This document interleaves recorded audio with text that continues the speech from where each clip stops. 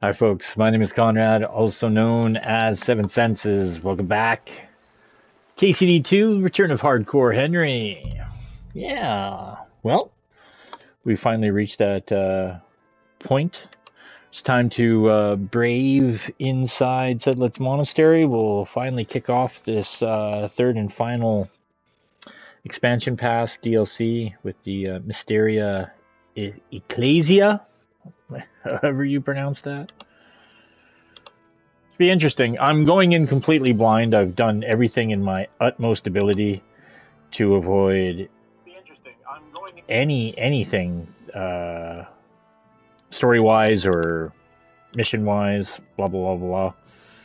Yeah, completely blind, which kind of sucks too, because there's other content creators that have been want to support their channels and stuff, but I'm like I can't hang out. But anyways, we'll finally do this. Let me just check on the stream while this is loading, and we'll hit the ground running.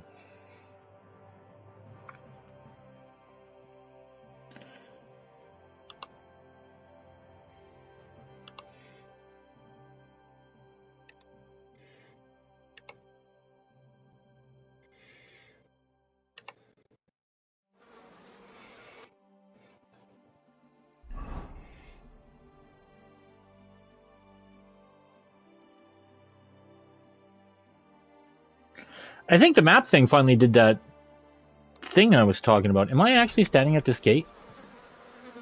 No, I'm not. I was like, shit. I guess they didn't. There's supposed to be like something where like even in hardcore mode, when you brought up the map, the marker would, the marker would be over where Henry was, but I guess that's not true.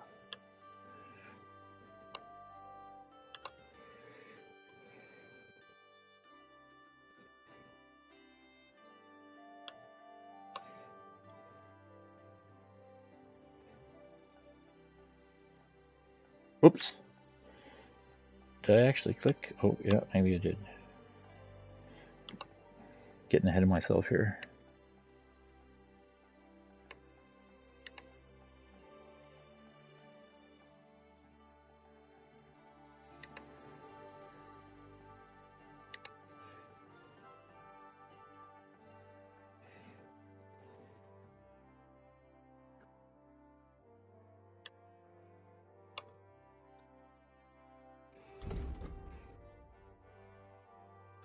Yeah, we had to make sure we get rid of all of our any stolen goods.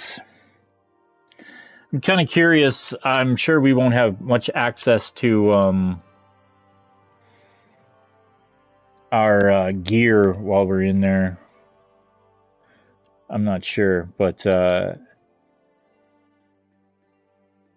Henry's speech is going to be curious about that, because we've been rocking the Fox potions, the Henry Fox potions, for a while, which is giving us a +7 to speech, which is helping pass a lot of speech checks. But yeah, I mean, obviously Henry has other means of getting by, so we'll see how it goes. But yeah, this looks good. Just gotta switch over a couple things, and we'll be golden.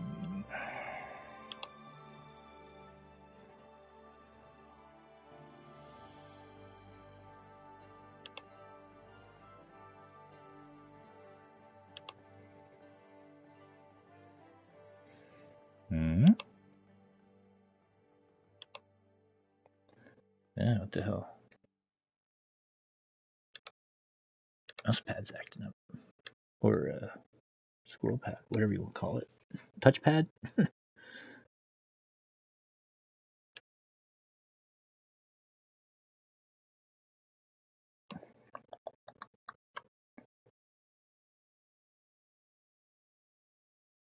Yeah, okay. That's good, that's good. Let me just kill this light. Okay, so yeah, just oops. Just good lord. Just to make sure that Henry's not rocking anything stolen.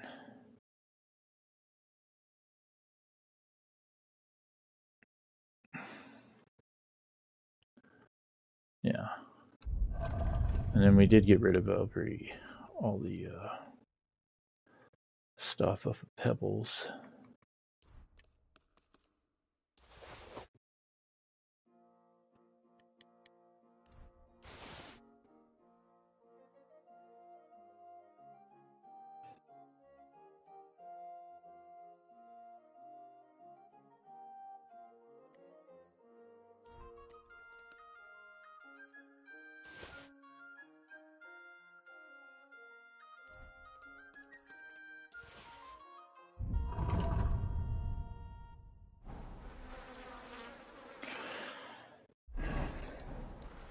Oh, Stamping Ground. I was like, what was that perk that popped?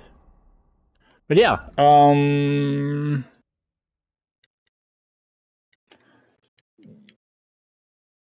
yeah, Journey's not going to be for another week. That's tied to main quest. Yeah, so Royal Physician. Speak to Albeck about the departure for the monastery. Actually, before we do that, I wanted to. Where the fuck is it? I actually wanted to go run over here real quick, and the captain of the guard, whatever the hell, commander of the guard, he teaches polearm. So I wanted to stop by him, level up what I can. We deserve to have some fun.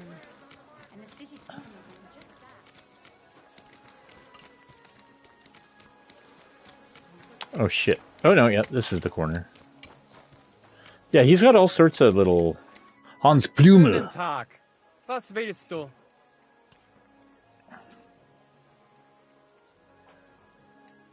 I'd like to learn something. What is this about?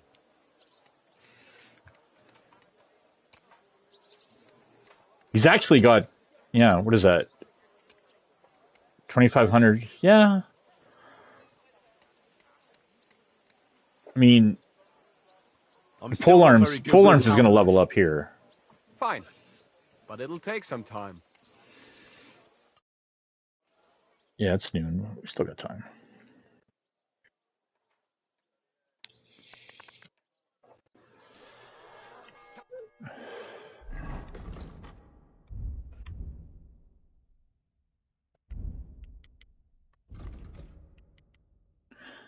Yeah, wow.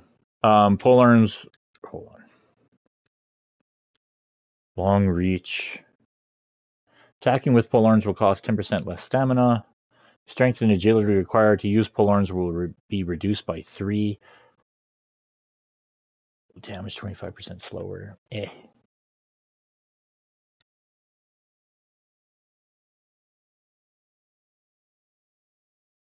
I don't think there's many, like, we're pretty, like, agility's maxed out. Well, not maxed out, but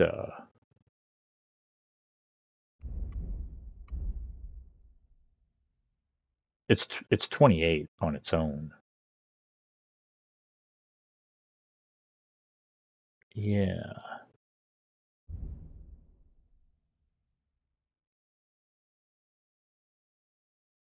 Yeah.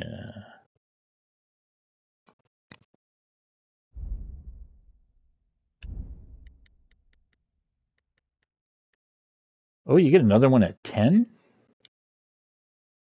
That's interesting.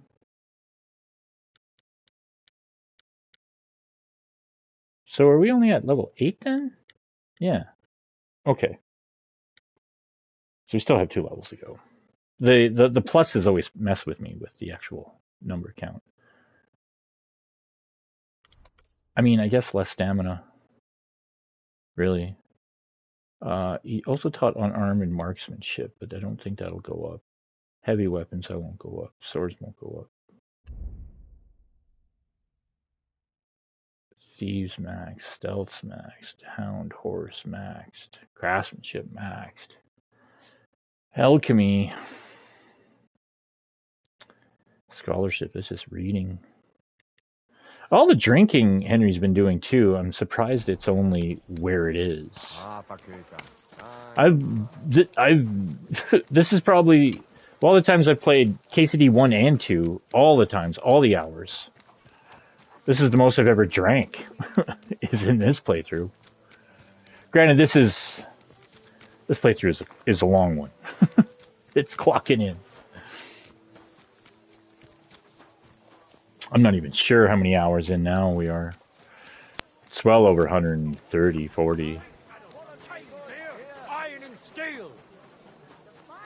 Quality goods. I like your dress. You really stand out in a crowd of peasants and drab colors. Don't you dare cause any trouble.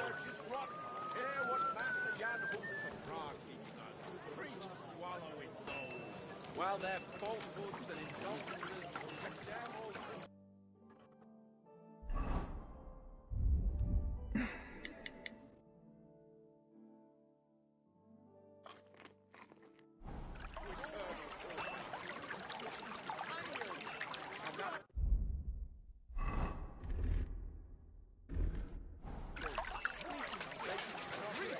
The best on the market. Happy to hear it. After all, I've got the best way. The Stoiker.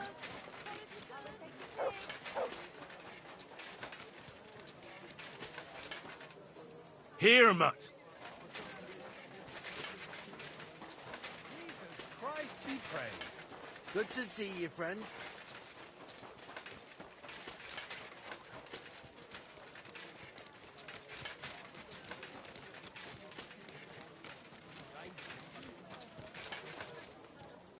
Did he move?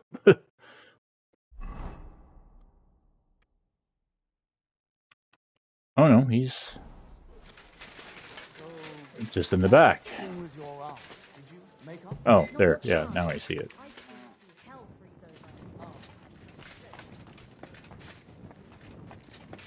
over. Right, he's upstairs.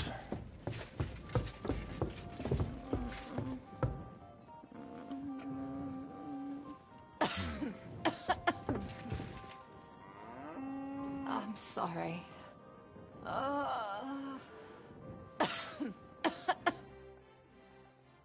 I'm ready. Let's go to the monastery. Excellent. There's nothing keeping me here. Let's go now. Just change first. Armor would only attract unwanted attention in the convent. All right. I'll be back. Oh.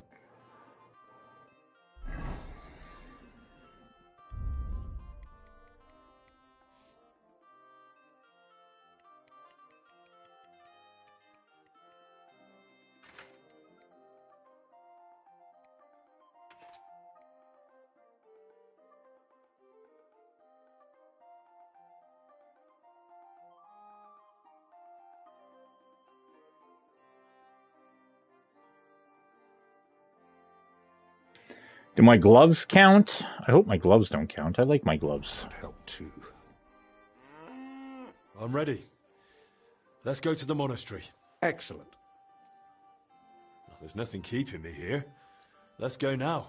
Just change first. All right. Oh my god.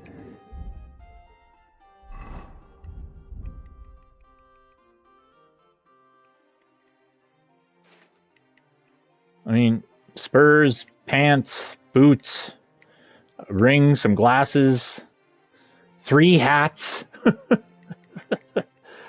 1 jacket. Well, technically 2 jackets.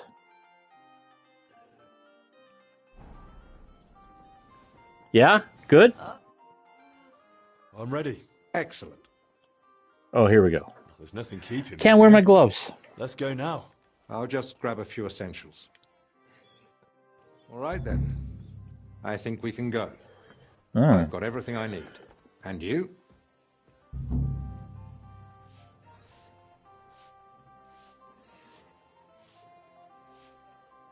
How am I supposed to behave at the monastery? You'll be there as my personal escort. So you deserve the same respect as me. It's a bit unusual, but my name opens many doors. That's why I'm counting on you to follow orders and not do anything that might endanger our mission. Of course. You can count on me. How long will the journey take? You've never been to Sedletz? It's just beyond the town gates. I haven't. They don't let just anyone into the monastery. That's nice. I'm ready too. Let's go. Off we go. Oh, that's a new load screen. All right, here we go.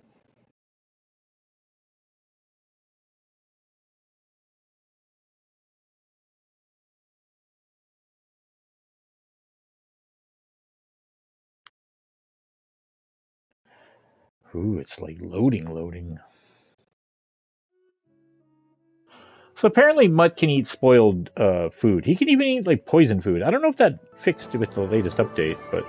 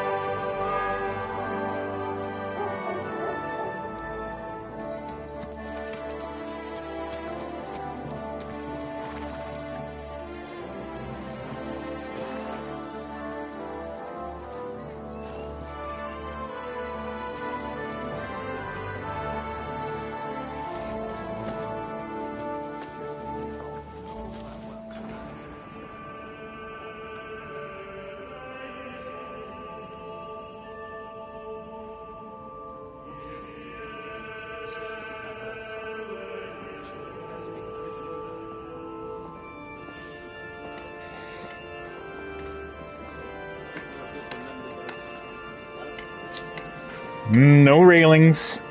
Tisk.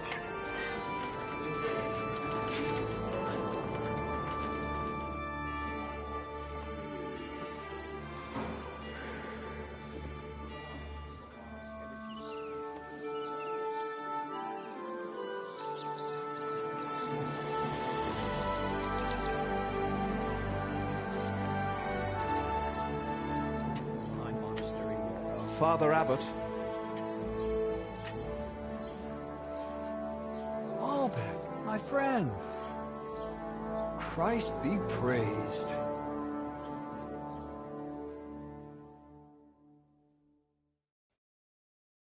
Greetings, Master Albec.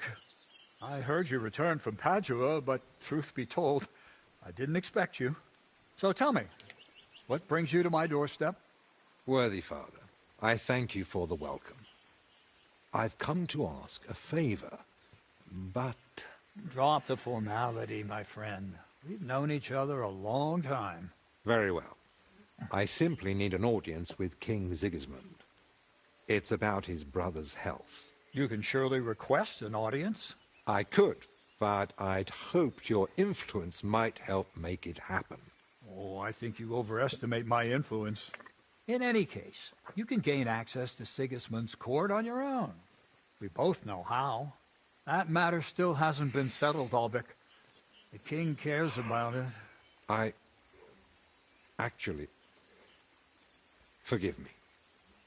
These are grave matters concerning His Royal Majesty. Can we speak privately somewhere? I'd like that, but I'm afraid things are rather complicated right now. Well, what's going on, my friend? You seem a little uneasy. I am. There are 3 seriously ill patients in the infirmary, gravely ill, and I fear the worst. The Black Death? Sadly, we can't rule it out. And I say that as someone who's lived through one outbreak already, and survived. Yeah, you survived it. You didn't die. Fuck. Well, does it look like the plague? You think I'd be alarmed over nothing? Forgive me, Father. And who are these 3 patients? 2 are members of the monastery, Confessor Stephen and Brother Yaroslav. who works in the scriptorium, and one of the maidservants.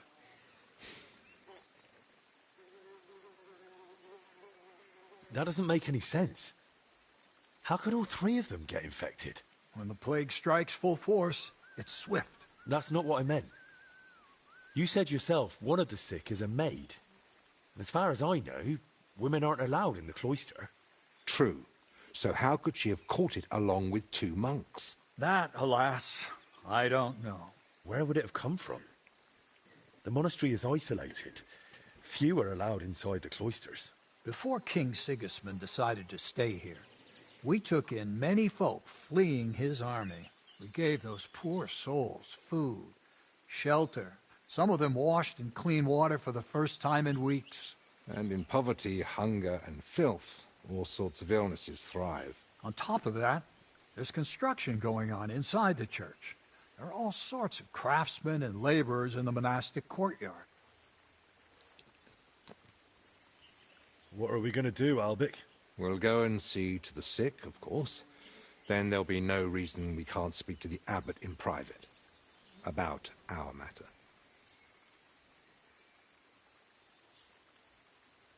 Very well. Thank you, Albic, for volunteering. I wouldn't have dared ask it of you. No need to thank me. I'm a physician. And there are people here in need of help. Not only those in the infirmary. If we can rule out plague, that may put your mind at ease too. That's what I'm praying for. And of course, I'm open to discussing that matter of ours later on. I'll have a room prepared for you right in the infirmary. Brother Benedict, one of our novices, is there, and will tell you all you need to know. Thank you. But I'd like to ask one small favor. I've been here many times before, but Henry's here for the first time. Would one of the brothers be able to show him the monastery? I'd rather he not get lost like I did all those years ago. Of course.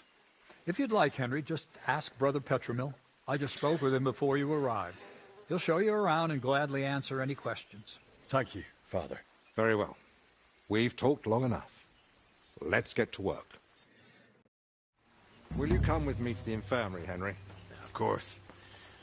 Wouldn't let you go alone, would I? I didn't think so.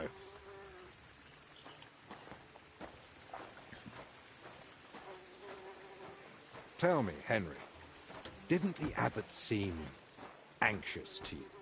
I don't know. But fear of an unknown illness is natural, isn't it? Oh, that's true, but I don't know. The plague's a terrible illness. But surely they'd recognize it in the infirmary.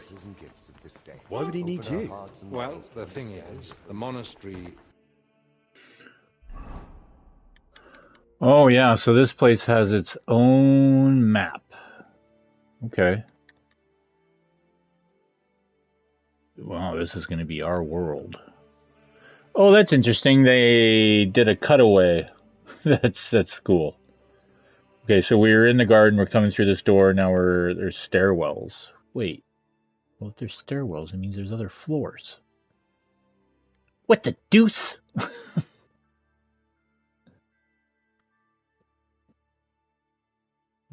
Okay, well, whatever. In great shape. Not that you'd notice right away. King Wenceslas borrowed heavily from Sedletz. And now the monastery has to sell land.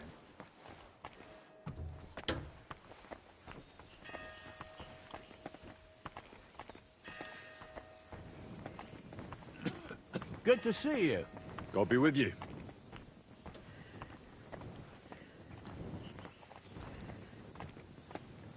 I'm sorry.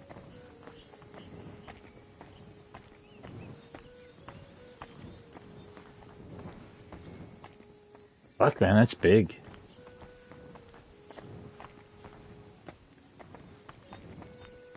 I like the red brick.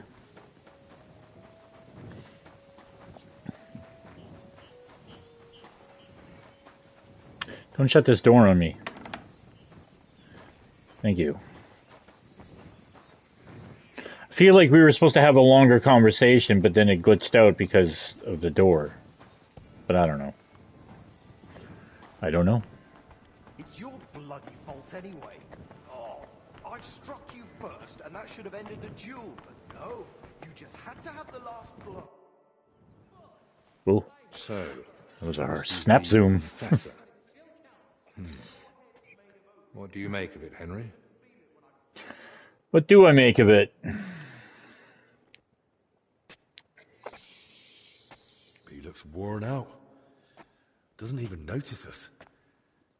Whatever is wrong with him, it's clearly taken a toll. Exactly. At his age, any illness hits far harder than it would a young and healthy man. Well, the good news, I suppose, is that he's not in agony. Pain's part of life, but no one deserves to suffer too much.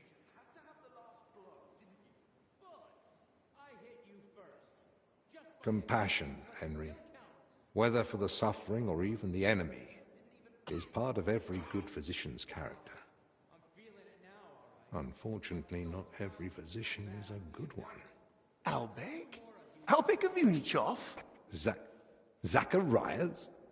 What are you doing here? Wherever His Majesty goes, I must follow. You know how it is. But why aren't you in Padua, studying? Have you been missing your homeland? I was summoned home for urgent matters. And since I'm here, the abbot asked for my help. Ah, yes. This plague he's so afraid of. Plague? Do you believe it? Am I such a poor teacher? Of course not. But until now, it was just my word against the abbot's. In other words, I am truly glad you're here, my friend.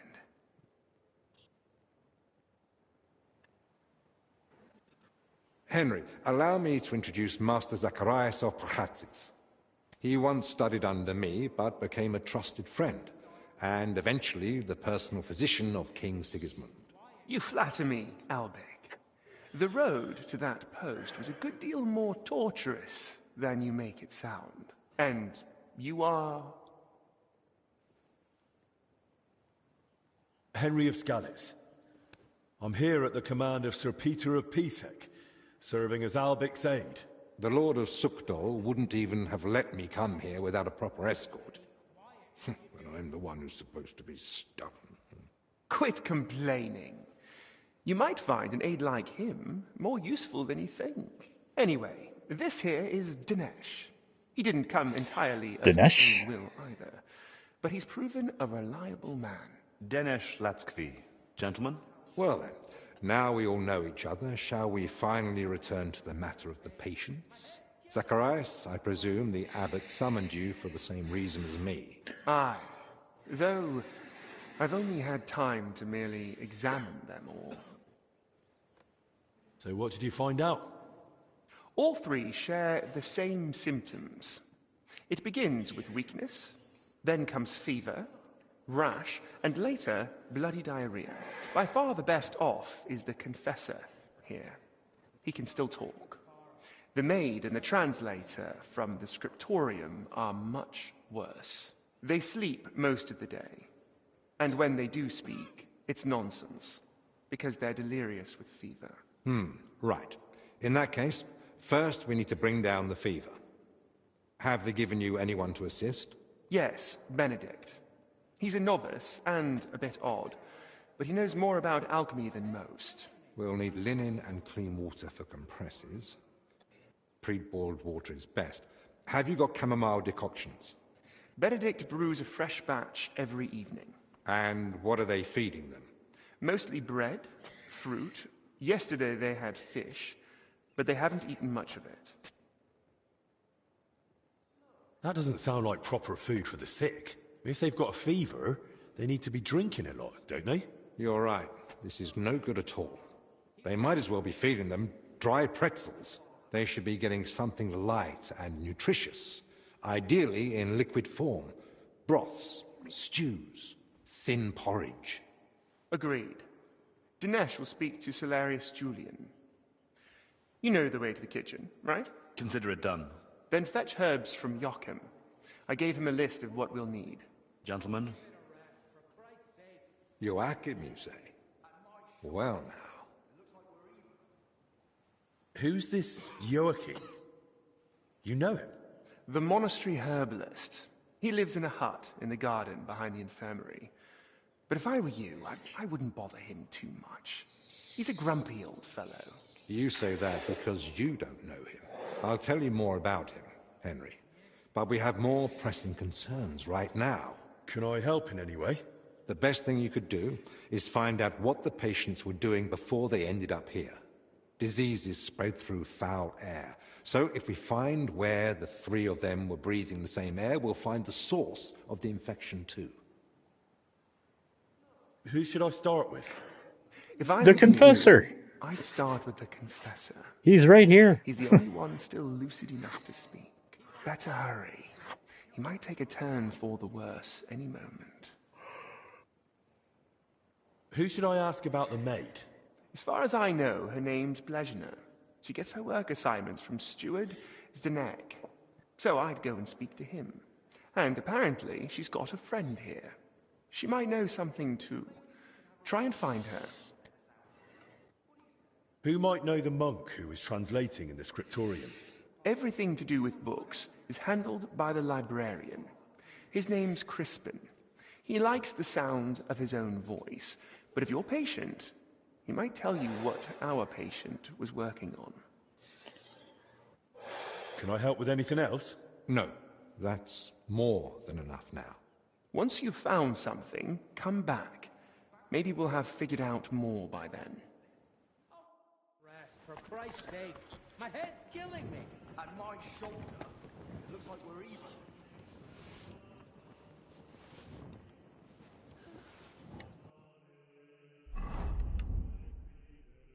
Oh.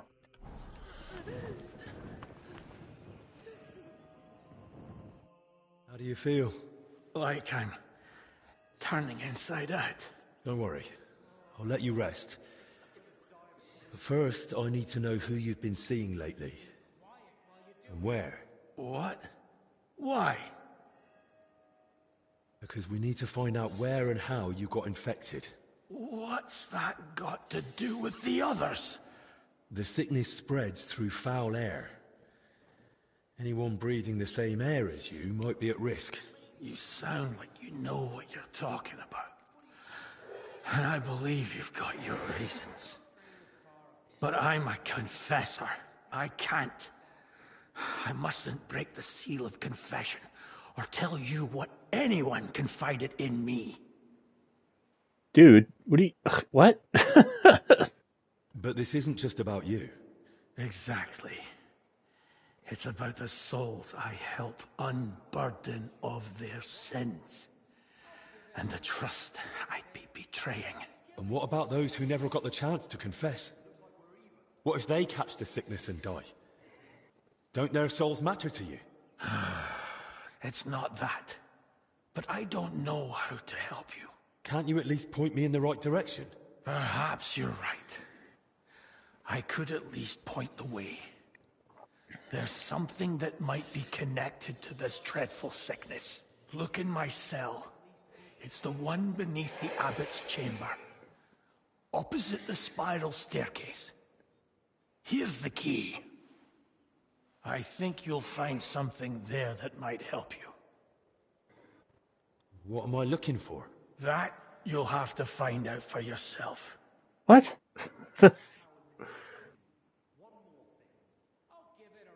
As you wish. Wait, please. Do you think that I might ask you for something? What is it? I'd like to have some flowers. Something living to cover up the ever-present stench of decoctions.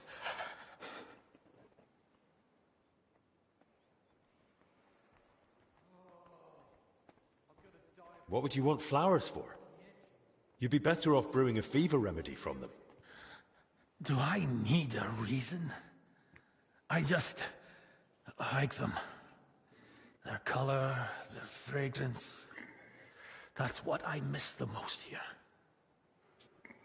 I'll see what's growing nearby and bring you some. It'll brighten the place up a bit at least. Thank you, lad. At least be quiet while you do it.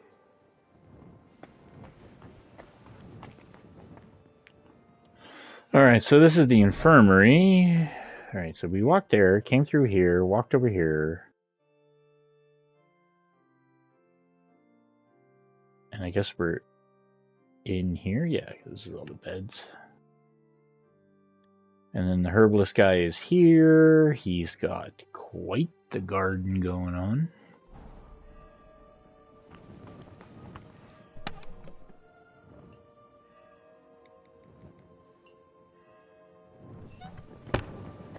Back to our little duel. One more thing. At my shoulder, it looks like we're even.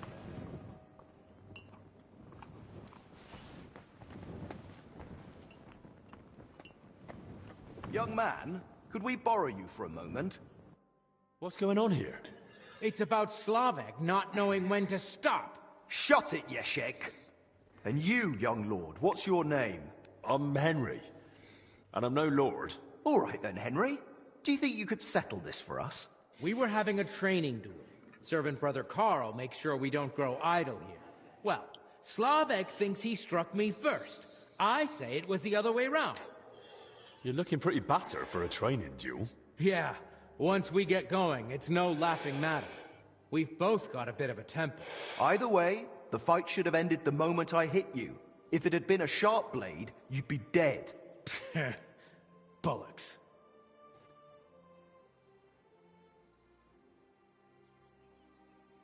How did it happen from your point of view, Yashek? We were having a training duel, but it wouldn't be Slavek if he didn't run his gob the whole time. I didn't give a toss until he started insulting my mom. I won't have anyone doing that in front of me. That's serious. What did he say? That she squints, and I've got it from her. I warned him to shut his gob or he's done for. I gave him a jab in the shoulder, well-placed and educational, to end the fight then and there. But he got all riled up and came back at me. That's a load of crap. He pounced at me out of nowhere. I was only defending myself. I still want to hear what Slavek has to say. Now that's more like it. We just wanted to warm up a bit. Attack, block, But Yeshek completely lost it. Left lower cut, lunge at the knee, then straight for the ribs from the right. All at full force, like he was trying to kill me. So I shout, "Ease up, have you lost your fucking mind?" And the idiot goes even harder. So I smacked him one. What else was I supposed to do? Where exactly did you hit him? Where do you think? Right on the skull. I blacked out for a moment, but then I just saw red. Yeah, he looked like he'd completely snapped. He swung and...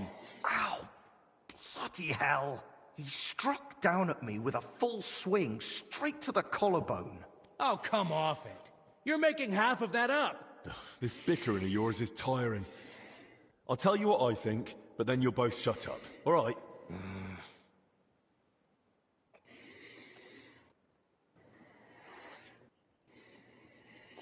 Very hard. Yeshik was the first guy we talked to. I believe you, Yashek. Training or not, an honourable duel ends with first blood. And provocations for cowards. What did you say? If I could move, you'd take back that coward insult fast enough. You should be glad it wasn't something worse, shouldn't you? Even in ordinary training, serious accidents happen. Worse? I've got a pit in my skull like a pit of hell, and Slavek's shoulder's fucked. Thanks for nothing, then. Once they let us out, we'll fight again and settle it properly. Sounds good. Though, to be honest, I'm in no rush to leave. Yeah, it's peaceful here. Comfy. And the company's not half bad, when you keep your gob shut. And Ludolf isn't breathing down our necks all the time. Who's Ludolf? Our commander. Tough, strict, but fair. He's the only real knight among us, really. Came from Marienburg. That's a castle belonging to the Order. It's supposed to be massive. I'd love to see it one day. I haven't set foot outside Bohemia in my whole life. Don't worry. You'll see it when we march out of here. But till then, we're stuck here for a while. Well, I wish you both a swift recovery. I'll be off now. Thanks. By the way, if you run into Brother Carl, tell him not to take it to heart. We brought it on ourselves. He's a good man, And if you wanted, I'm sure he'd let you train with us at the camp. Just tell him you know us. But watch yourself, so you don't end up like the two of us. I don't think Carl could take that.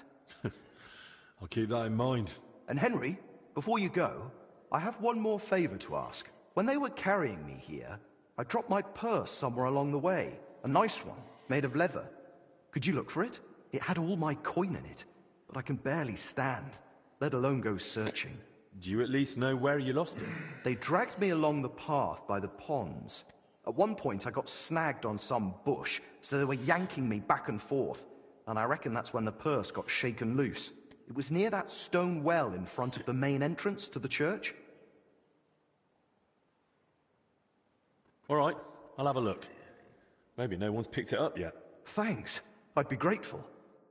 Oh, I'm gonna die of boredom in here. Can't you at least be quiet while you do it? Yeah.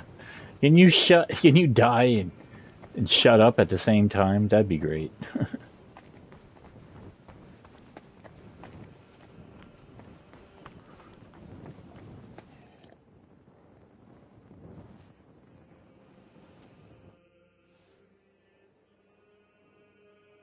You mentioned you know the herbalist, Joachim. Don't think we're old friends or something of the like. We met once during my last visit to the monastery before my journey to Padua. When Zacharias mentioned him, I was glad to hear Joachim was still alive. He's growing a bit long in the tooth, you see. So, you don't really know each other? It's mainly my friend, Oswald Torvald, that knows him. He's the one that told me about Joachim originally. They've known each other for years, and though Joachim lacks a formal education, Oswald still learned much from him. They write to each other frequently, and he visited Joachim several times. But his work won't allow him to anymore. I see. So what's this Joachim like? He prefers to focus on his work rather than engage in conversation. Though when he does let someone get close, he can be friendly. And if you need help, he rarely hesitates to lend a hand.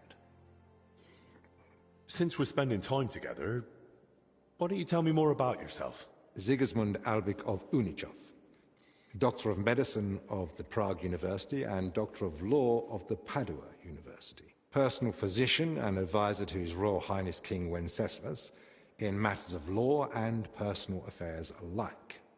Though, if you're interested in the specifics of my career, I'd recommend asking someone more knowledgeable who can appreciate the complexity of my journey from a bachelor's degree in the liberal arts to the royal court.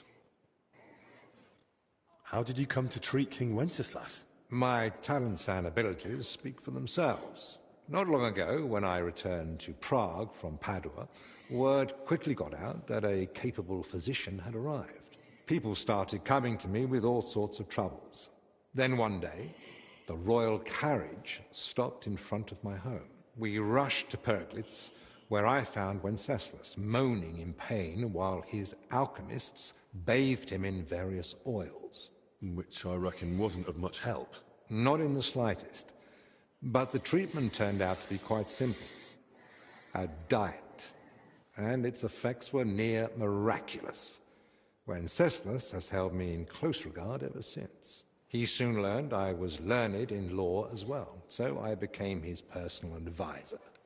A few years ago, I was given a title for my services, as well as the particle of Unichov. As you can see, when you have the reputation of the best physician in the kingdom and knowledge of medicine and law alike, people seek you out on their own. I hear you've written several books. What are they about? About medicine. What else? I'm most proud of the Compendium Medicinae, a summary of medical knowledge. I wrote it mainly for students and practitioners, but I'm also planning to write a book about health and how to keep healthy. It won't just be advice on how to survive the plague or treat a fever. It'll be a guide on how to live correctly and sensibly. What to eat, when to sleep, how to exercise, what to avoid. I believe that health is not a coincidence, but the result of a sensible lifestyle. Those who know and follow these rules won't need to visit the physician as often, which may be an unpleasant truth to some of my colleagues. How is medicine in Italy different from Bohemia? Massively. Though my local colleagues don't like to hear it. In Italy, especially in Padua, emphasis is placed on precise observation, analysis of causes and effects, and above all, prevention.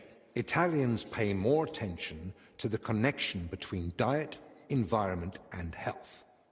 Something I have tried to introduce here, albeit with limited success. Czechs are used to heavy, fatty foods and rely more on miracles than sensibility. Here, physicians are taken as a last resort.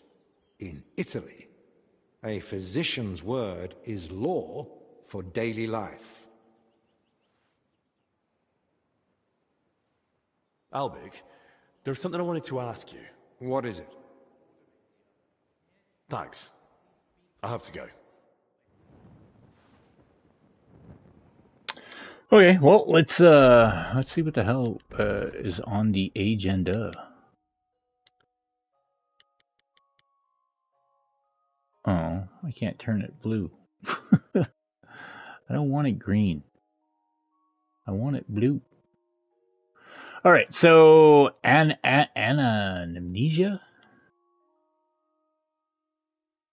Oh yeah, we got to talk to Petramil, which is B. Yeah, which is the guy in the... Okay.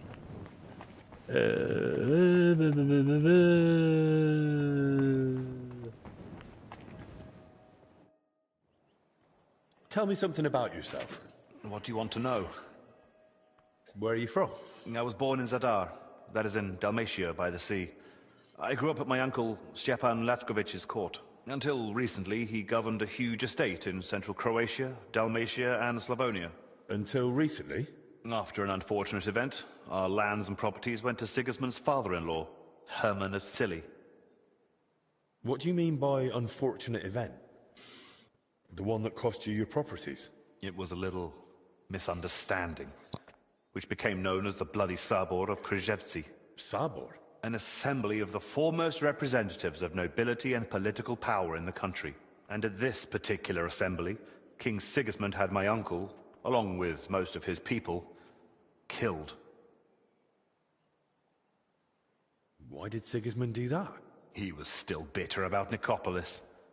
But what really angered him was my uncle's support for Ladislaus of Naples. He had long had his eyes set on the throne of Hungary, so you can imagine the king was not pleased. Don't you want to take revenge? Alone? Against the entire Holy Empire? I am no madman, unlike my uncle. He paid for betrayal with his life. Our entire family lost everything. Our properties, our standing, our power, our future. And I want to fix it. I wear black as a sign of shame for my family. I will not wear anything else until I regain the king's trust. Are you sure you can accomplish that in one lifetime? Worst comes worst, I'll die in black too. At least it is suited for the grave.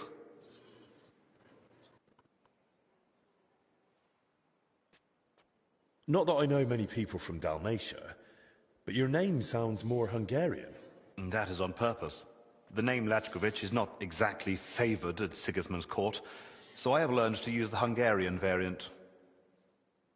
How did you end up in Zacharias' service? I used to serve several important courtiers. I must have made an impression on Master Zacharias because he requested my service specifically. King Sigismund readily agreed, and so it will be 2 years now that I've been serving him. Oh, okay. Well, that conversation's over.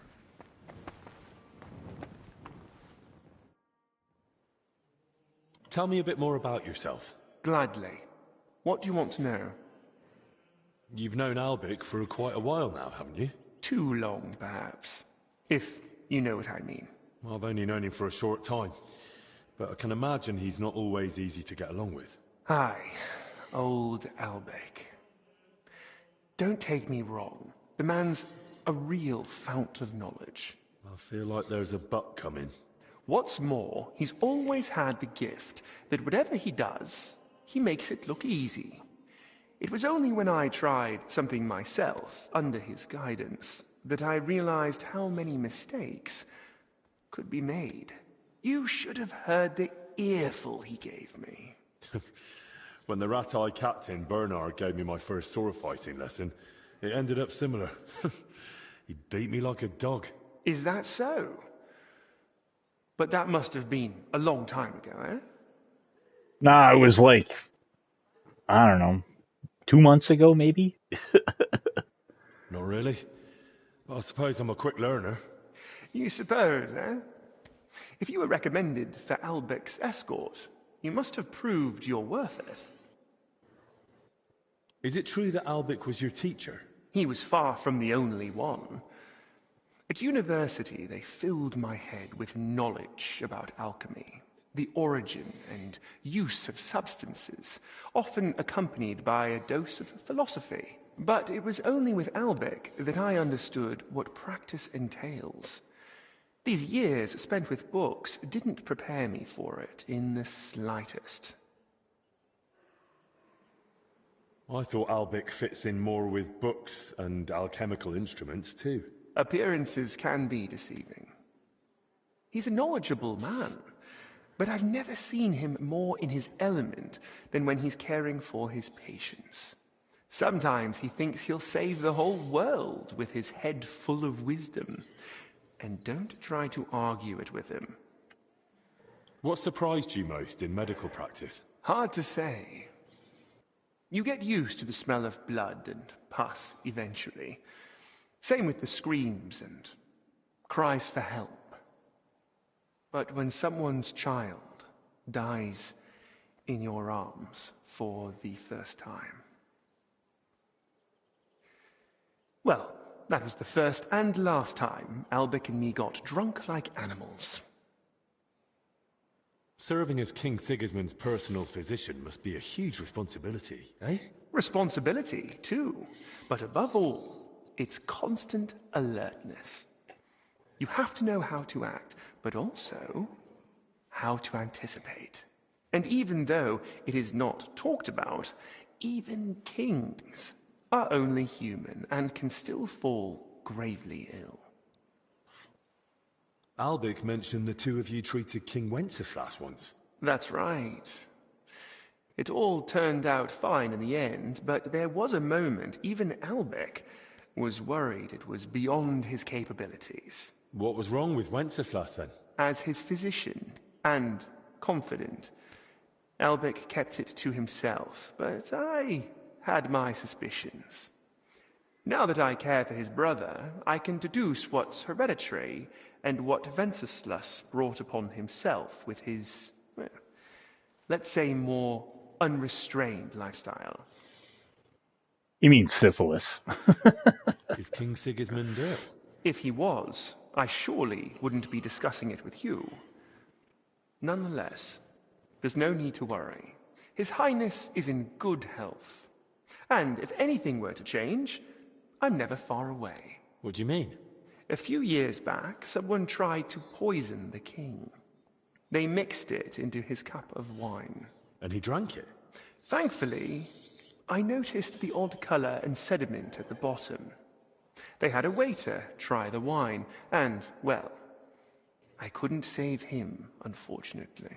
Since then, there's been a shortage of waiters at the royal court. Strangely enough, nobody wants to do the job. No wonder. Who's that companion of yours? Dinesh? That's an odd story, actually. I'm not even sure how he made it to the royal court. Maybe someone originally took him as a prisoner. You never asked him? He doesn't want to talk about it, and I respect it. His family doesn't have the best reputation, and Dinesh does well not to associate with them. His family? What happened? Ask him yourself. It's not my place to tell you about it.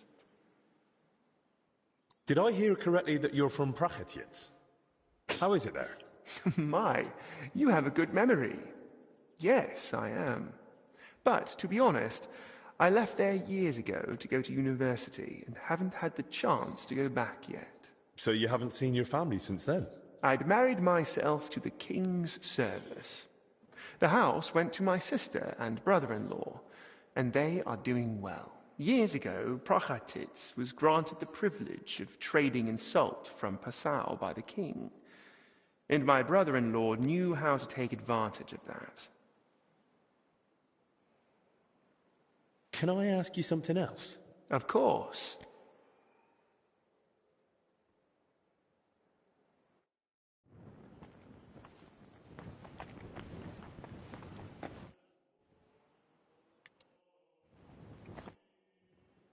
Albig, there's something I wanted to ask you. What is it? Thanks. I have to go. Okay. I guess this door? Nope. We got here emptiness.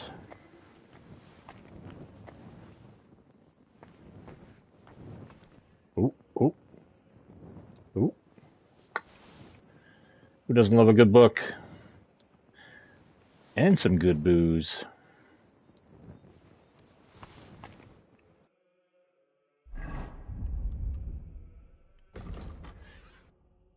Oh, dude. That's awesome. We haven't had a book to read in forever. I think we've read this one. Yeah, Marathon 3 for sure.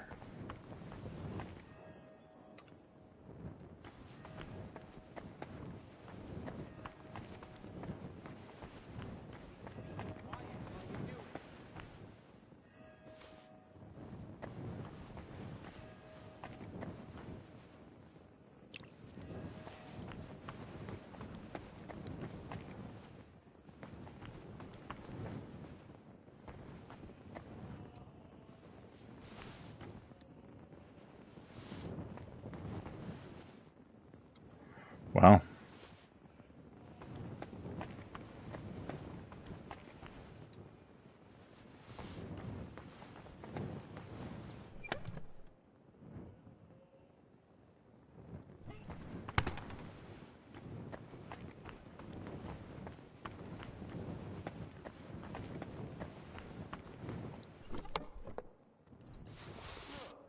Maybe we can have a rematch once they let us out of here. What do you say? No, train with Carl.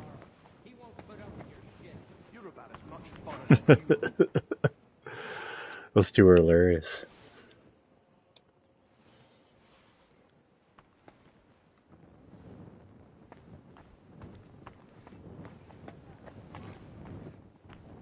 Oh. Down here, under my belly, it's like someone stabbed me with a red-hot poker. I see. It sounds like an ordinary, woman's matter.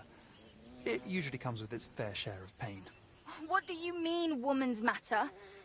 This is different. Trust me, I can tell. In that case, I don't know. I don't have the necessary theoretical knowledge for this. I don't mind. I'll take anything you have. A bit of hogweed, at least. Or a leech to suck the bad stuff out. The pain you Oh, describe bloodletting. can't Yeah, be that's the treated with trick. medicine. Maybe repentance will help. Forgive me, I have other duties to attend to. Great. Have you tried Now holy what am I going relics? to do? Hey, Maddie. Is there anything I can help you with, good wife? Who are you calling good wife? The name's Maddie, and no, only a Sawbones can help me. Or the Reaper, maybe. Then it's your lucky day. Because I'm a bit of both. Tell me what's bothering you, Maddie. Well, it hurts like hell. Here, below my belly. It feels like a couple of hounds fighting over a piece of bacon. And the Holy Brother over there won't help. Says it's a woman's issue. Only I'm regular as a Vesper's bell. This is something else. That's a vivid description. How long has it been hurting? Well, it started the day before yesterday, and it's only gotten worse since then.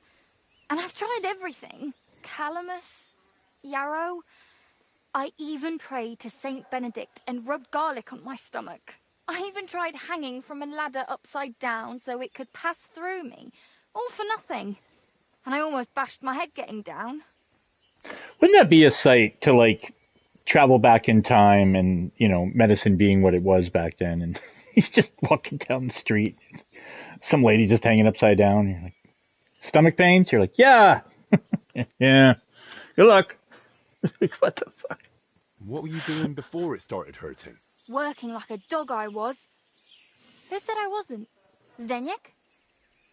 Alright, so I sat down on the stairs, just for a little while. My legs were killing me. Besides, those stairs were bloody hard. And ice cold too. It's a wonder I didn't freeze in place. All right, enough. I get it. All right. I'll try to help you somehow. If you sat on cold steps for a while, you might have caught cold from below. Whatever it is, I just want it to stop hurting. Sakura. Let them rinse me out with holy water for all I care. Or at least tie a knot in my guts, or I swear they are gonna come spilling out. I have this medicine here. Maybe it'll help you feel better. Here. If it's as strong as it smells, you'll be back in fine fettle in no time. Are you sure about this? This looks like the stuff I had to gurgle that one time when I ate too much bacon. But, alright then. I'll hand it over before I give birth over here. What the... Holy Mary, did you hear that too? It's coming from my belly. That swill must be coming back up. What did you do to me? Now I need a bucket for each end. Jesus. It's like my own guts turned against me.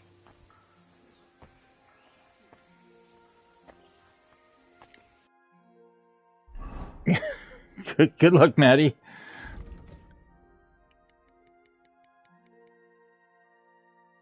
Alright, well, that was over before it started.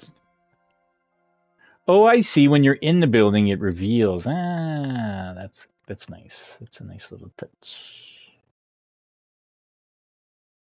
Okay.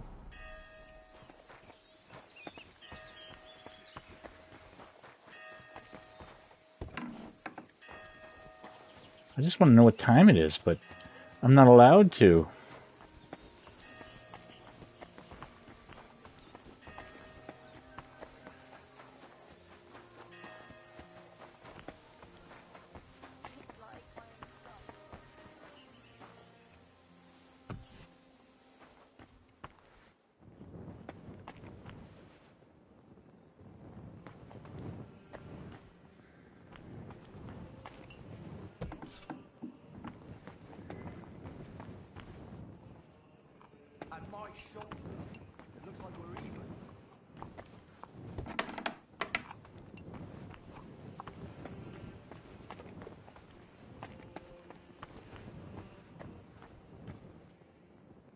So this is where they put the altar Voitor and I painted. Beautiful work. I'm sure people won't forget the name Voitor anytime soon. That's cool. Tied in with the other DLC. The statues. Yeah. That's cool. Oh, look, something to steal.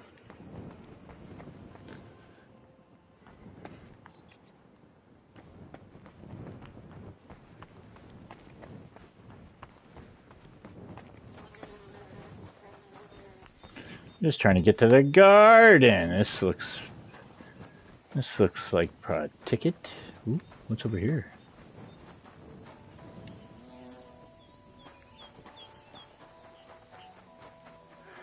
Flowers. Gotta pick some flowers for a sick boy.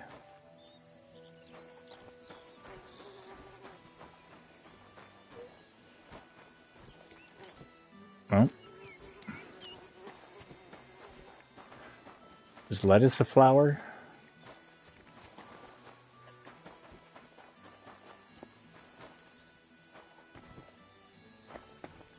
Give him some worm. give him some wormwood. I guess you get poppies. Yeah, that should be enough. I can't talk to you? My humble respect.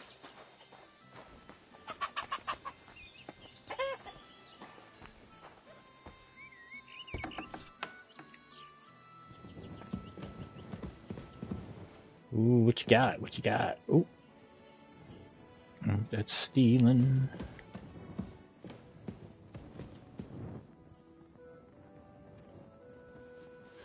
Just books laying around. Dude, there's books everywhere.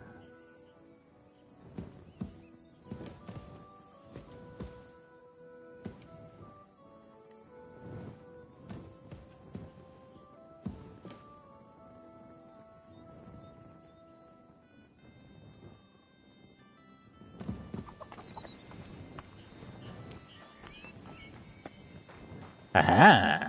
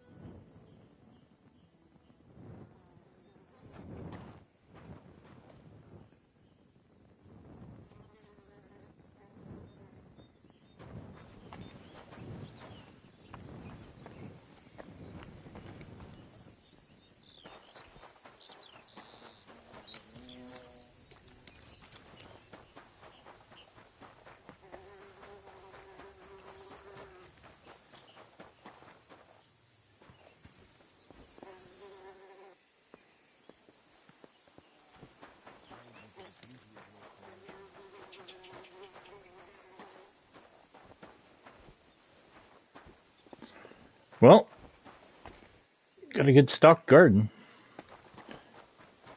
I like that water. That's kind of cool.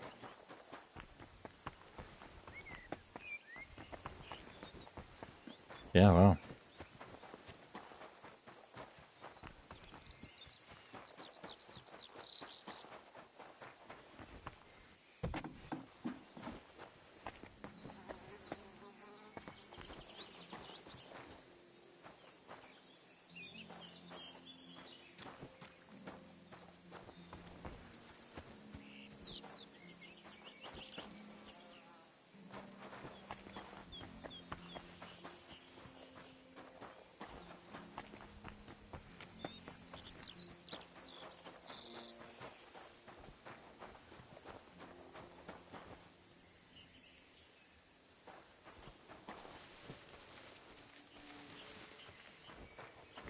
Hey, these are flowers. I can't pick these? Pick some roses for with a sick confessor?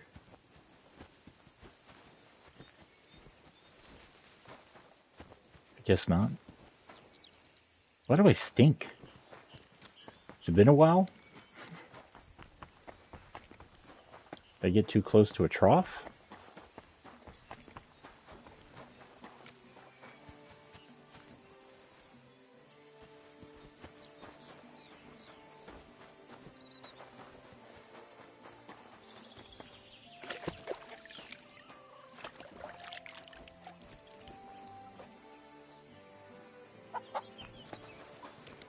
Christ, what a...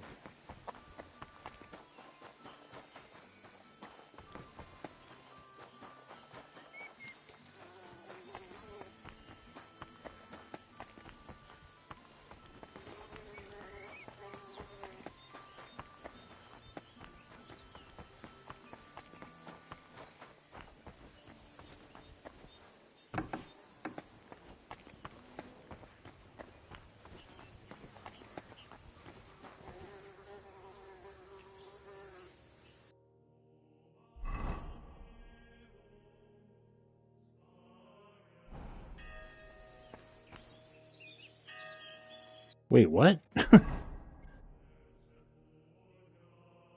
Oh, here.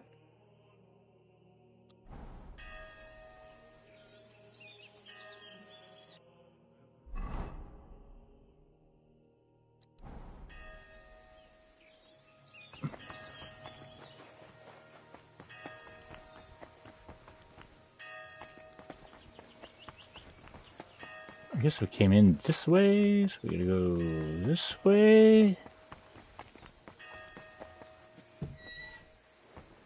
Yeah, stairwell. Good lord. I'm always glad to see polite people like you. God be with you. God be with you.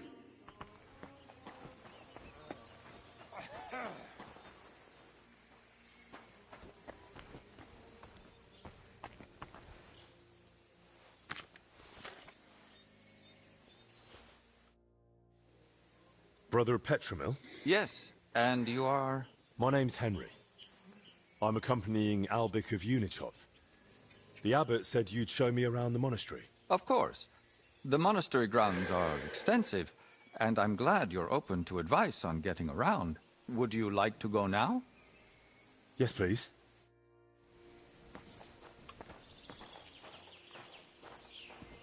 Okay, so, bearing. Big tall tree.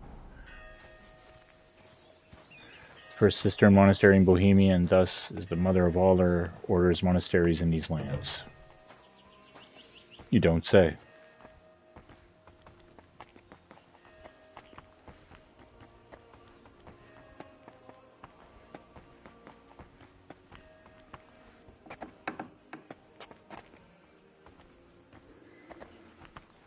This is the gate to the monastery.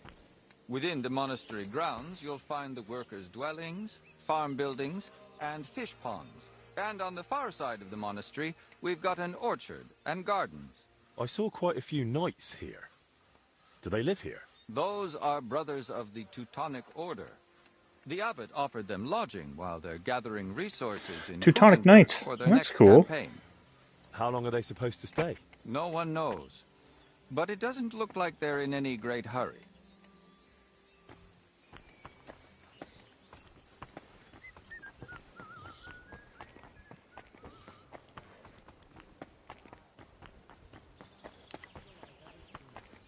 And I've been to a few, and the Poles are trying to take this marvel from us?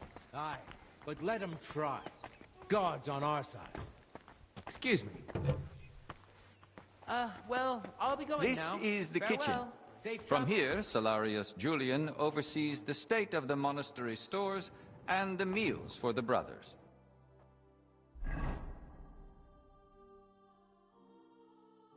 Okay.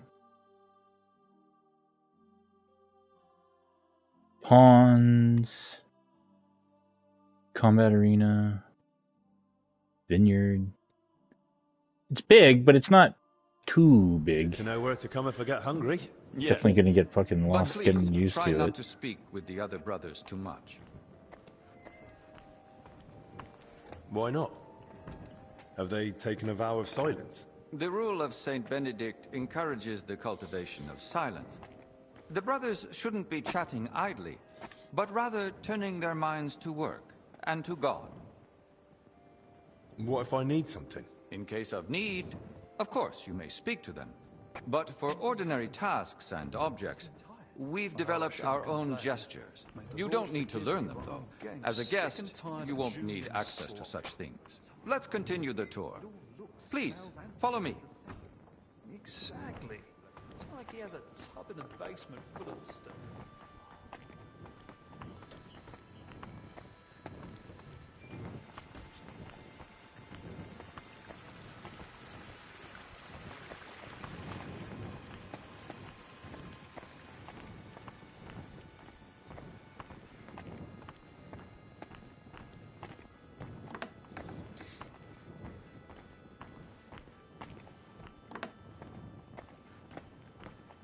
This is our monastery library and scriptorium, brother.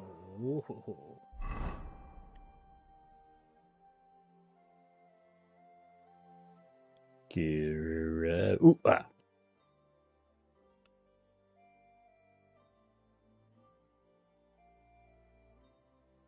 Oh wait, yeah, okay, yeah, because we passed the fountain, came down that way. Okay.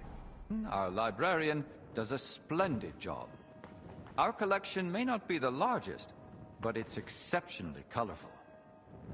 What's your scriptorium? Is working day and night translating some Italian book. He's the most gifted translator I've ever met. But every gift comes with its dark side. What do you mean? Well, he's a bit of a free thinker. And how does that show? He asks senior brothers about matters a devout brother ought not to ponder, and such things have no place in our monastery. Can I borrow any books here? Yes, but please try not to take them out of the library. We already have trouble with brothers not returning them. I think I myself might have a forgotten volume or two in my cell. Can I help with that? That's up to Brother Crispin. But it's true he's overburdened and sorely short of time. Try asking him. All right, I'll check with him. If Albic doesn't need me urgently. That would be kind of you. So, let's move on. Good day. Good day. What was I thinking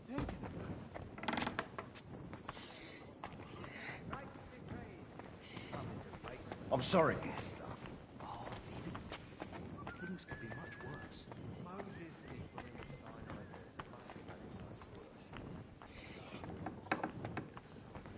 This is the chapter hall. Here, Abbot Jan receives important visitors and pilgrims. You mean like when Sigismund came?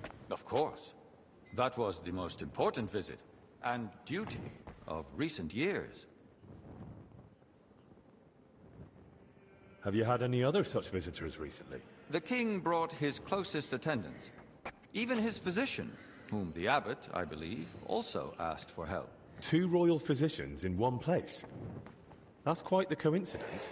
Indeed. That's why I'm also curious why your master has come. He wants to ask the abbot for something. I see. And he hopes it'll succeed? Well, he's rather stubborn. And he seems on good terms with the abbot, so who knows? Indeed. Let's continue the tour. Please, follow me.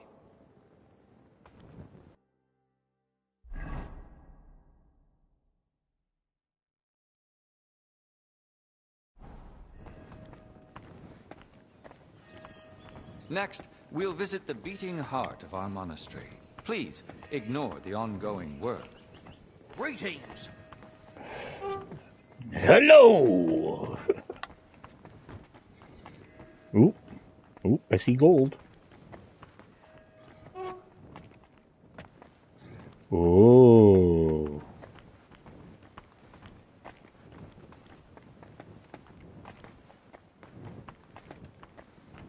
Oh. Ho. Welcome to the Church of the Assumption of the Virgin Mary. It's the pride of our monastery, and the dominant landmark of the region. What's with the hole in the floor? Yes. That's one of the hazards of ongoing repairs. But that's not something a guest need concern himself with. I don't mind. Tell me. There's not much to tell. During repairs, the floor collapsed into the cellar spaces, and we're working on fixing it. Oh, come on. There's got to be more to it. A cellar under the church? Storing onions on sacred ground? Not onions, but bodies. Beneath the church is a crypt where abbots and other esteemed benefactors of the monastery are laid to rest. I see why you wouldn't want to spread that around. It doesn't look like a good omen. It certainly doesn't. Perhaps we should leave the laborers to their work and move along. Let's move on. It's the curse of King Tut, man.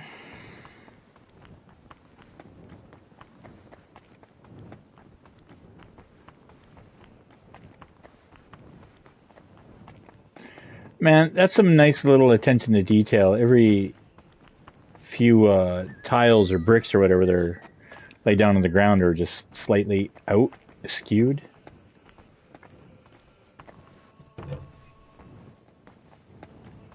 Did you notice the cemetery by the monastery when you arrived? No. I was more focused on Albic. I see. Then let me inform you. Over 10,000 bodies are buried here, and some were brought from over 100 miles away. Why here, of all places? Over a century ago, Abbot Heidenreich went on a pilgrimage to the Holy Land and brought back soil from Christ's tomb. Since then, people have come here in great numbers.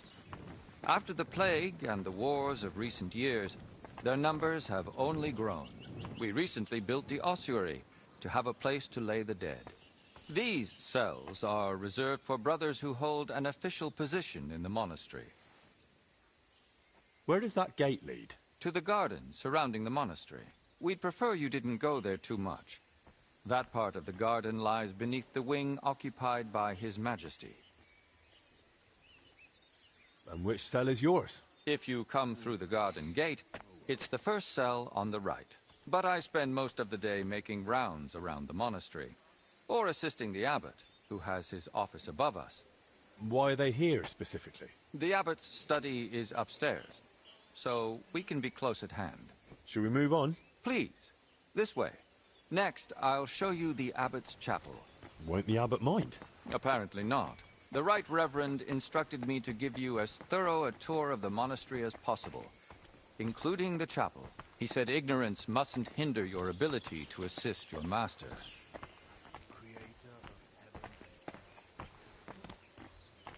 Excuse me.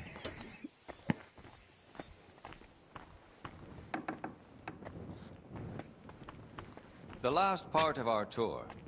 This chapel is where the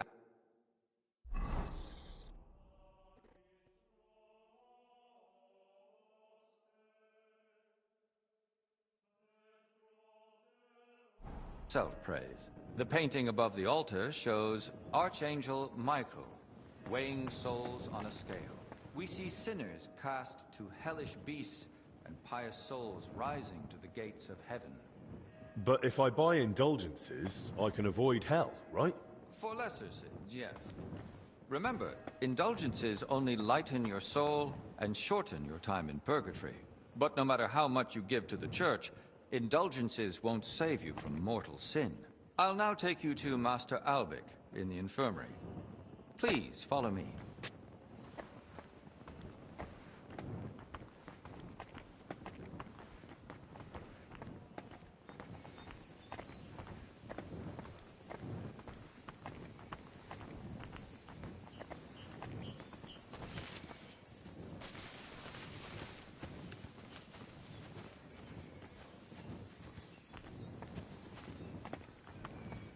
To the right is the gate to the wing now occupied by King Sigismund.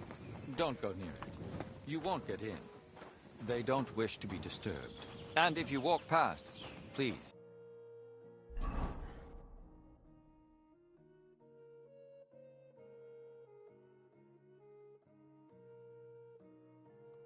To be quiet.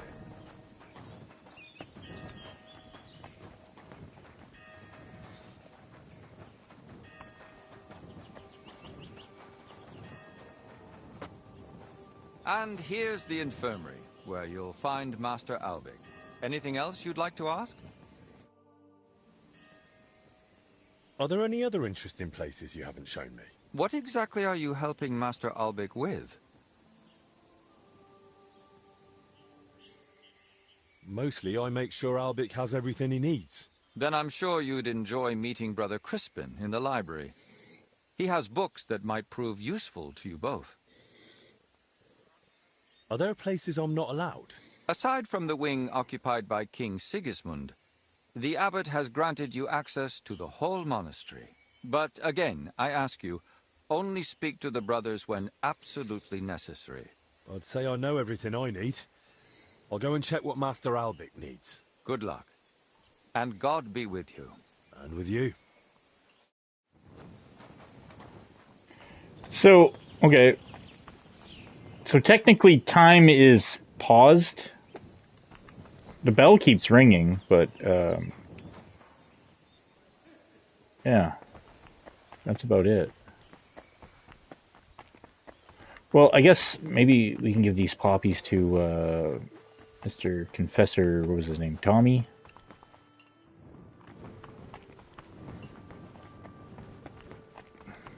Steven. Oh, hey. Oh, what you got here? I brought the flowers you asked for. May the Lord reward you. Here they are. Thank you, lad. Would you put them in the jug for me?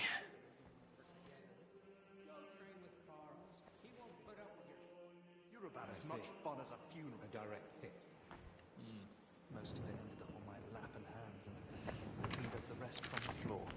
In that case, scrub your hands thoroughly in vinegar solution with garlic and myrtle. Then rinse with hot water.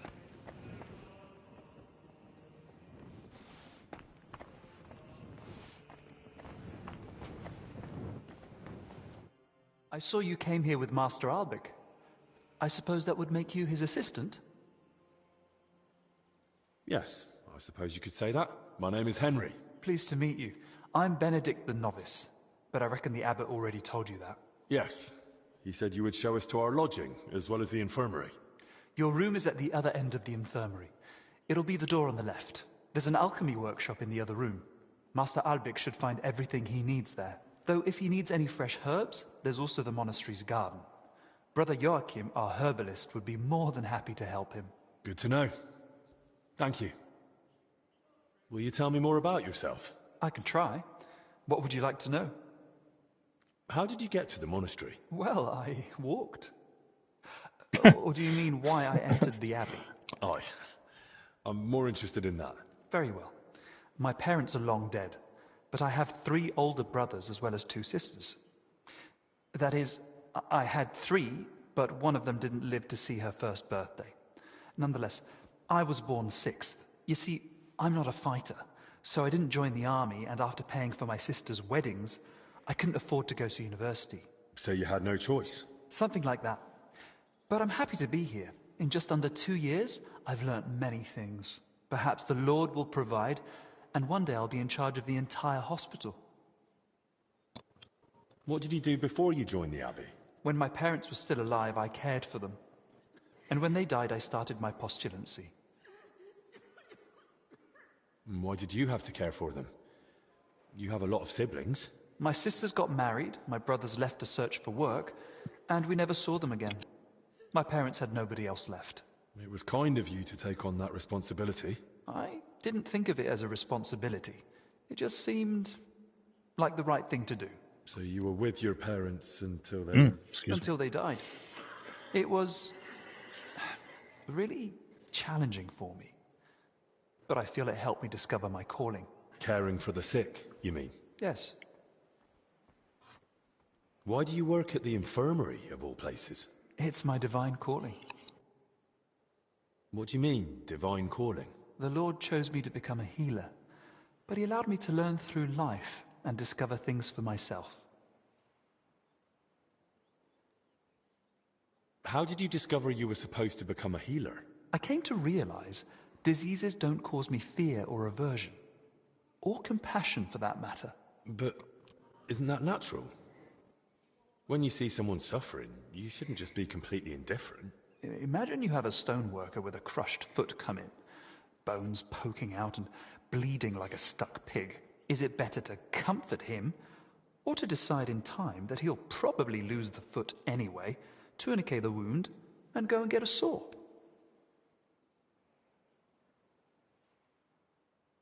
It sounds like you're in the right place then. I'm glad you think so. And between us, so do I. How's life in the abbey? You're expecting me to complain, aren't you? I'm perfectly happy with a routine life. You eat from the same bowls at the same table every morning. Prayer is at the same time every day. And I fall asleep in the same bed every night. What more could you want? If I ever need my wounds treated, can I come to you? Of course. It's my job after all. I'm here most days, so you know where to find me.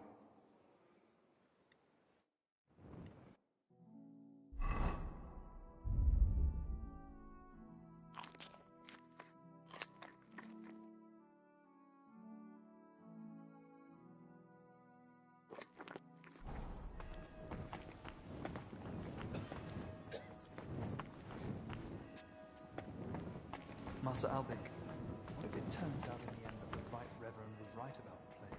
Let's not get ahead of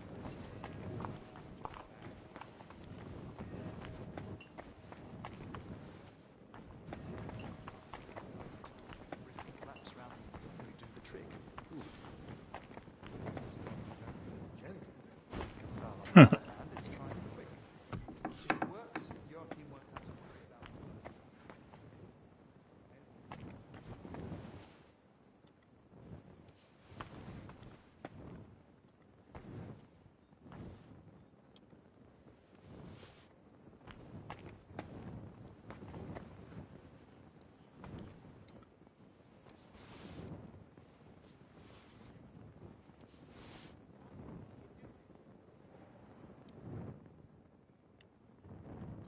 Well, how about that? If it says open, it's not stealing. Or pick up.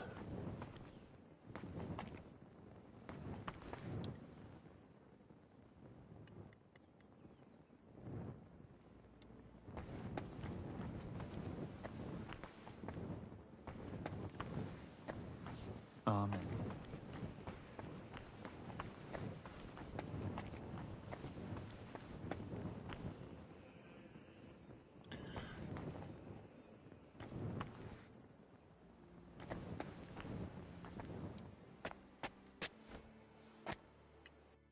Suppose it won't let me read.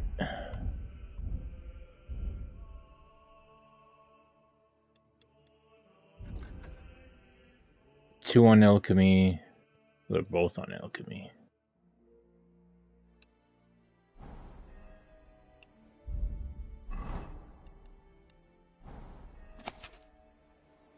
Yeah. Yeah, I didn't think so.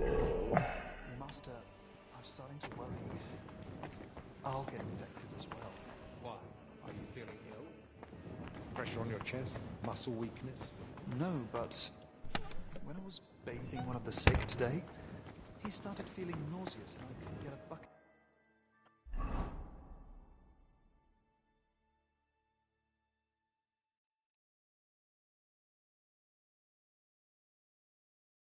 Yeah, let's go to the library. So, yeah, through the well. I see.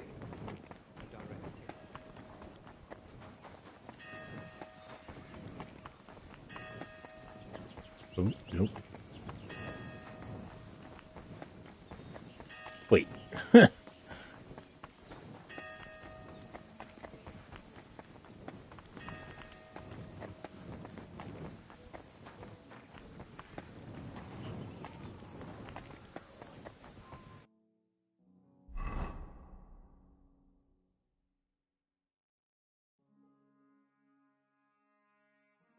Yeah, we want E.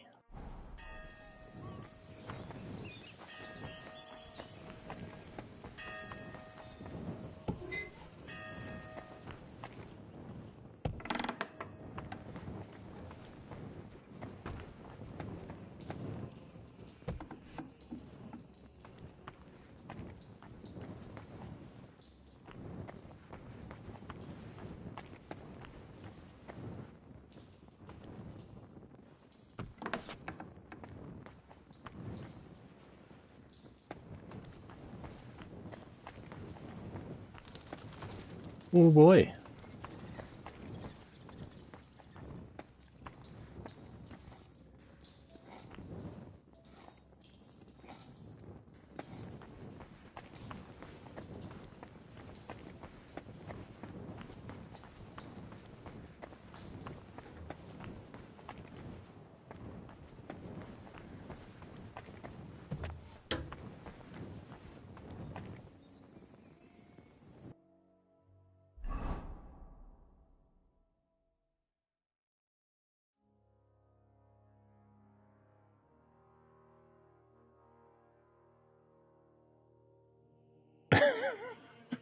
Fuck.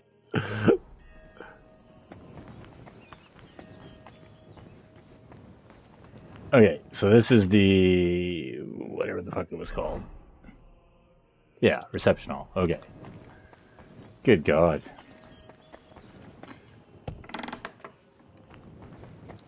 Did it kill you to put a sign up?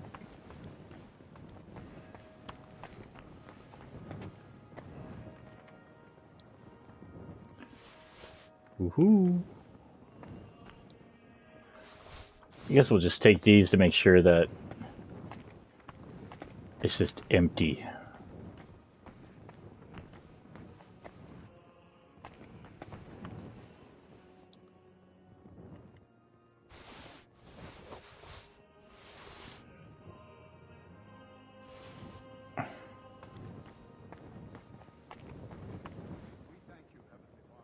Kitty! Kitty!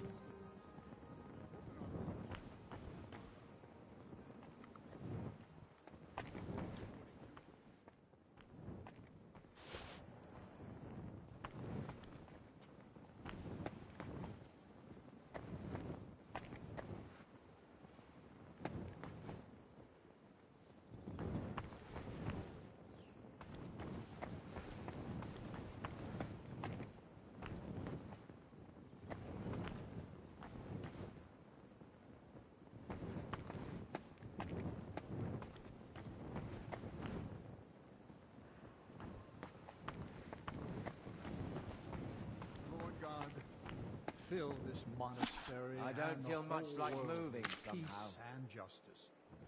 Amen.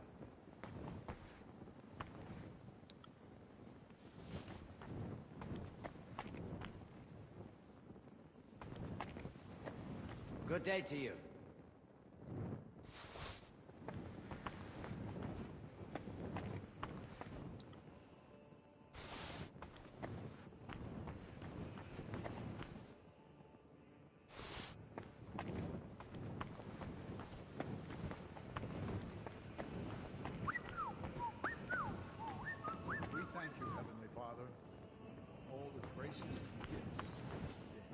Open our hearts and minds to understand your holy scriptures, to live according to them.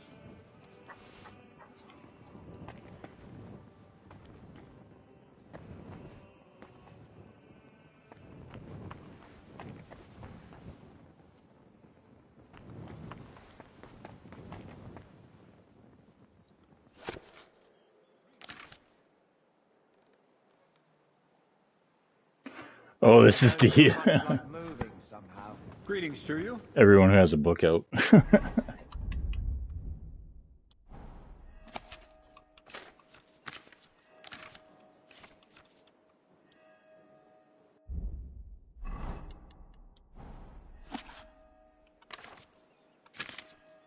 Sometimes just opening them, but sometimes you gotta like thumb through the whole bloody thing for it to give you like codex updates, I guess.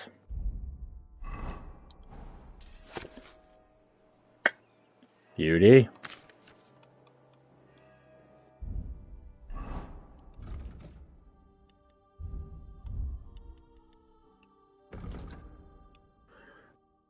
Well, what do we got? Oh, the contemplating. Yes, we should definitely have that now. Because this is just Houndmaster that, or Houndmaster Horsemanship, Survival Alchemy, meh. And then that just reveals the map. Yeah, contemplate. That'll help us eliminate energy and nourishment depletion. It's something we should have taken a long time ago, but it hasn't really been an issue. Just a mild inconvenience. Which, if you can wrap your head around the combat, especially with the hardcore aspect, it really ain't that bad. The sleepwalking's where it gets frustrating sometimes. Sometimes it makes me laugh. Ooh, this is, yeah. That is some Latin.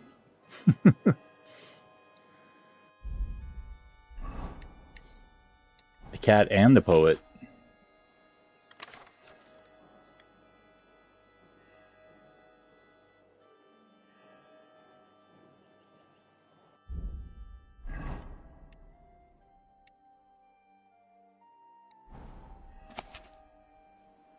Lord God, fill this monastery world with peace and justice. Amen. Just so many goddamn books. Ooh, the papal schism.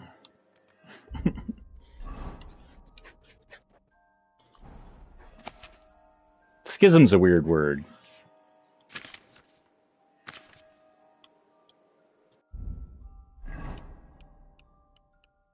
And papal schism is almost a double negative, or a, what do you call that? Means the same thing. It's like, I don't know, an example. I can't think of any. So yeah, I got a spear book, polearm book, thief book, wow.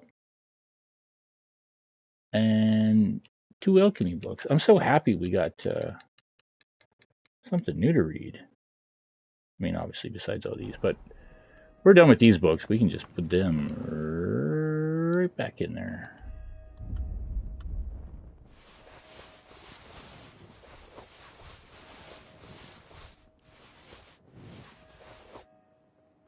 You know what? Fuck it. You can have these ones too. Give a book, take a book. You know what I mean? Your brother Crispin, right? I'm here about Yaroslav. I heard he worked here as a translator. Ah, yes. Poor Yaroslav. I pray daily for his recovery. God has blessed him with an extraordinary talent and a sharp mind. It would be a terrible loss. But no, such thoughts help no one. And who are you, anyway? My name is Henry. I'm helping Master Albic in the infirmary. Very well. What do you want to know about Yaroslav? Could you tell me, please, where he was staying? He has a cell in the dormitory upstairs. Go up the stairs in front of the scriptorium and turn right. Then it's the 5th cell from the door. Thanks. I'll take a look. What exactly was Yaroslav doing here? He's working on a translation of a book that came to us all the way from Genoa. While he was well, he spoke of nothing else. He knows Latin, Italian, and French. And thanks to his work, we have several valuable translated volumes in the library. What book was he translating? It's called the Decameron. And what's the Decameron about? I've not read it myself. I'm not as well versed in Italian as Yaroslav. I was waiting for him to finish the translation, but he spoke of it as a groundbreaking work of indescribable value. He even believed it might one day uplift the Christian people beyond their worldly suffering. He was so excited he barely ate or slept, just kept working. I thought it best to let him focus solely on the translation and assigned his other duties to others. Where did Yaroslav work? Here in the scriptorium, of course. You'll find his usual place right by the entrance. But be careful, he's got something unfinished there. He's spent so much time on it that it must be nearly done by now. It'd be a shame to ruin it just before completion. Don't worry. I'll be careful. Who here knew Yaroslav best? Most likely, Brother Celestine. He helps with copying books too, though he doesn't have nearly the same talent. Celestine, you say? I should speak to him. Like the prophecy? Thanks. That's all I needed. Till we meet again.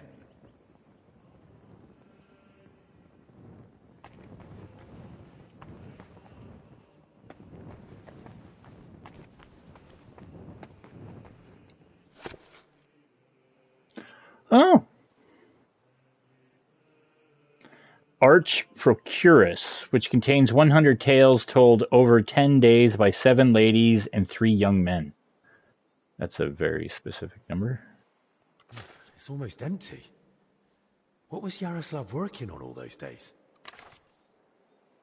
In these tales, one may find joyful as well as sorrowful stories of love, along with many adventures that took place both in these times and in days long past. When the aforementioned ladies come to read them, they shall be able to draw equal parts amusement and sound advice from these jests therein. By such advice, discern not only what they ought to avoid, but also what they ought to follow. And I believe these stories shall surely ease all sorrow. Should it come to pass, and may God grant it does, let them give thanks for it to Amor, who freed me from his bonds, and thus allowed me to blankety blank.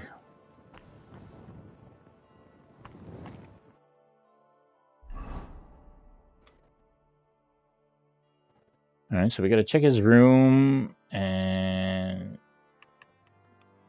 that's gotta be upstairs.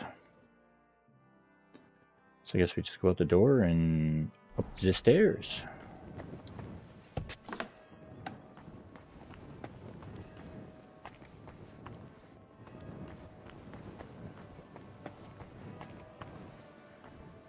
Hello, what's this?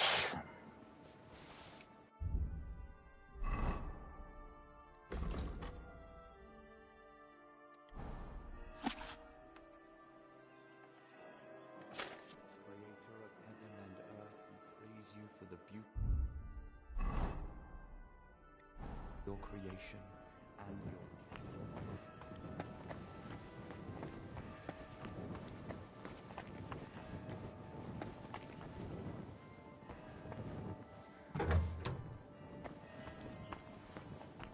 Hey, railings. Good stuff.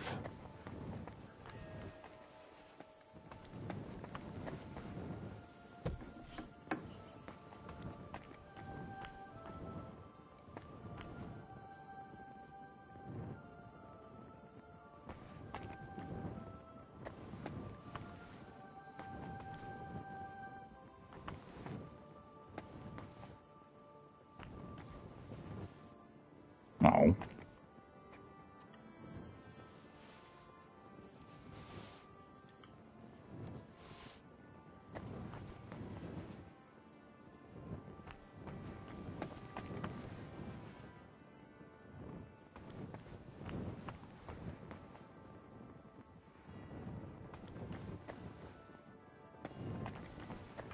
I love that St. George story.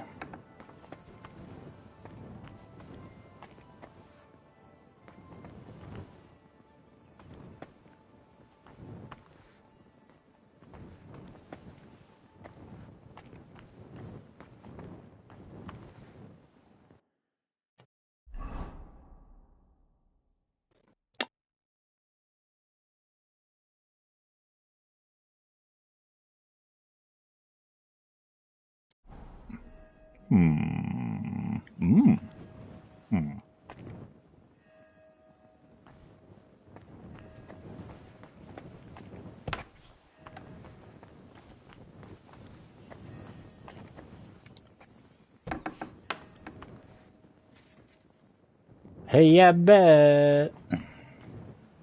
God be with you. Keep the peace, and we'll stay friends. Cheers. I hope you have an uneventful shift. I like your armor set. I like that black on gold. It's got that Malakath look to it.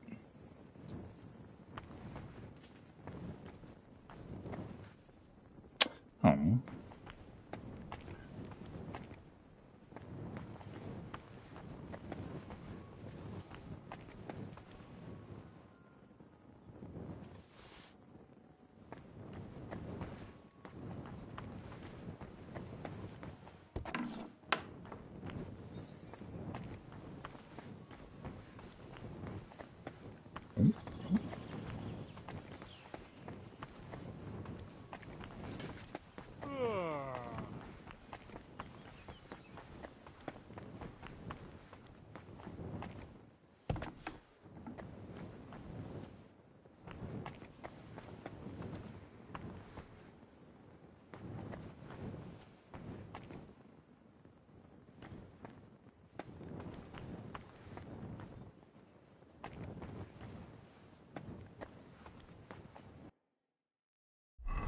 What exactly do I have on me?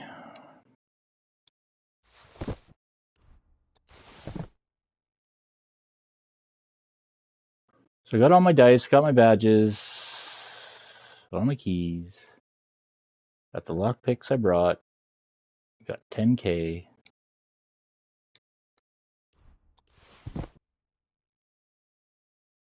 The books, the potions I brought, the food I had with me. They took all my armor, all my weapons.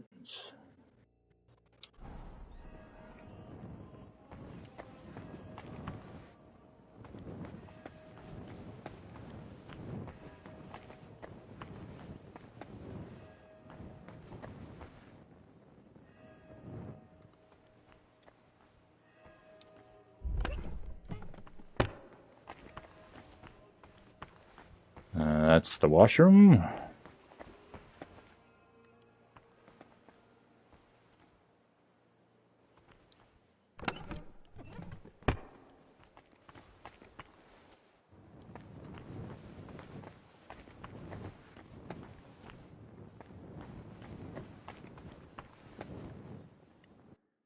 Oops.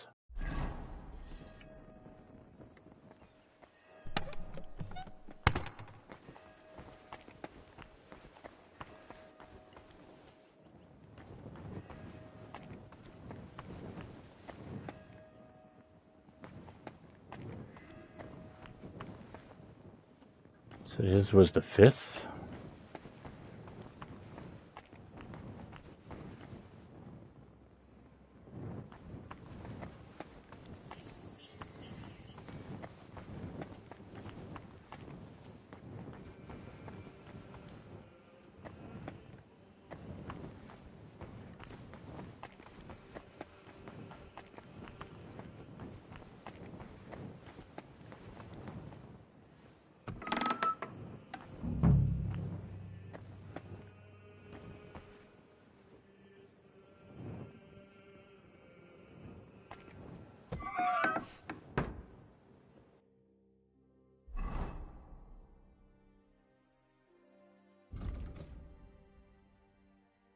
Oops. Brother Yaroslav has a cell upstairs and a lectern where he works in the scriptorium right across from the entrance. I've already searched the lectern. He barely started his translation of the Decameron. Should also check his cell, see if I find anything. Well, the only thing in here is a bed and a chest, so it's definitely not under the bed.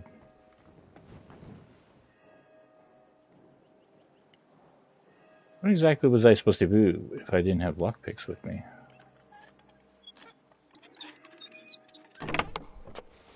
Plans of the cellars. What did he need those for? What indeed, Henry? What indeed? Old plans of the monastery cellars. Okay.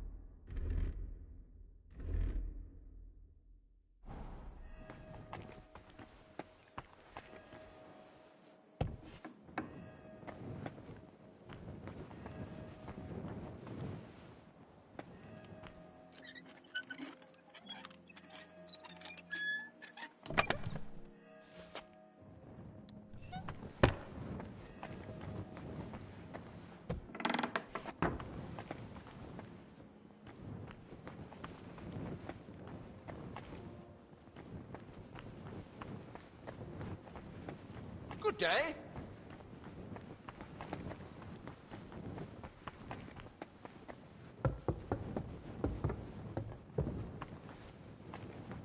It'd be funny if like the guy is like, "Hey, don't talk to them," but it's actually he's just fucking with them.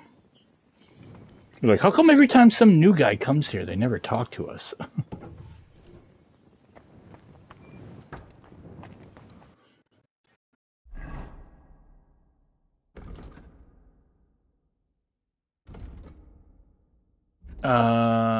F is Steven's cell. Oh, guess I gotta go back upstairs.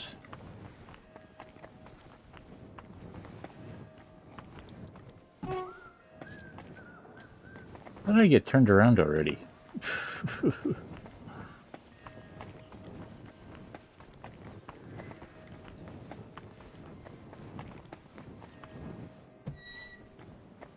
Oh. Interesting little room. It just hangs out. Keeps warm. I'll let all the heat out.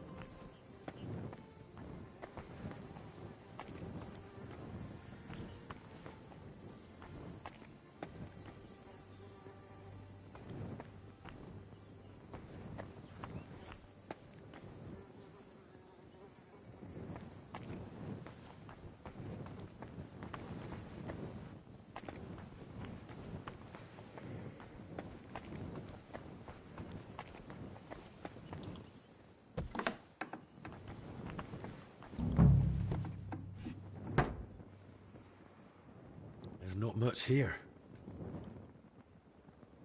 So that's why the Confessor wanted flowers from me. He must like them.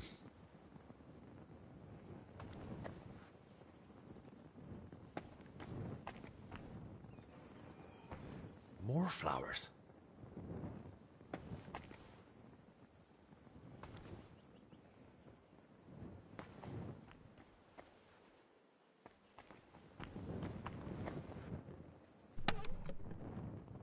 Where the hell did the Confessor get so many valuables? Something doesn't add up here.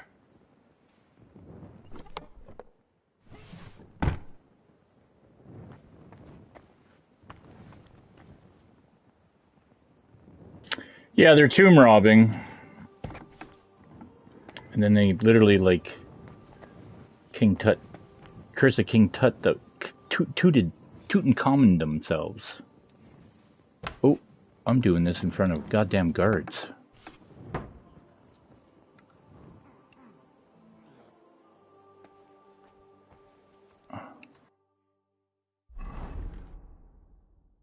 Well, I suppose my noise, yeah. I'm wearing no armor of any capacity.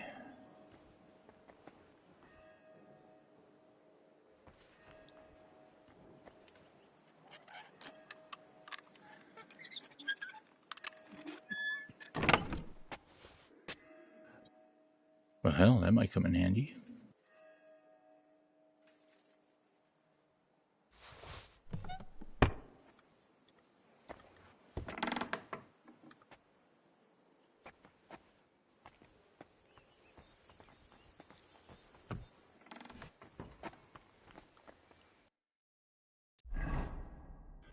Well, it's definitely stolen.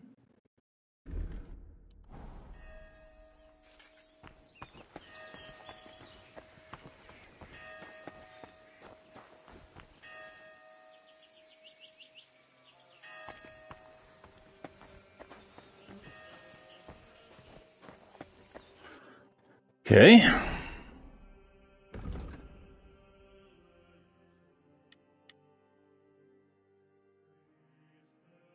Know that sick is the wench Blazena, who lives and works within the monastery grounds. The local steward Zenyek, who oversees everyone part of the monks of the monastery. Apart from the monks of the monastery, might know about her.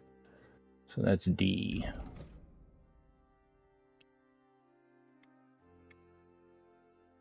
Oh, he's way over on the north end. And then G is Monk Celestine. Yaroslav Best. He also copies books in the scriptorium. I should try to speak with him to see if he knows. And he's in the main hall, caved in crypt ceiling. Okay, so bearings. Well, big castle to my right, or big church to my right. All right, so we're here. Yeah, we should just go.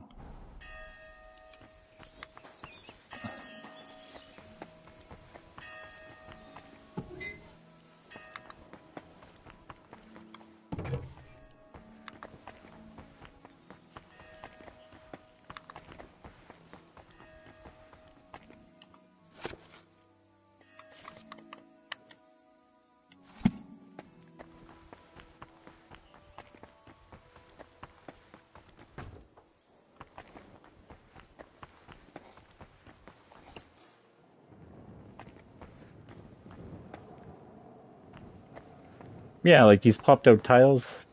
I like that. Nice little touch. You know, play a million games that'll like have like, you know, layouts or floors like this, but who does that? It's like in Cyberpunk when you like look at the roads and there's like patchwork and like oil to fill in like the cracks and stuff. And like that's yeah, like a real road.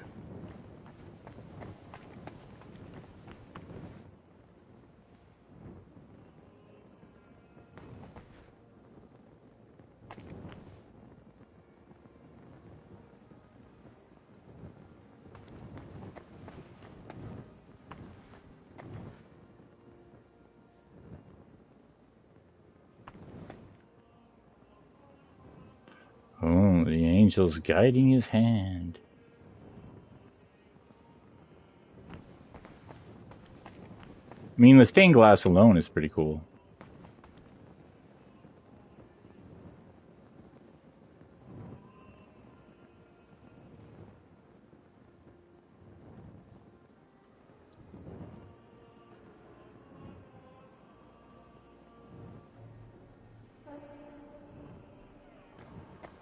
Is that Abraham and Isaac? I don't know.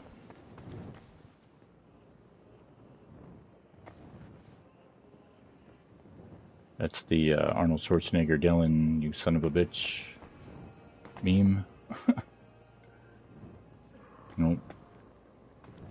Now we're depicting war crimes.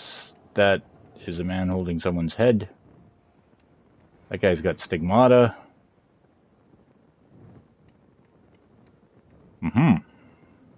Lots going on in that one. Christ's wounds.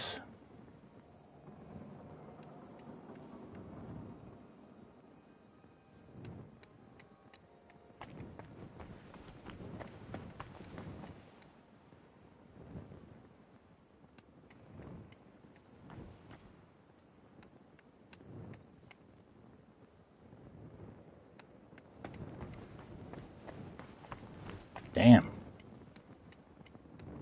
This one's got sea monsters. And 3 men in a tub.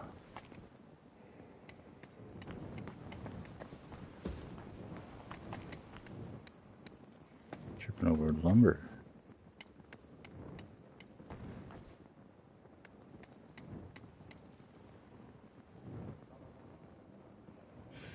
Yeah, a lot going on.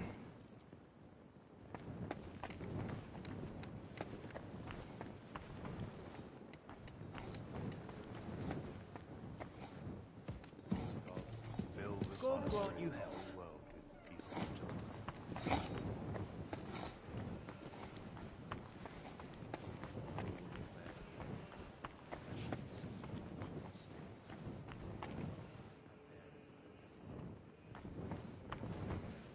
Oh, here we go.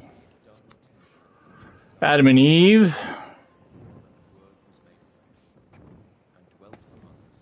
Oh, I can pray? I haven't prayed. In case I get stabbed in the middle of the night. I believe in God, the Father Almighty, creator of heaven and earth, and in Jesus Christ, his only Son, our Lord, who was conceived by the Holy Spirit and born of the Virgin Mary. He suffered under Pontius Pilate, was crucified, died, and was buried. He descended into hell. On the third day, he rose again. He ascended into heaven and is seated at the right hand of God the Father Almighty. He will come again to judge the living and the dead. I believe in the Holy Spirit, the Holy Catholic Church, the communion of saints, the forgiveness of sins, the resurrection of the body, and life everlasting. Amen.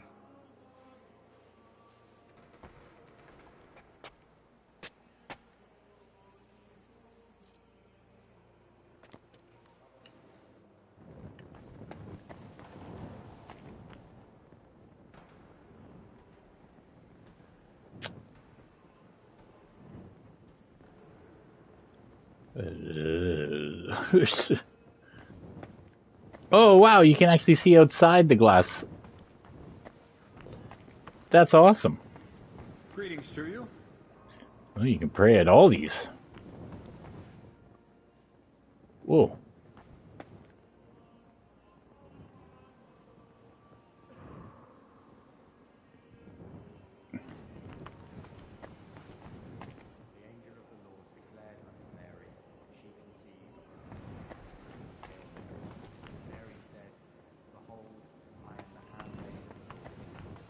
Done unto me according to thy word. Hail Mary. Holy cannoli. Flesh and dwelt among us. Hail Mary.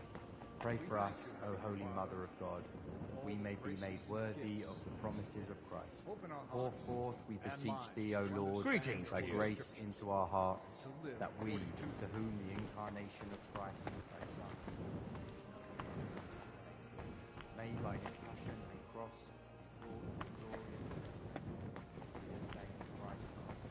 Wonder why Elijah gets a name.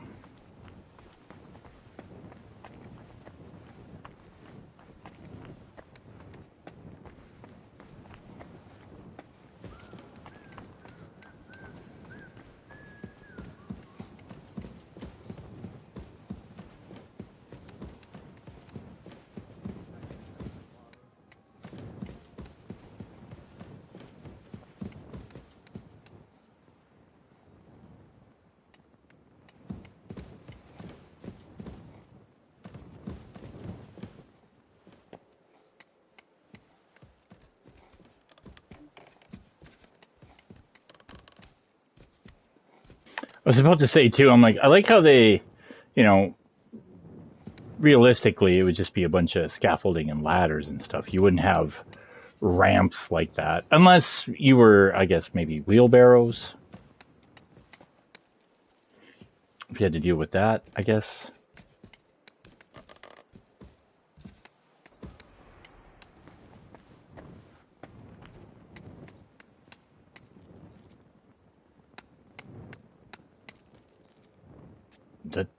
What the hell's going on in that picture?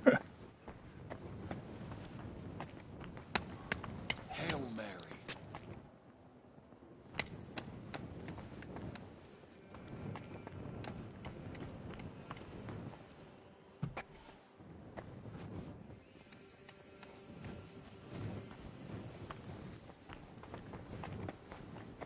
Lord God, Oh. this monastery. Ooh, I don't think you were supposed to be able to go through that way.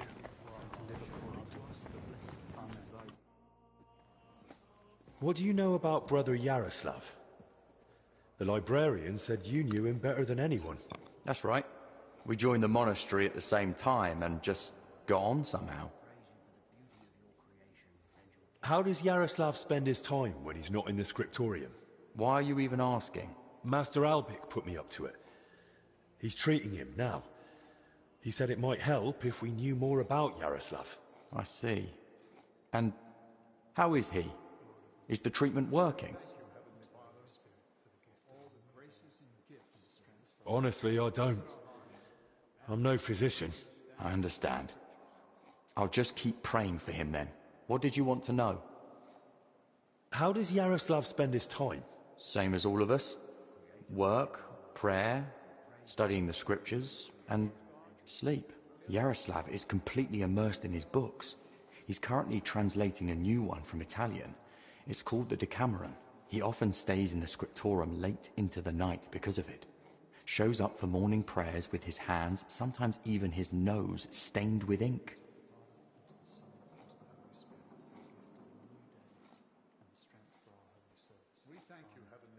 Does anyone spend a lot of time with him in the scriptorium? Not really.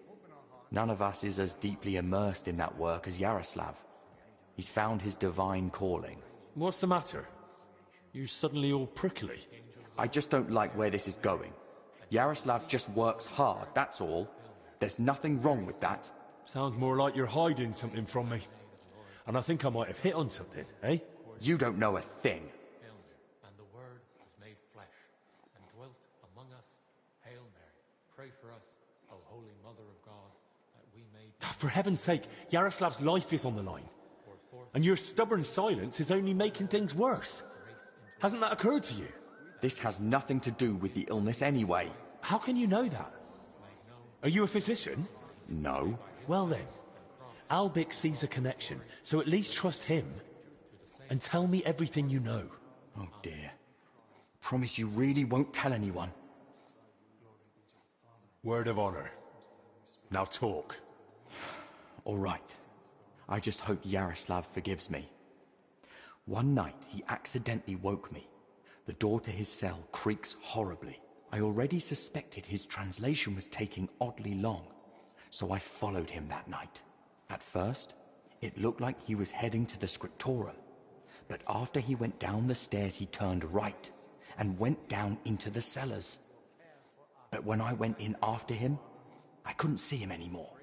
I lost him in the dark. And you've no idea where he might have gone? Not a clue. As far as I know, it's just barrels of wine down there. And empty wine barrels. And where exactly did you lose him in the cellars? In the corridor leading to the scriptorum, at the passage to the stairs to the lower level. There's just one more thing I'd like to know. Has Yaroslav spoken to Brother Stephen recently? About confession, maybe? I don't think so. Yaroslav doesn't neglect prayer or fasting, but he only rarely resorts to confession. So you mean he sins, but avoids confessing it? He hardly sees anything as sin. How can I put it? He chose a life of asceticism, but he's not afraid to live. He once said, "Why would God create the world if he didn't want man to discover it?" Why didn't you want to tell me? Because I just don't want Yaroslav to get expelled from the monastery. Just for going to the cellar? That doesn't mean anything. What if he was meeting someone down there? Someone no one's supposed to see him with. What, like a woman? Well, I once saw him standing in the monastery doorway with some wench, and they looked like they were having a grand old chat. The wench you saw Yaroslav with, was her name Blazhena?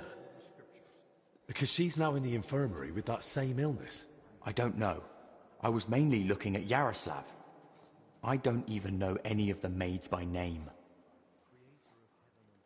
That's enough for now.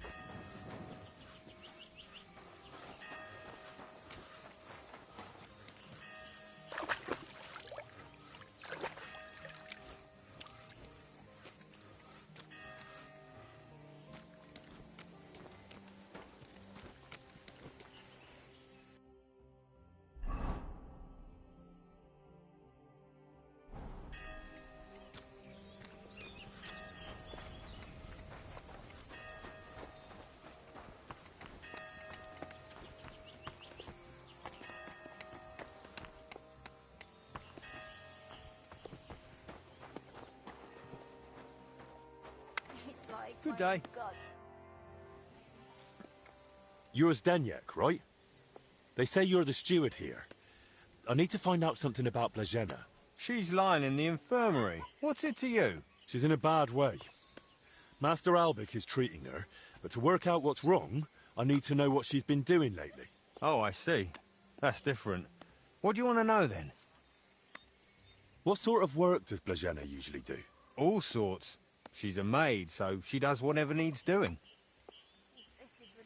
Did she ever go into the monastery? What would she do there? Women aren't allowed in. But she still manages to get where she's not allowed. What do you mean by that? It'll sound terrible with her being sick now. Whatever it is, out with it. I think she's been stealing. Lately, food's been going missing from the pantry, and she and I are the only ones with a key. I was just about to throw her out, but then she fell ill. Where does Blazena sleep? I'd like to take a look at her room. What for? How do I know you won't nick something? Excuse me? I can bring Master Albic here if you like, but he's got better things to do. Like saving Blazena and the others. All right, no need to shout. Blazena sleeps in the house across from the church, like most of the help. When you enter, go through the door on the right, then up the stairs. Her bed and chest are by the window. I'll take a look there if that's all right. Who was Blazena closest with here? She shared a room with Valerie. I had to separate them more than once so they'd stop chatting and get to work. And how do I recognise Valerie? Easy. She's the only blonde among the maids. And where do I find Valerie? That's her, standing over there. But listen, don't tell her what I suspect. She might take it the wrong way. Thanks. Oh, what's all this gurgling? Steady on, Maddie. Steady on. What's going on with Joachim as of late? I went to him to get some sage for cooking, and he seemed down. I don't know. I haven't seen him much lately. Too much work, I reckon, since he hasn't even stopped by to chat. Must be. They have those 2 sick monks at the monastery, so maybe he's helping young Benedict. I saw one of them. They were carrying him on a stretcher. Confessor Stefan, poor thing. He didn't look too good. Well, he hasn't looked good in quite a while. He's getting long in the tooth after all. That he is.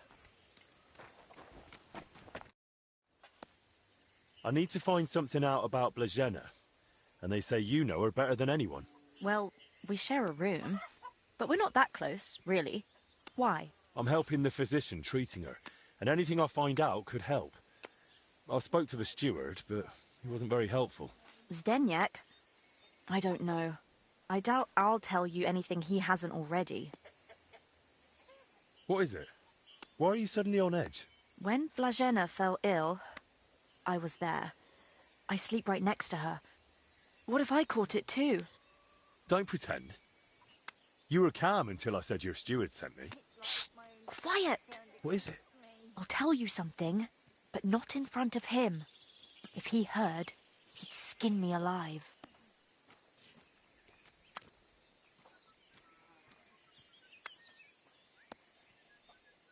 Don't worry, I won't let that happen. If it comes to it, I'll speak to the abbot in your favour. And the abbot will listen to you. If not to me, then he'll listen to Master Albic for sure. He's a royal physician, and that counts for something. All right then. What did Zdeněk tell you about Blazena? Well, he said he suspects that Blazena's been stealing. That scoundrel! I knew he'd try feeding you lies. How can you be so sure Zdeněk lied to me? Because I caught him red-handed. I saw him going through Blazena's things. Her chest. You think he was looking for something? Maybe. I saw him take something out of her chest. And do you know exactly what he took? No. It was already getting dark, and the bastard's quick with his hands. But it must have been something small. Right after that, he slipped out and went down into the cellar outside. Do you know where Zdeněk sleeps? Maybe I should have a look. We live in the same house. Me and Blazena sleep upstairs. He's got a bed in the kitchen downstairs, just opposite the door. And what sort of cellar is it? The entrance is in the yard, under the stairs. There's food down there, but mainly that's where the monastery wine is kept. There are a few rooms down there, and only Zdeněk has a key to some of them. Sounds like a perfect place to stash stolen goods.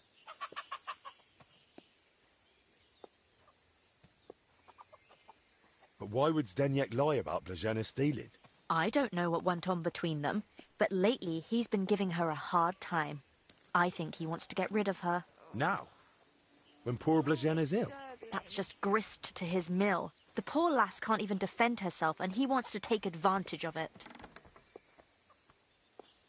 Why would the steward want to get rid of an ordinary maid? Isn't it enough that he's a scoundrel?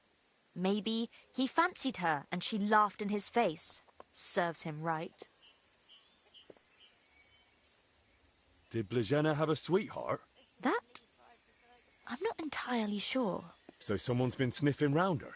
I only ever saw her once, chatting cheerfully in the doorway of the monastery with some monk. Monks aren't supposed to talk to women, right? And I haven't told anyone but you about it. And you keep it to yourself too. Blažena's got it hard enough as it is. Where did Blažena usually go around the monastery? All over? Right, but that doesn't help me. Where did only she go? Zdeněk gave her the pantry key, so she was the only one who had access to it. And where is that pantry? That same cellar I already told you about. The one I saw Zdeněk run into. That'll do for now. I'll take a look in that cellar and see what I can find. Right, but how is all this supposed to help Blažena get better? Well, to be honest, I don't know myself. But Master Albik said to find out what I can. And how is Blažena doing?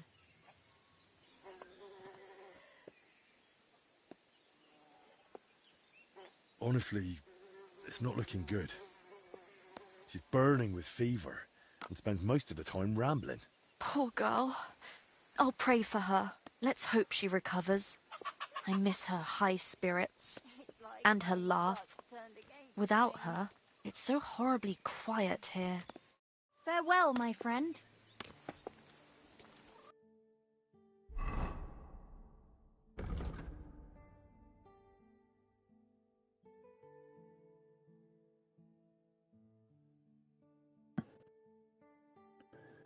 Celestine said he lost him just past the stairs leading from the scriptorium into the cellar. Maybe I should look into the room where Blažena sleeps in case I find something there.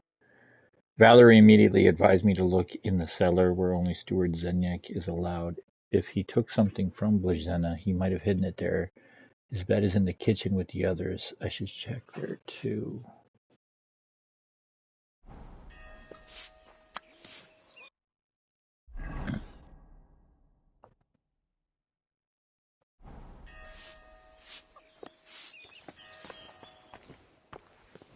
Did Zdeněk come and see you? No? Was he supposed to? I don't think so. He had some odd questions about Blažena. What do you mean? Why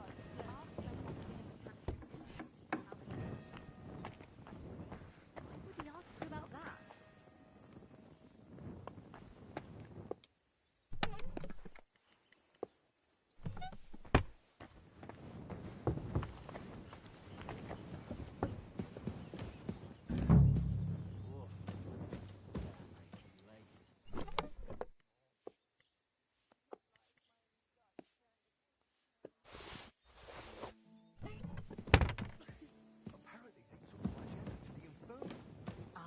So I've heard. She had a terrible fever. The poor thing couldn't even get out of bed. There's no talking to her either. She just kept babbling incoherently. That's a lot of coin. Suspiciously much for a common maid. Benedict came to see her. He turned white as a sheet. Maybe it was just his first time seeing her. What did he say? Nothing. He just rushed her to the infirmary.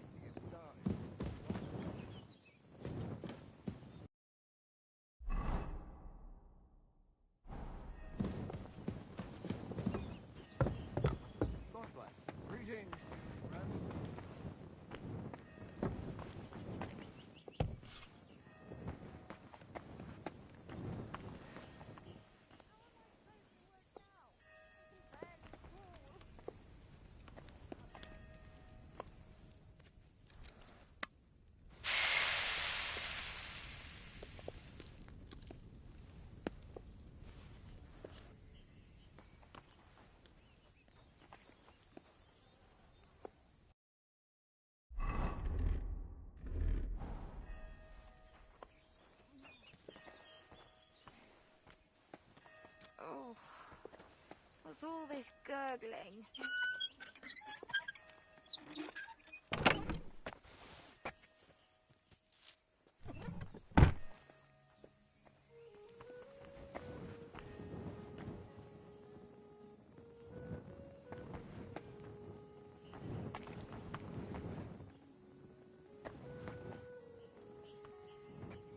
It's like my own guts turned against me.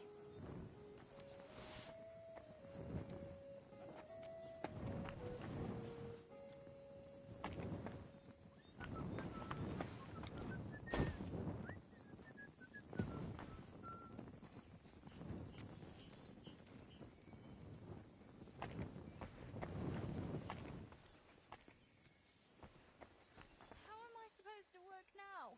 I can barely crawl.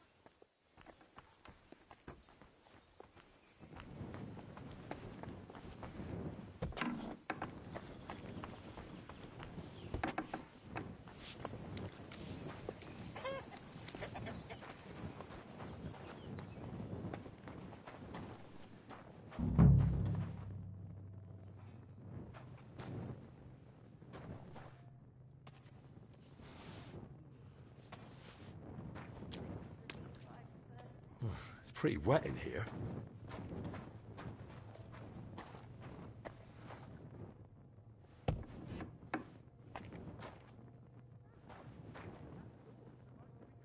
These must be barrels from Lorca.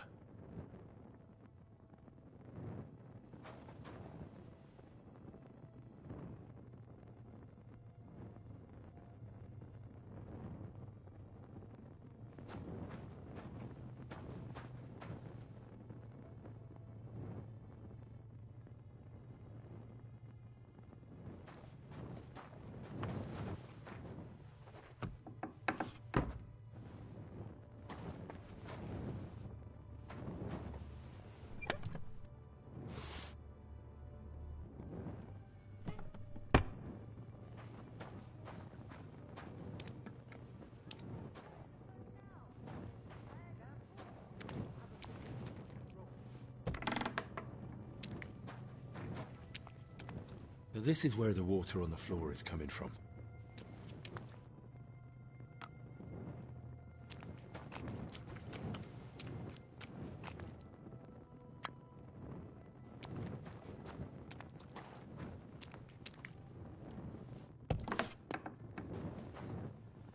Why is there wine spilled everywhere?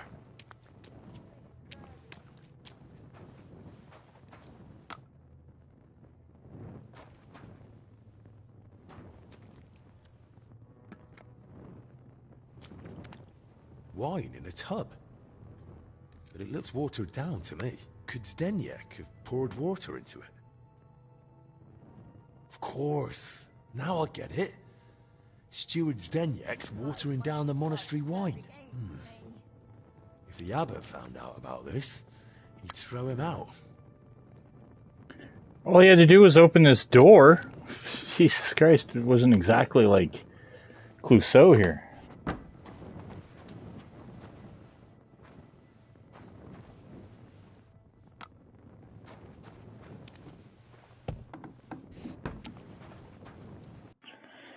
Okay. Now, M. Good friend Zdeněk.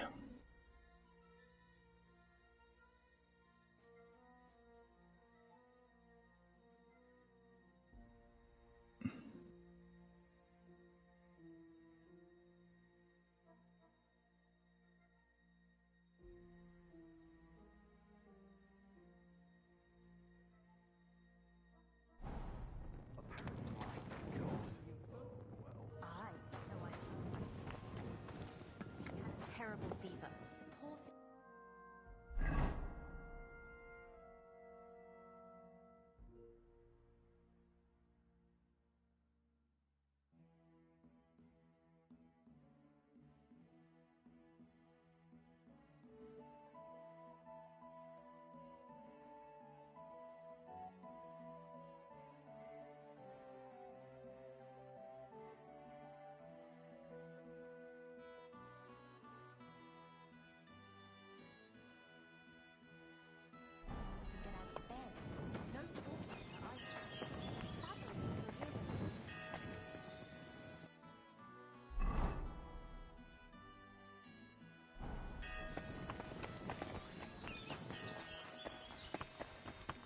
God be with you. Keep the peace, and we'll stay friends. Greetings, Master Guard.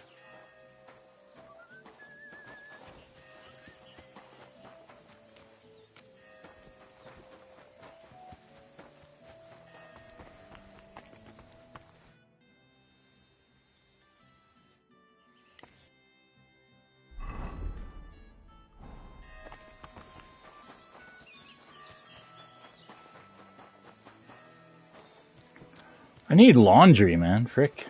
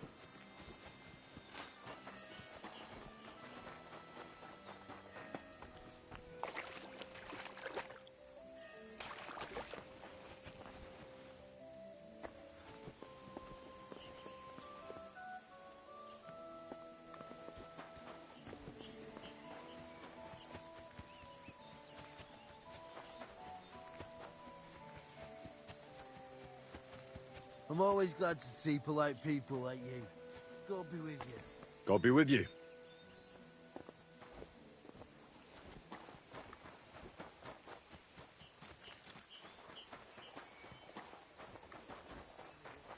Made from red bricks you could see from miles away. It has 2 lines of defenses. God be walls with you. taller than the buildings in Gutenberg, with a great big cross. Good day to you. That sounds beautiful. I heard you doing combat training here. That's right. As a brother in arms, I see to it that our men are well prepared. Carl's the name. I'm Henry. I've only just arrived in Sedletz. I've come as a protector of Master Albie. That's an honorable task. Guarding someone so important. You must be quite the fighter. I can handle a weapon well enough. By the way, Slavek and Yeshek send their regards. I ran into them in the infirmary.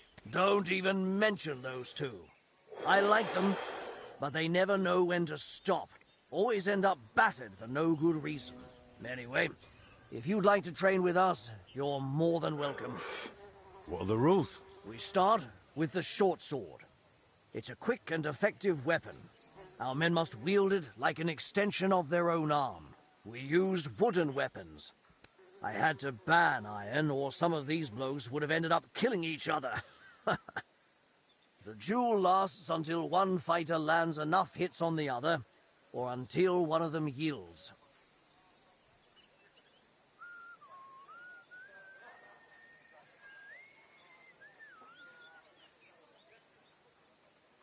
Actually, I don't want to fight right now. No matter.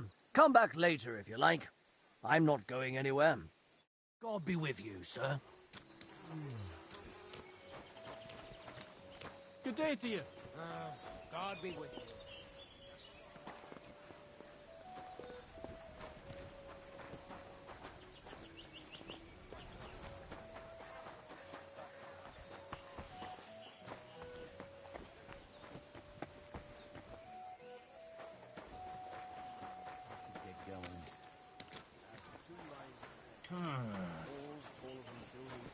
Good to see you. God be with you. How's the watch going? Not bad.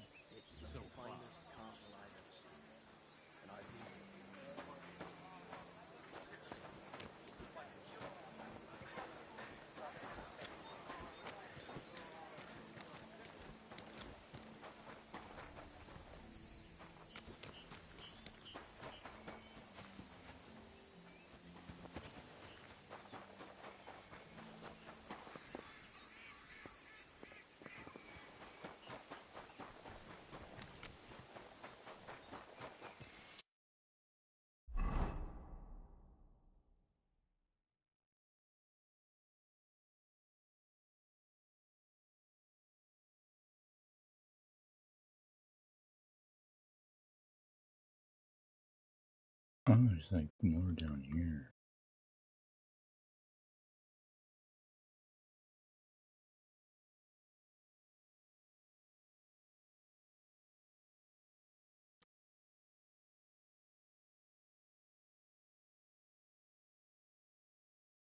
Oh, maybe it's there? No, I went to that dock. Whatever. Damn game.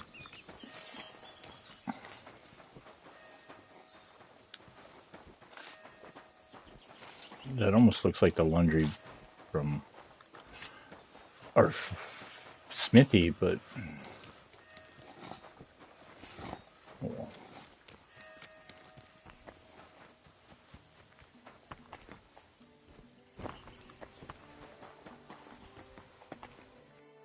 Where did the prick go?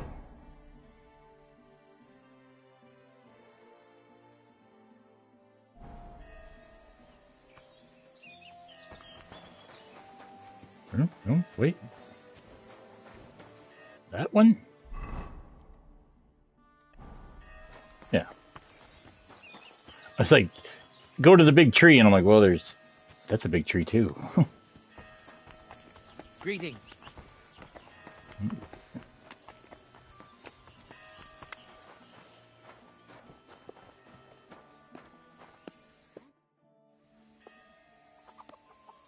I know you're watering down the monastery wine.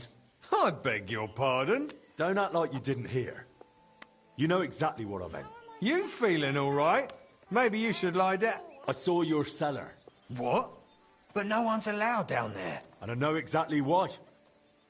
Now we're gonna have a little chat. All right. But not here. Come with me, if anyone heard you. I'm not going anywhere with you. We're talking here and now. Oh, come on. No, come on. Shh, not so loud. What, you don't want anyone to hear? Then talk. All right. I won't say another word. Just stop shouting. So what the hell do you want from me? Coin? Greetings to you two. Why did you lie to me about Blazena? About her stealing? What's Blazena got to do with all this anyway? Did that bitch tell you something? Don't speak about her like that, you hear me? The poor girl might die. And anyway, why would she tell me anything? Because she figured it out too. One time I forgot to lock the cellar door behind me and she caught me at it. So that's why you lied about her? So no one would believe her if she gave you away? You're a right bastard, you know that? Go to hell. They say you were rummaging through her chest. And you took something. What kind of nonsense is that? Don't deny it. They saw you. So what did you take? I found a key in her chest. What key? What's it for? It's for the monastery cellar. You mean your cellar? No, it's the key to the cellar under the monastery. But how would Blazena get something like that? Women aren't even allowed in the monastery. Yeah, I don't know. Oh, Christ. And that's all you know? That's it, I swear. Then give me the key. I don't have it on me. So where is it? It's hidden, where I keep the silver from the watered wine. I figured you'd want something in return for keeping quiet. Keep the silver. I just want the key. Really? Then it seems we have a deal. Come with me.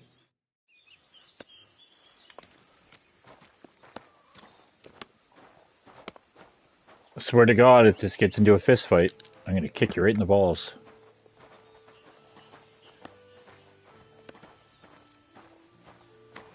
Is it ball left, right? I learned that uppercut, but I've never used it.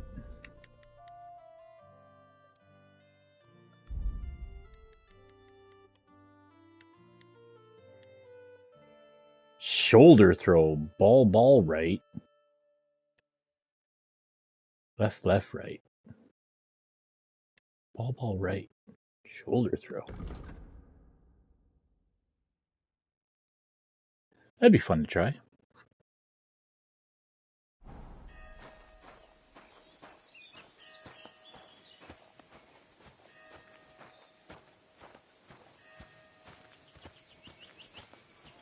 We're over to the vineyard side.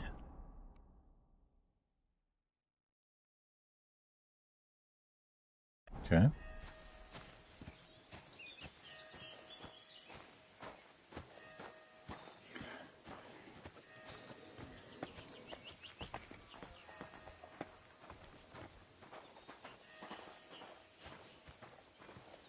Oh, it's hops.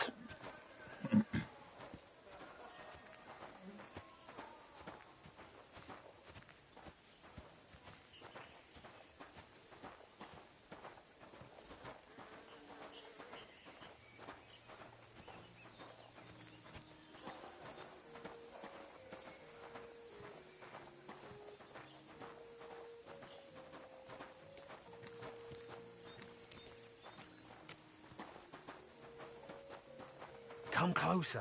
I don't want to shout here. So where's the key? Here it is. Just like I promised. Wait! Promise me you won't tell the abbot about the wine. He'd have me hanged, or kicked out if I'm lucky. But if I stay here at the monastery, I could be useful to you. How useful? As the steward, I can get all sorts. Lockpicks and other handy things. We'll see. I'll think about it. But now clear off.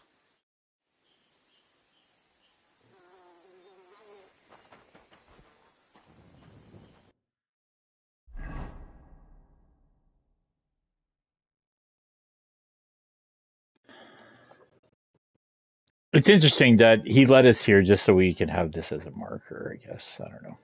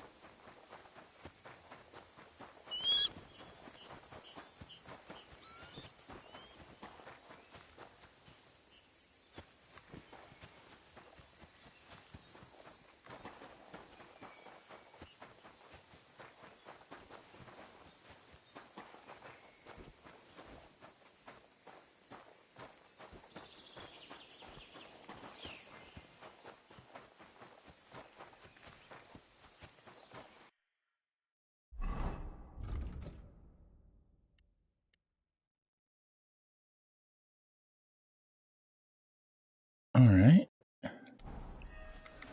I gotta get lost in the monastery again and try to find that cellar like we did. Blessings to you. Maddie, I'm sorry I didn't give you a stronger potion. It's like my own guts turned against me. I think you should just go to bed, lady, but I'm no doctor.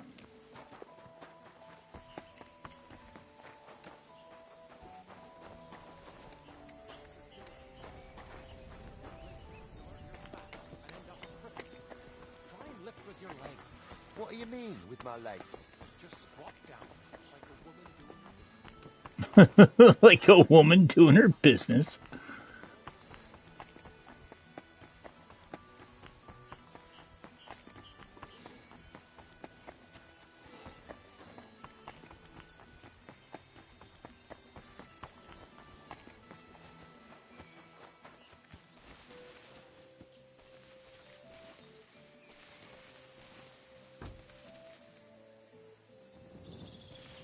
Oh, yeah.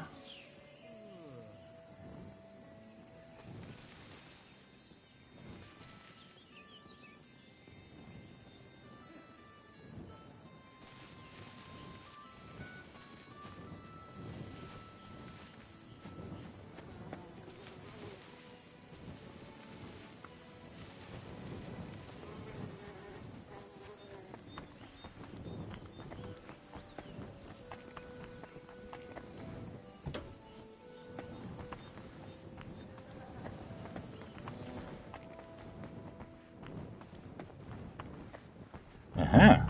Shit, I found it right away. So that's the, this one. stairs to cellar. Caved in crypt ceiling. Oh yeah, right. Okay, that's.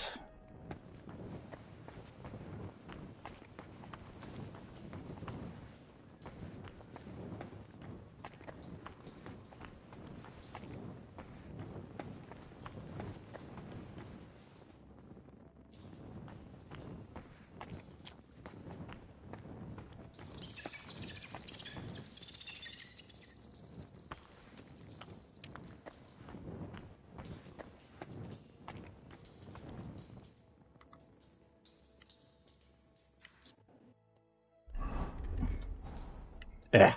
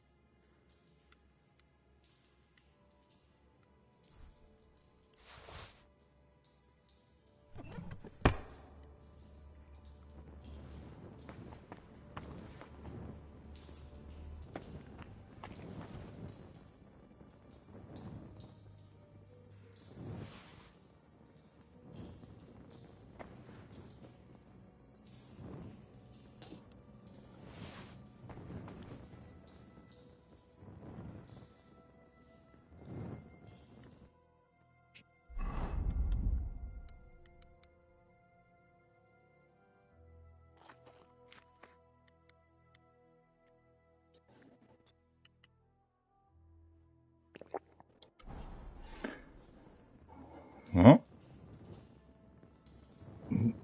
that alcohol thing's doing something crazy.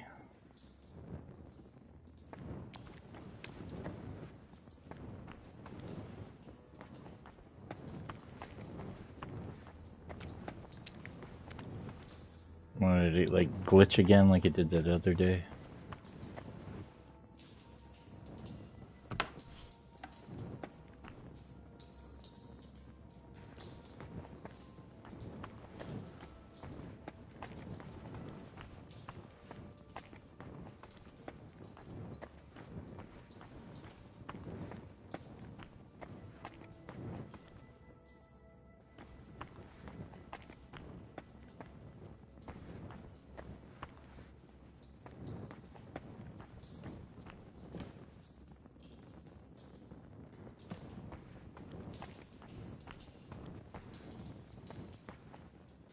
This must be where Yaroslav got lost when Celestin followed him. There's wine in the air. Someone must have spilled a cask. Someone's walked through the spilled wine.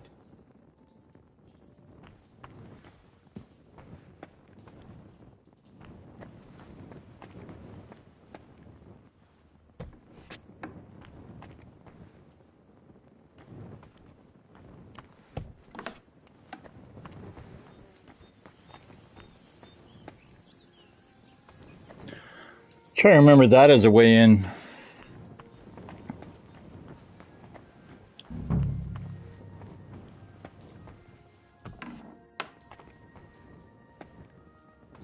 Ooh, it just goes on and on.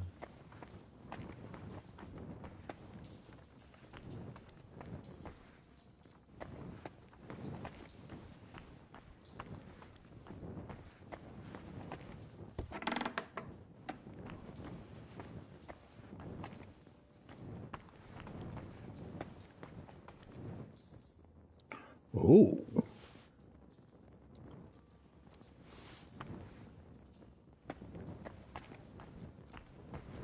I mean, schnapps will make you go blind. Alright, so those are the stairs leading back that way. Okay.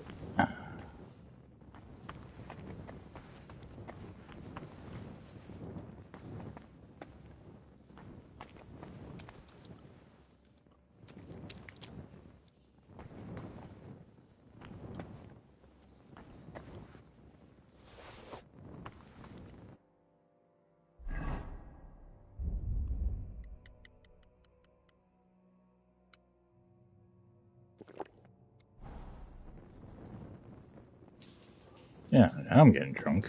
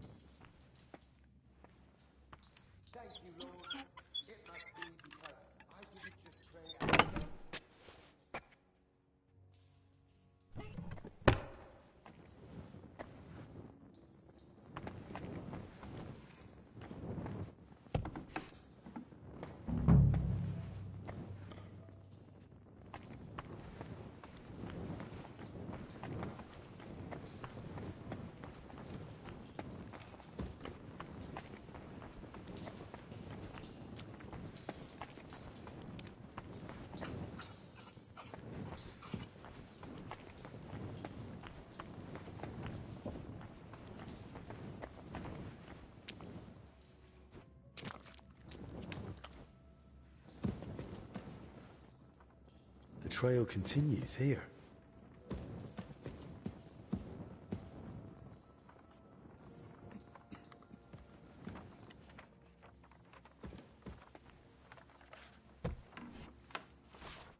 What the?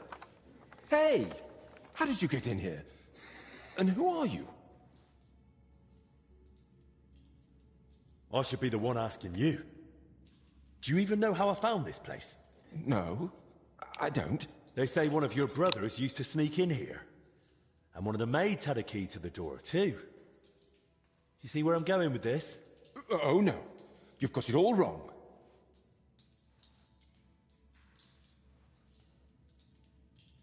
Is that so? Then why is God punishing them both by making them sick? Christ's precious passion.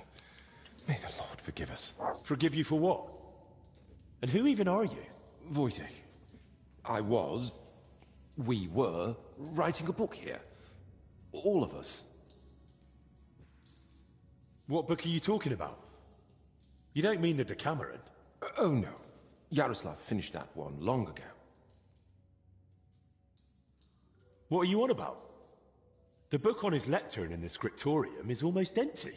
When Yaroslav started translating the Decameron, he soon realized what it was really about. He became afraid that if Brother Crispin, or, God forbid, the abbot, found out, they'd forbid him to continue the translation. They might even have the book destroyed. What a loss that would be. So once he'd finished the translation, he hid it down here instead.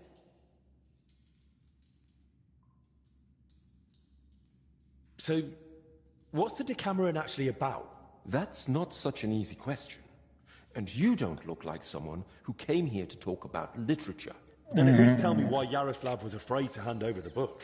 Because it represents a new way of thinking.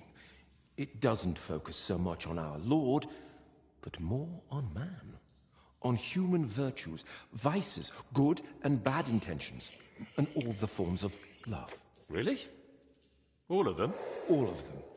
Mind you, the book pokes fun at the church a little. And you, as servants of God, were fine with that? It mocks your faith.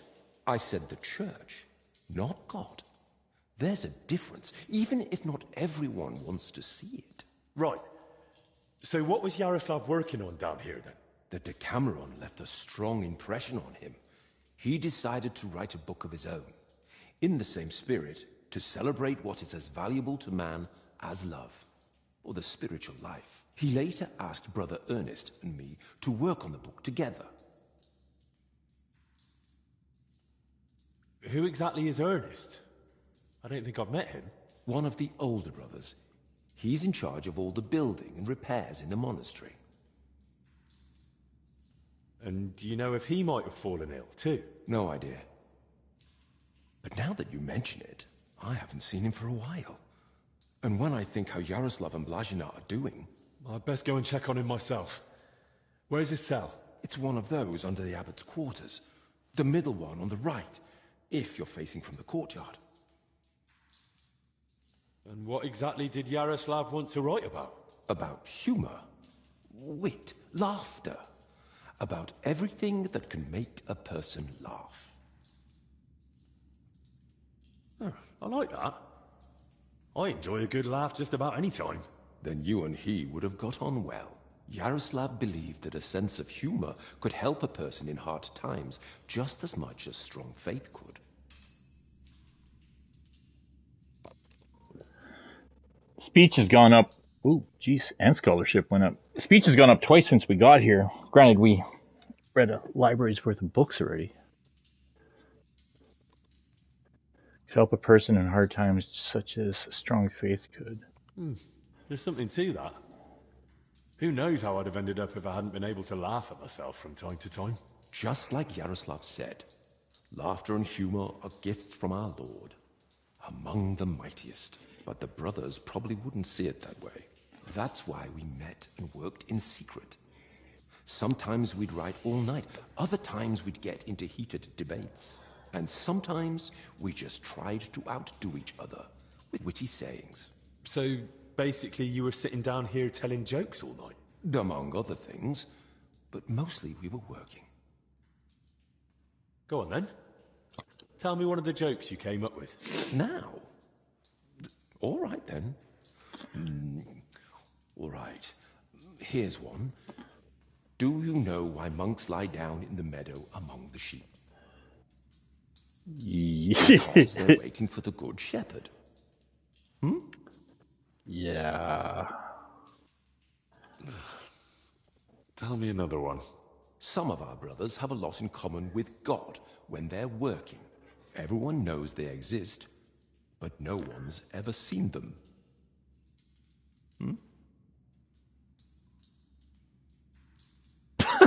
What the fuck? Tell me another one. The brothers are praying when suddenly the candle goes out. The novice gasps, "It's a sign." The older brother says, "Yes, that someone's breathing too hard." Oh boy. Okay. All right, that's enough. I'd like to ask you something else. Who helped write your book? Me, obviously Yaroslav, and Brother Ernest, and also Blazina. And what was Blazina doing here? She's a maid. She probably can't write. And women aren't allowed in the monastery, are they? I didn't get it at first either. Why Yaroslav brought her here.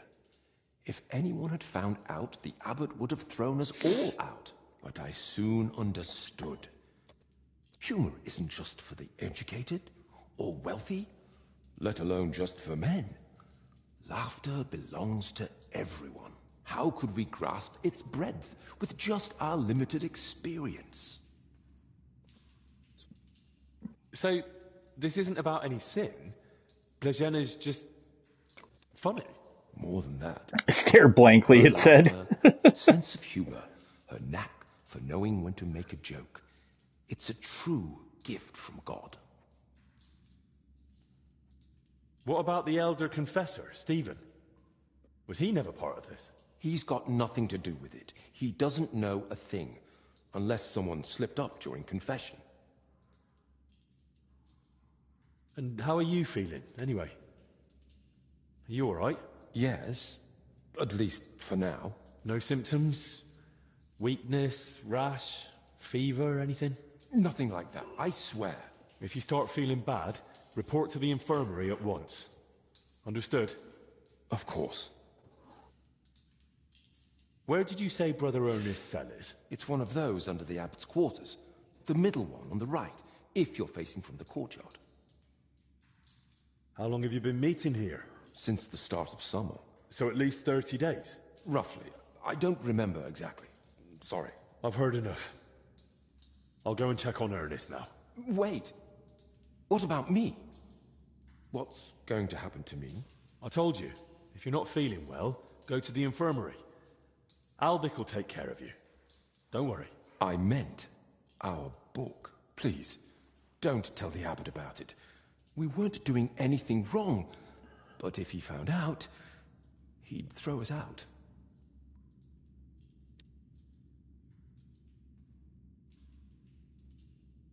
Well, I have to tell Albic that the sick spent a lot of time together, but I probably won't go into detail. I understand. I'll pray that all the sick recover swiftly. Key to Ernest's cell. Lost reputation because I didn't take a breath. Whew, it's damp, chilly, but the air is clean. If the disease really spreads through foul air, then they must have caught it somewhere else.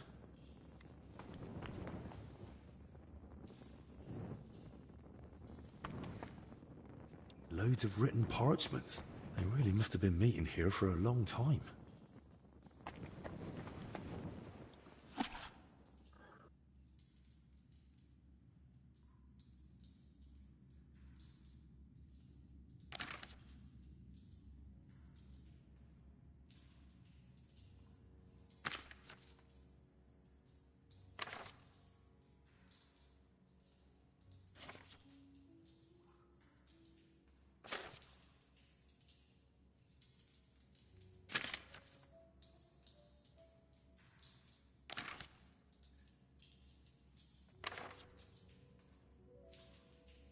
Christ.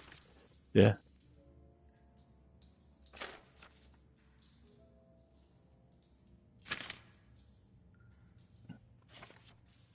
This is huge.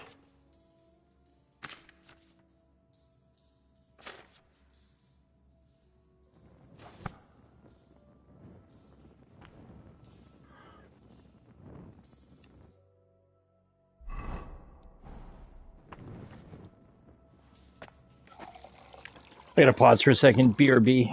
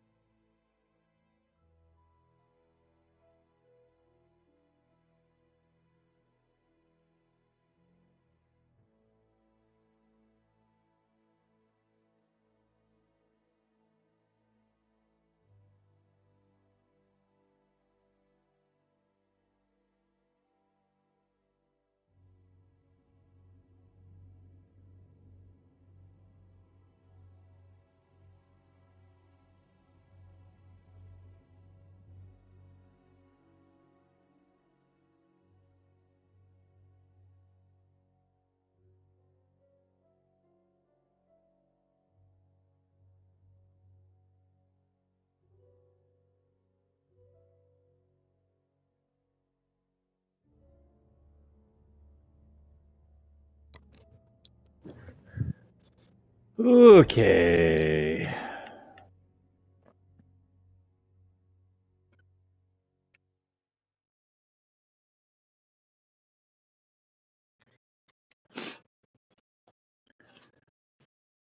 Wojtek wanted to check on Ernest, but I'd better do it myself. His cell is under the abbot's quarters, the one in the middle when looking from the courtyard.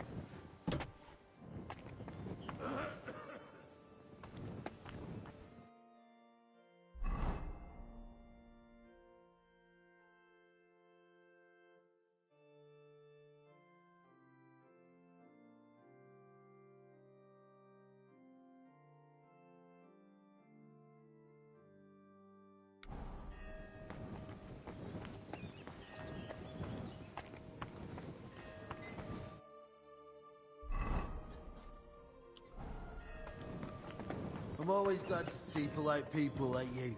God be with you. Greetings, Master Guard.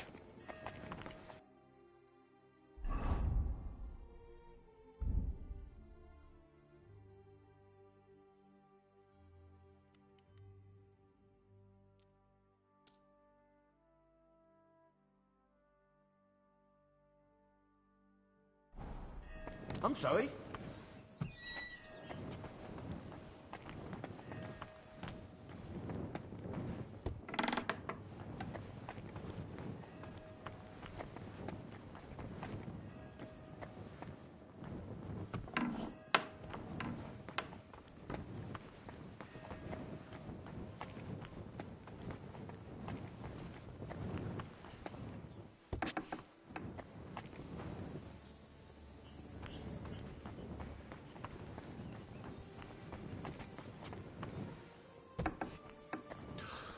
Christ. I'm too late.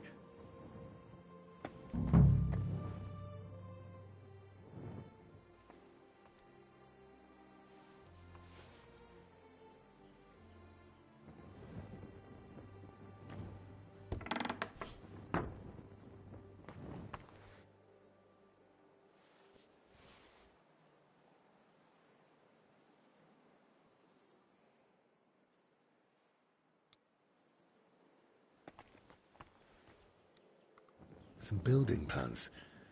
Looks like a church, and underneath, probably a crypt? I should tell Albic about this.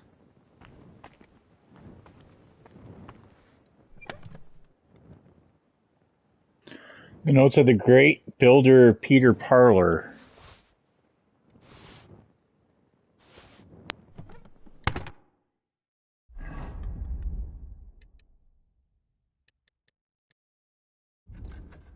Scholarship, pole arms, thievery. Damn, we got books. Old cellar plans.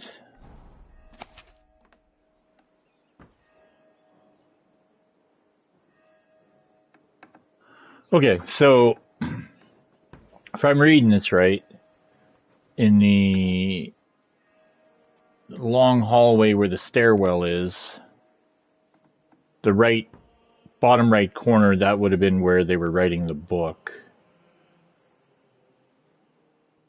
Yeah, it seems to be like some puzzle or something, but it's also written in what looks like Latin. But I think it's just supposed to be like a general layout of the room or the area. Requiescat in pace there, monkey.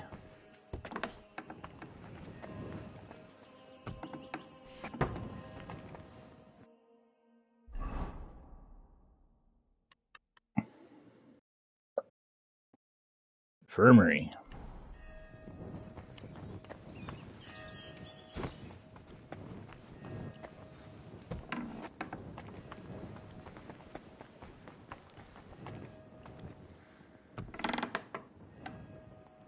Oh, there's a library.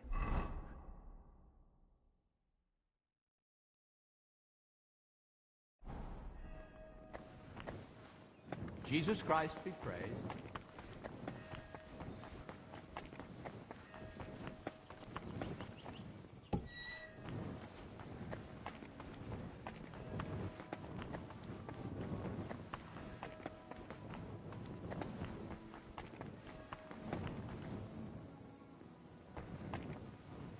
Well, now they're just being assholes.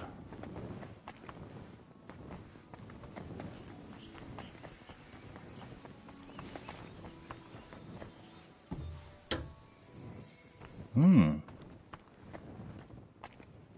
I in here?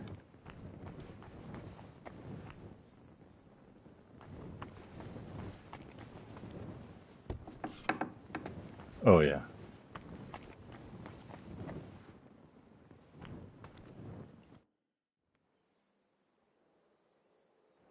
Father, may I have a moment of your time? What brings you here? What do you think about what's going on here? My son, I am merely upholding what has been customary for centuries, and what has brought order and prosperity to this country. The Sedletz Monastery is the oldest Cistercian abbey in the Kingdom of Bohemia. For more than 2 centuries, we've guided the spiritual life of the wider community through the Malin parish. Gutenberg, its 2 churches, and the souls of its inhabitants. All of this was under our care. And it wasn't just because of tradition, but because we had the means, the education, and God's blessing to do so. What would you tell me about yourself? I am a servant of God and guardian of order, which has existed within these walls since the time of King Vladislav II. My mission, like that of my predecessors, bears the weight of centuries that Sedletz has survived despite fires, famines, and human arrogance. Tell me about your order. Our order, which was born out of the purity of Benedictine ideals, discipline, work, and prayer, are the pillars on which we have stood for more than 3 centuries. Our ancestors transformed wastelands into fertile fields and built monasteries where others saw only chaos. And while the world is changing, we hold fast to the Regula Benedicti to this day, ora et labora.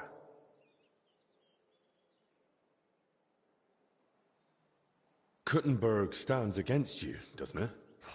Alas, when wickedness comes, So does contempt, and with shame comes reproach. Kuttenberg, its churches, and the souls of its citizens all fall under our care. And it's not just because of tradition, but because we had the means, the education, and God's blessing to do so. But now the people of Kuttenberg want to change that. Change it?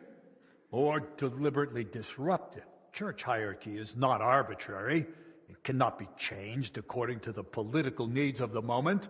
Saint Benedict established the order.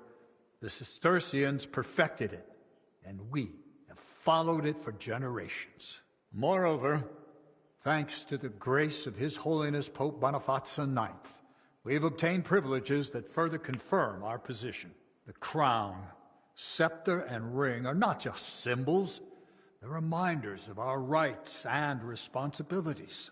The Brotherhood may try, but with their arrogance and innovation, they will only cause more divisions and disrupt centuries-old orders.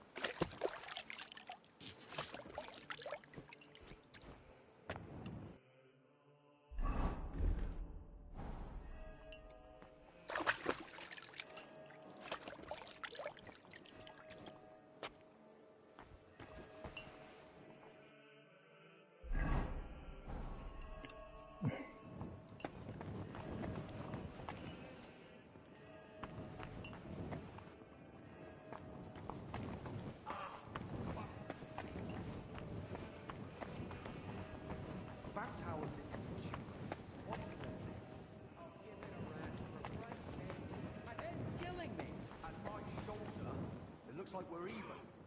Where's the confessor?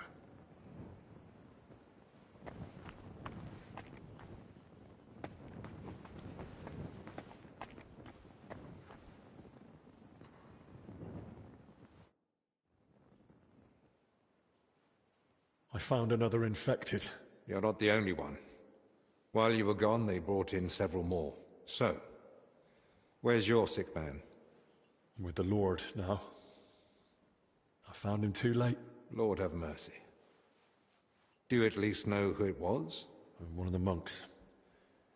His name was Ernest. That's the second death today. Let's hope it's the last. The confessor's dead. Old Stephen. I'm gonna die of boredom in here. Can't you at least be quiet while Don't blame yourself. I'm sure you did everything you could to help him. We tried, but sometimes there's just nothing we can do. At least we know he's no longer suffering. And what about you? Did you find out anything about the others who are sick? Do they have anything in common?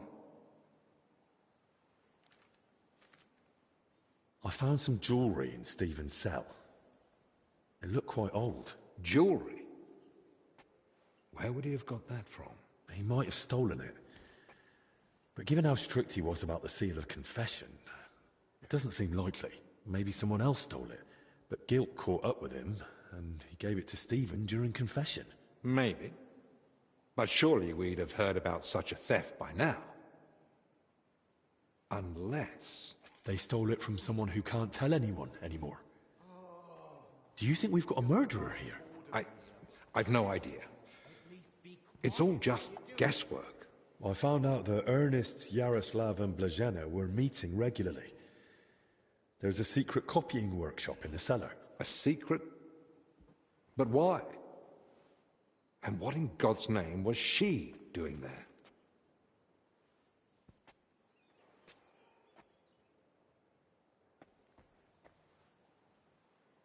It's a long story, but I know for sure they were meeting down there. Those three from the infirmary, and the overseer I found dead. Very well. I believe you. That explains why those three got infected. Do you think it happened in their workshop?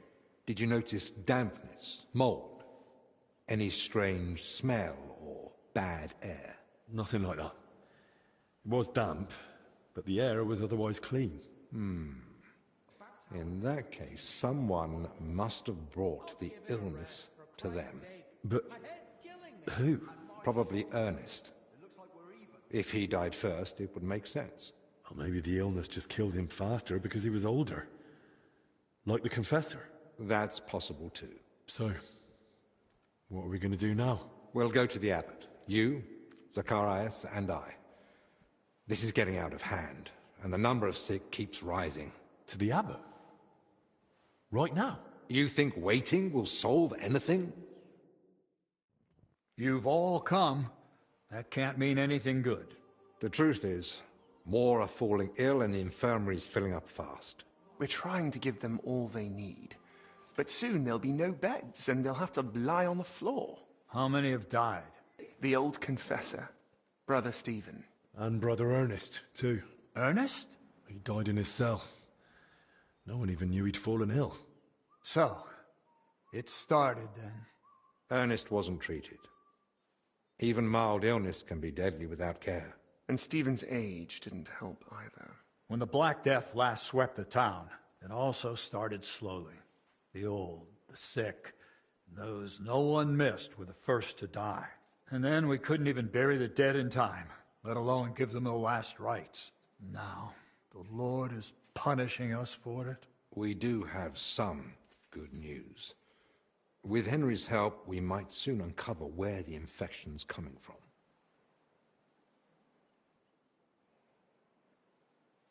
We know that Brother Yaroslav and that maid both met with Ernest, so the illness must have spread between them. They all met?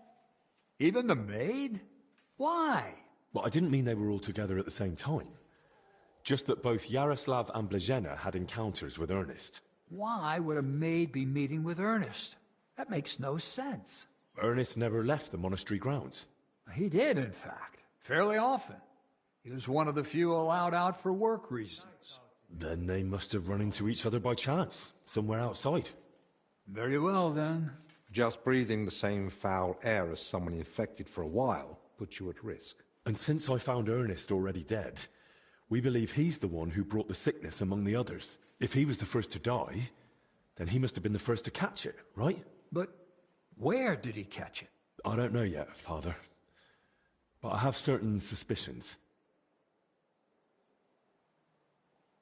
I found building plans in his cell. Looked like a floor plan of the church. That means nothing. Ernest oversaw all construction work in the monastery. And what had he been working on lately? He'd been supervising repairs in the church. A floor had collapsed above the crypt recently. He was assigning tasks to laborers and overseeing the work. Which crypt do you mean?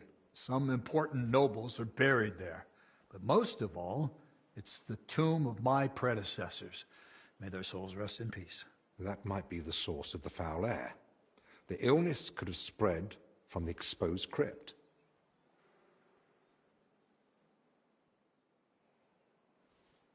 I ought to go into the church and inspect everything thoroughly. Especially that crypt. That's not a good idea. If the illness is really spreading from there, no one should go in. I understand your concern, Zacharias. But Henry is right. At this point, it's just a supposition, and we must put it to the test. Enough. What nonsense is this? No one's going into that crypt. The disease is spreading. The infirmary is full. We've already got 2 dead. Father, I understand you're afraid, but... Afraid? I'm not afraid. I bear responsibility for the whole monastery, for every living soul. And it's my God-given duty to do everything I can to protect them from the plague. Father, wait. Just give us a day. 2 at most. I'll just find out where the sickness came from. You won't get another hour. The monastery is to be sealed. No one goes in, no one comes out. All the monks are to withdraw to their cells. What about us? You want to keep us here against our will? I don't want to, but I must. And at the same time, I humbly ask for your help. Believe me, you'll be repaid when the time is right. You came to me with a certain request. Help me, you may consider it granted. It's for the best, Albec. Even if it turns out not to be the plague, it's still a deadly illness, and we're within sight of the town. If it spreads to Kuttenberg, it'd be a disaster. I know. But as you wish. I'm sorry, Henry, but I'm afraid we have no choice.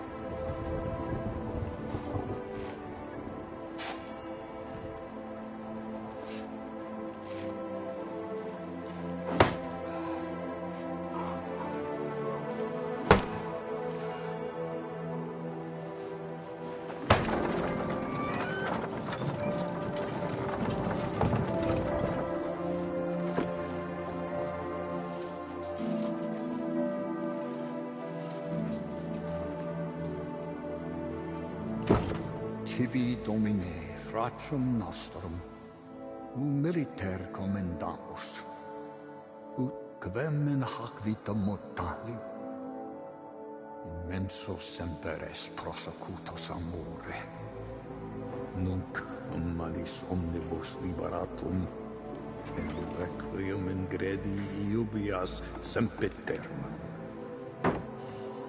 Tuam ergo clementium deprecamur, ut quia prima iam transierunt, illum in paradisum tum begnine perducus, ubi neque luctus, neque clamor, neque dolor erit ultra.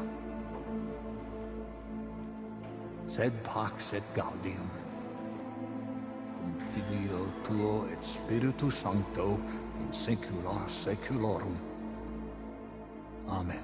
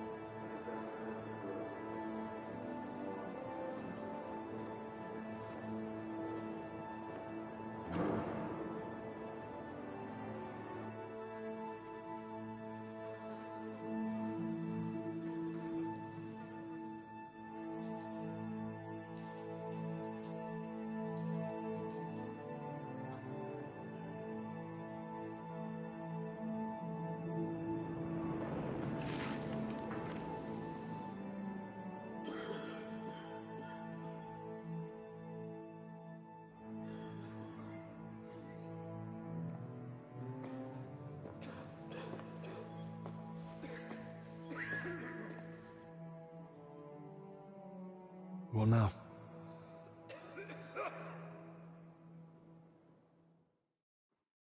This whole situation keeps getting worse. How am I meant to treat a disease I know almost nothing about? This can't end well. Then what do you suggest? The abbot's forbidden us from going anywhere outside the infirmary. Not only that, he's had the monastery gates shut. No one's allowed in. Or out. Ludolf's men are even patrolling the grounds. We're literally imprisoned. Still, something must be done. The beds are nearly full, and there's not endless space on the floor either. Henry, I know I've no right to ask this of you. If there's anything I can do to help, tell me. The sooner well, you manage to get this sickness under control, the better for everyone. Thank you. I appreciate that. Well now. And here you were acting like you'd been forced to take that assistant on against your will. Actually, that was the case. But let's get to the point. Search the church crypt. If there's a plague grave down there, uncovered by that collapse, then at least we'll know for sure. But surely no one would have buried plague victims there. That's where the abbot's tombs are. I'm not looking to confirm it. On the contrary, I want to rule it out. I still don't believe we're dealing with plague. I'll stay here and tend to the sick. Let me assist you, friend. Thank you. I appreciate that. There's enough work here for the both of us. Henry, try speaking with the workers repairing the collapsed floor. In the best case, they might have noticed something. In the worst case, they'll already be showing symptoms of the disease. And how do I get there? I'm not even supposed to poke my nose outside. The knights are patrolling the grounds. If they catch him wandering somewhere he shouldn't be, they'll have him thrown out. And the abbot will find out we're investigating the source of the outbreak despite his explicit orders. But this is about lives. Henry, I believe you can do it. But still, be careful.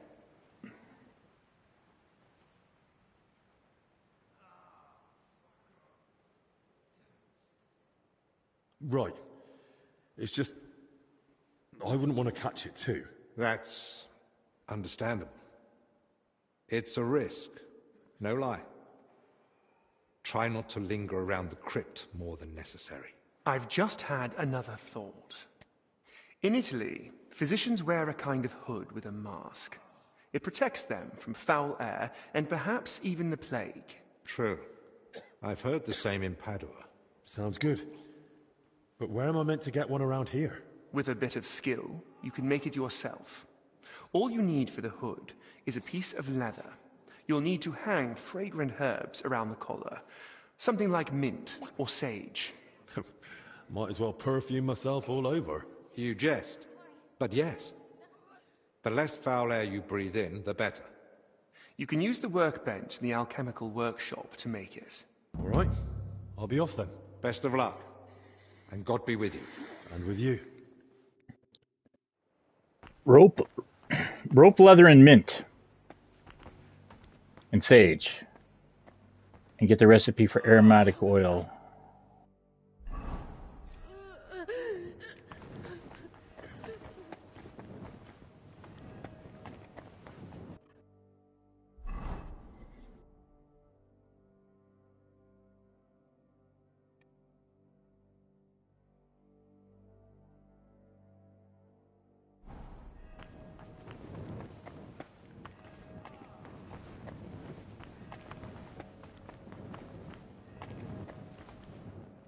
Maddie, it's you. I wanted to help you, but it looks like I only made it worse.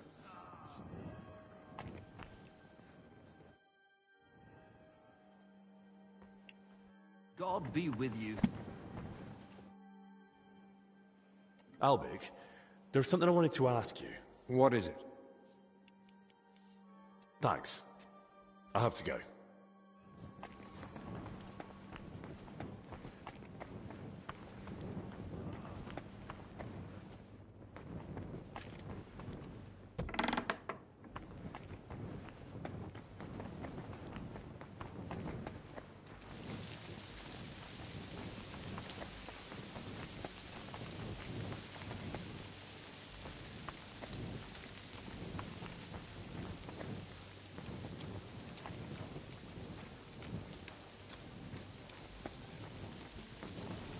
I'll have to watch out for those patrolling knights.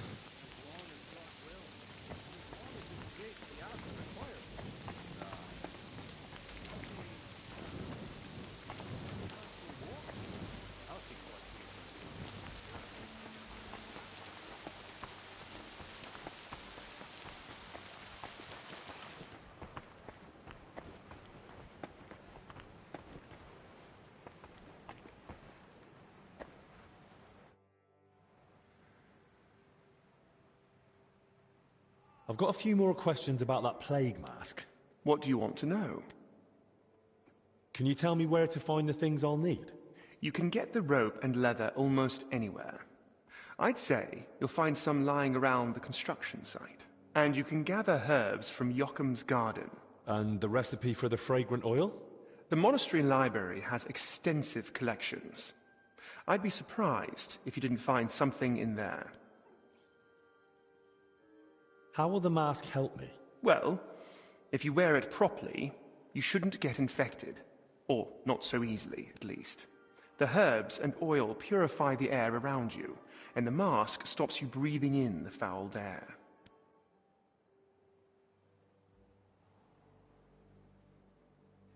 And once I've got all the materials, is there a recommended method? Once you've got everything you need, there's a bench in the alchemical workshop where you can get to work. I'm not the handiest with this sort of thing, but if I can sew the mask, hanging herbs on it should be a cinch.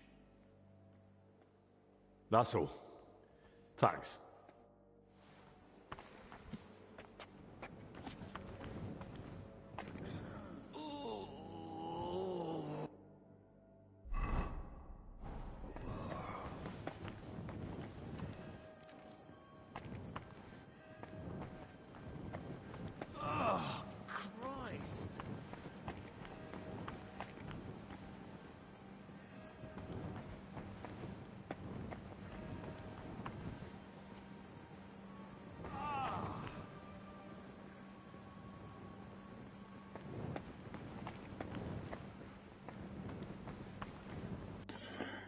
Okay, so oh, he's also got other missions for us.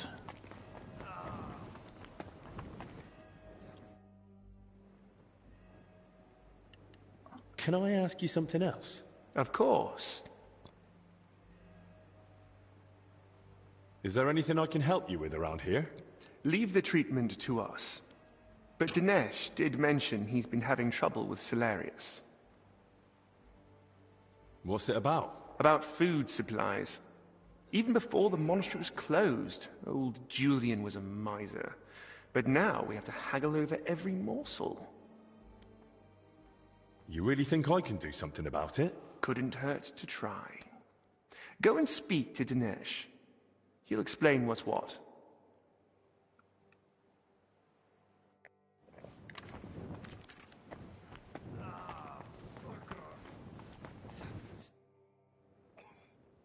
I heard you've been having some trouble getting supplies for the infirmary.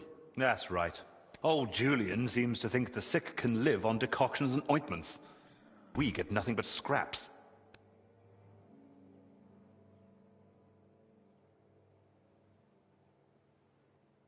Well, maybe I could try speaking to the Salarius myself and see if I can, persuade him.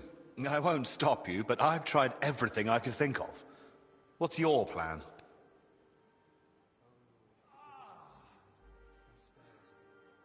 Try to persuade him. He's bound to respond to something. That old man only hears what he wants. But good luck.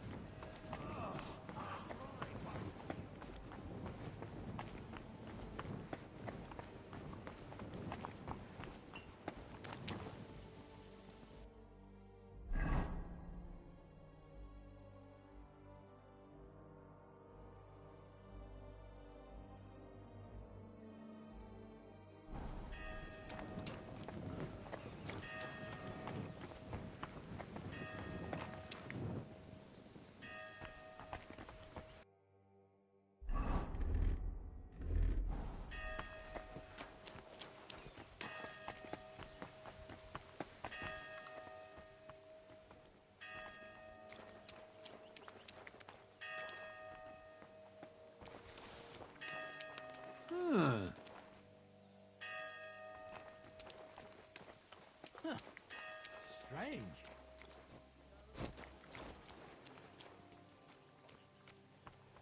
I suppose it was knock it off, will you? Go on then. I'd use them, no doubt, but they're going to rust.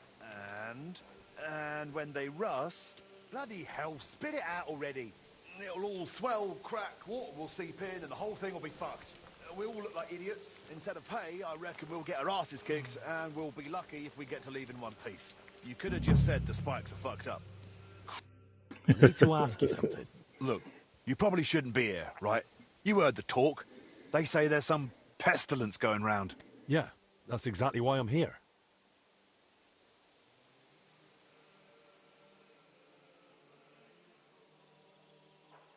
I'm not exactly feeling... Oh. My best. Tell me what I need to know. Oh. And I'll be off. Christ almighty! What do you want to know? I'll tell you anything, just don't come any closer. Have you noticed anything odd lately? Suspicious? What? During work? We're at it from dusk till dawn. No time to be watching what's going on. Sure, but while you're working, you must hear a thing or two. You know how folk chatter while they work. Well, I suppose there are two groups of workers here. Us lot working above ground, and another lot working down in the crypt. We don't talk to each other much. Why not? They're a right bunch of bastards. Maybe because they've been at it longer than us. They hardly ever come up before we knock off. Some of them probably even sleep down there. Ugh. Why are there two crews here? We take care of everything above ground. They're dealing with that collapse into the crypt. We hardly ever see each other. Where can I find the other crew? Their tents are right next to the monastery wall. Who's in charge of your lot? Andra, our foreman. But the work's clearly laid out. He doesn't have time to be breathing down our necks all the time. I haven't seen him around. Where can I find him? No idea. Truth be told, I haven't seen him myself in a while. And that doesn't strike you as odd? You think, what, he's sick too? Well, he's definitely not in the infirmary. Hopefully he's all right. Thanks. That'll be all.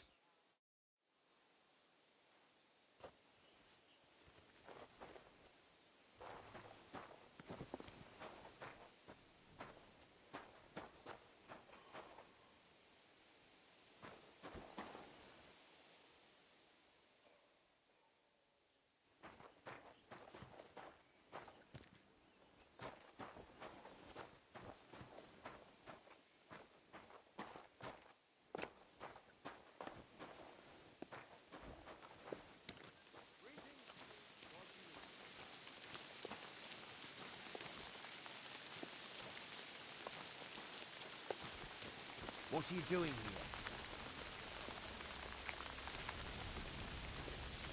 I'm looking for rope. I feel like it's going to be futile.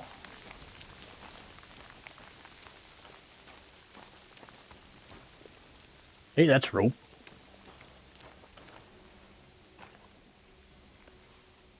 Nice.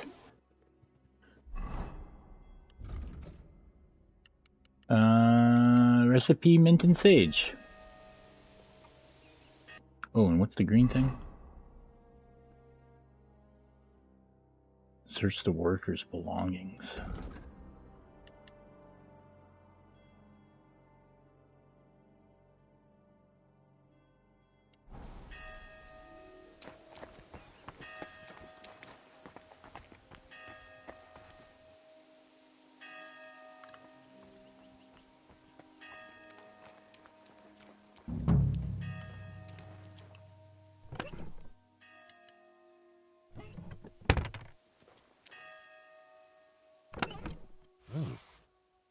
Now that looks a bit dodgy.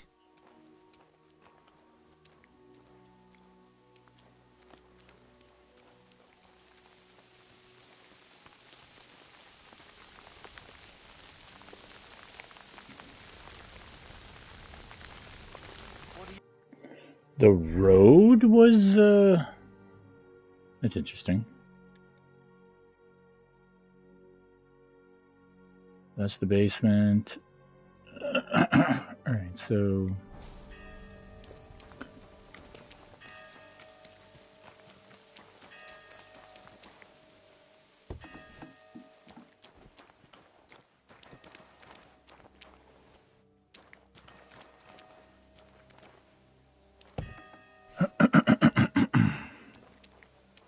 Excuse me, sorry. Frog in my throat.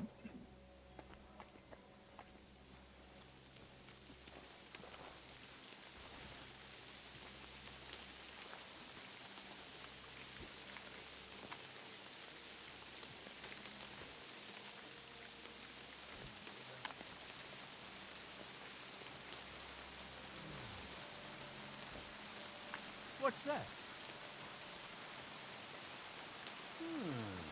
Shit. I must be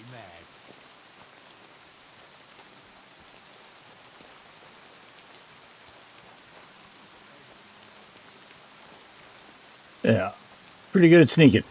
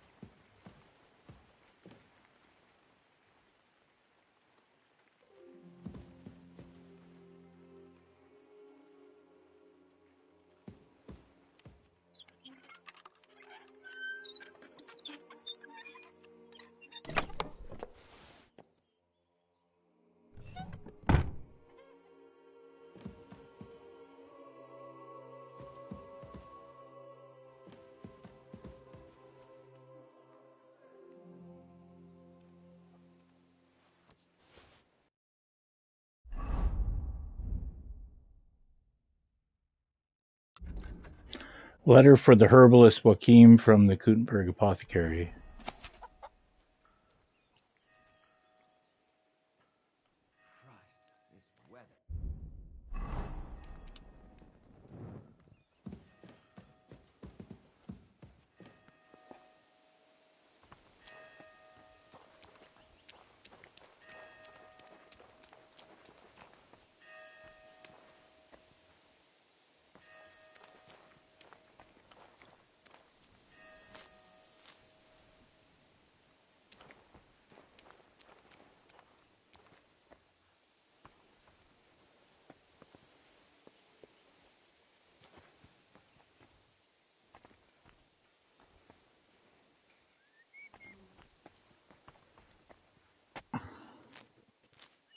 Ow!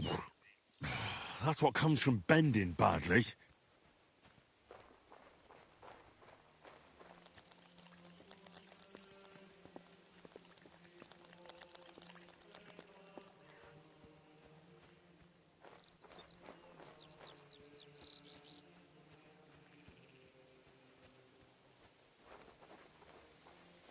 I haven't hurt my back in a while.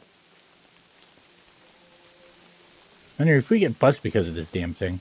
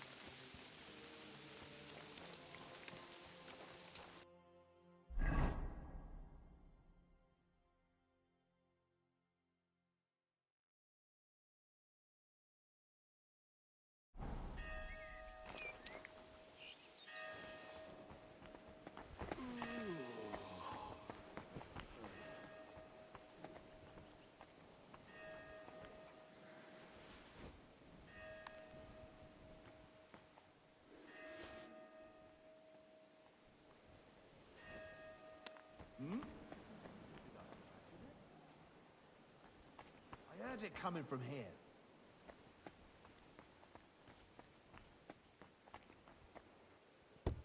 Fuck it.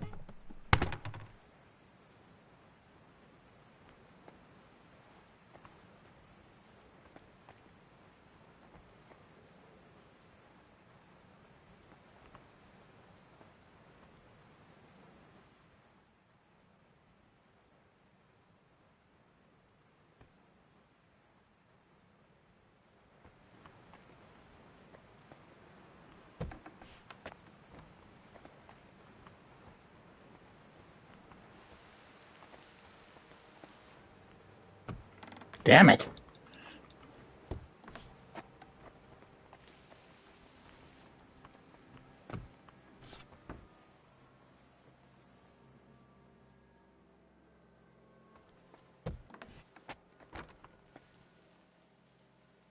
Did he see me?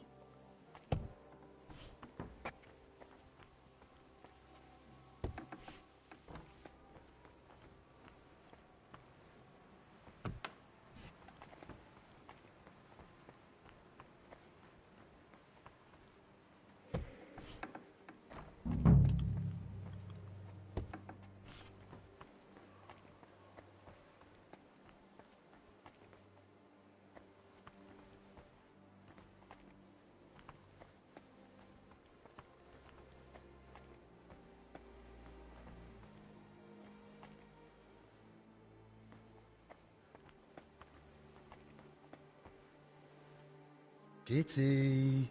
Kitty!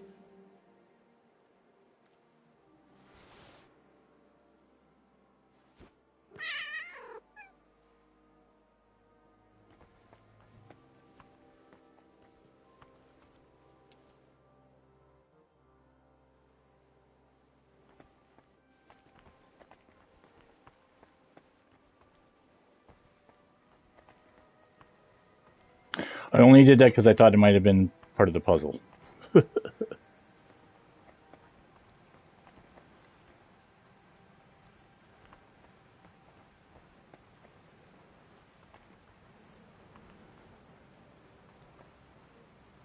Oh. Please leave. Did you not hear the abbot's orders? Forgive the intrusion, Brother Librarian. An apology will not spare us this dreadful illness, but obeying the abbot's orders might. Haven't you heard them? I moved in here so I could continue my work and keep the mandated solitude. So leave me in its safe embrace and go away. I understand, but I've come on an urgent matter. And I'm urgently asking you to leave me be. I don't want to catch the illness and stand before the Lord. Not yet.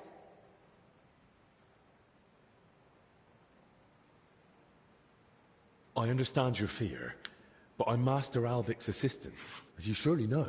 Then why aren't you at his side, tending to the poor souls already afflicted? I've done all I could.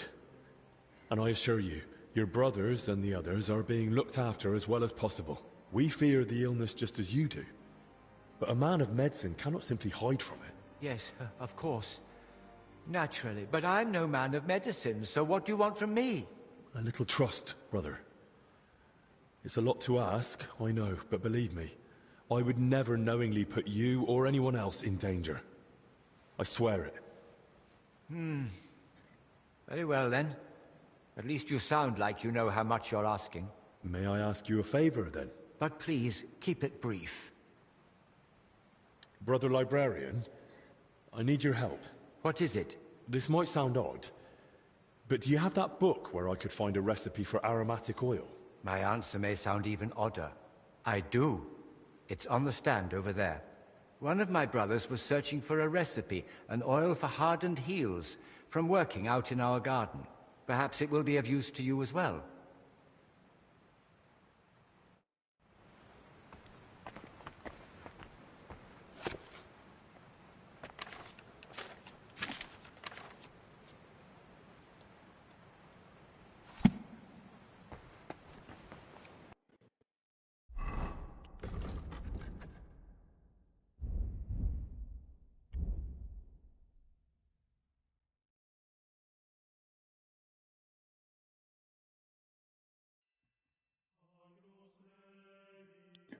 Chamomile and valerian.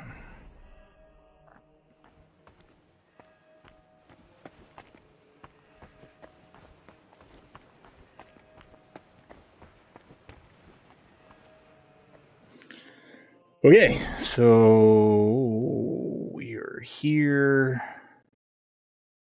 to speak to the Solaris. I don't think these rooms connect, do they? No. So I gotta go out in the hallway.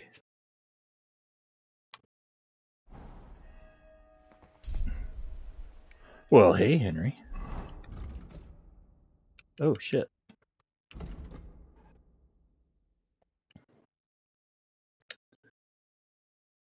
Oh, yeah, these are all selling.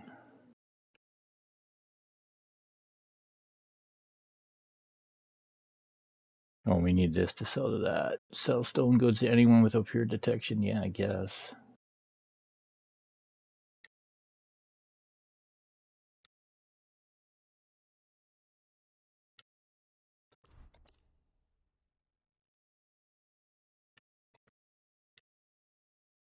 Well, besides our bad back, bashfulness, hangriness, heavy-footedness, or menacingness, being an idiot, picky eater, punchable face, sleepwalking, and we stink.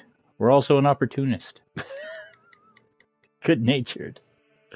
We're a warmonger.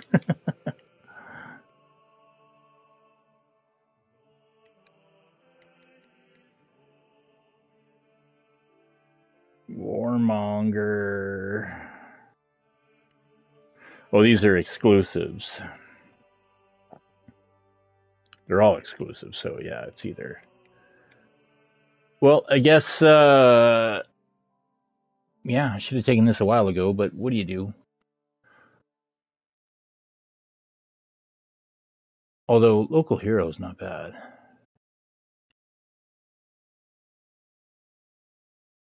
Yeah. Yeah.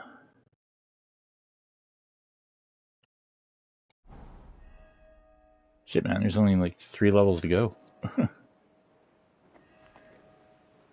Well.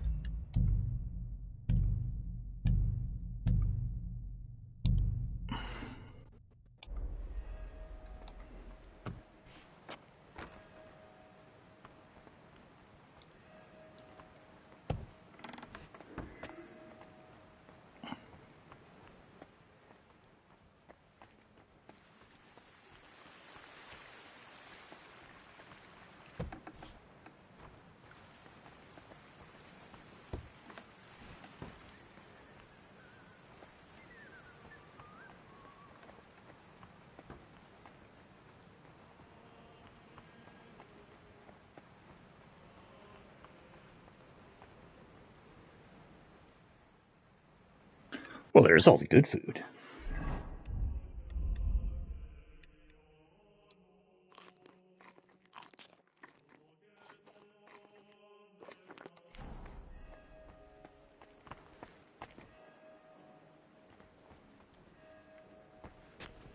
What do you want? I hear you and Dinesh are having a bit of a dispute over food supplies dang. for the infirmary. I should be wearing my good clothes. Dispute? Is that what he told you? Well, not in those words exactly. I really would like to help, but you must understand that I can't. No one knows how long the monastery will stay closed. The whole convent has to live off the supplies, and if we are to endure, we all have to tighten our belts. And what about the abbot?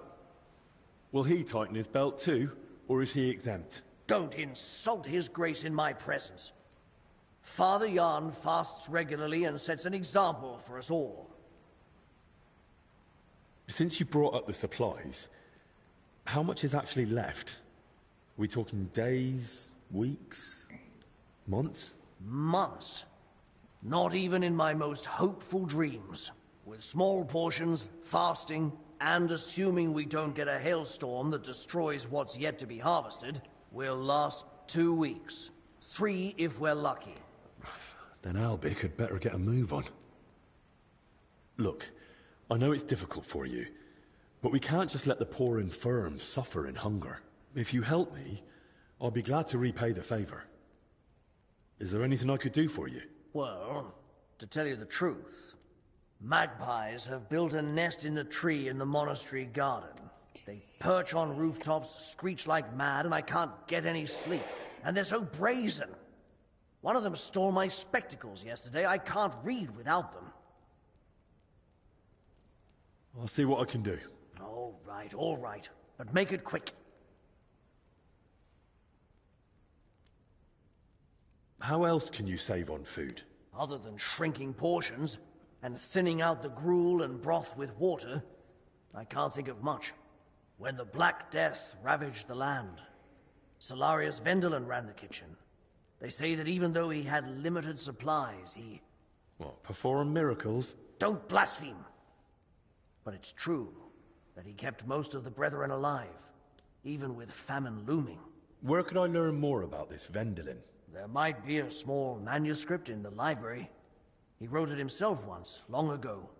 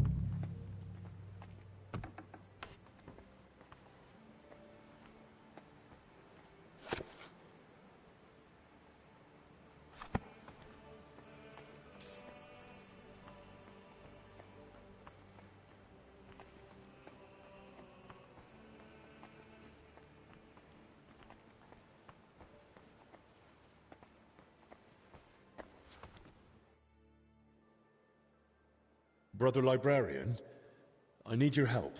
What is it? I found a recipe for an aromatic oil. Do you know where I could get the ingredients for it? Oils are usually made of herbs. I reckon you should find everything you need for the most common recipes in Joachim's garden. Till we meet again.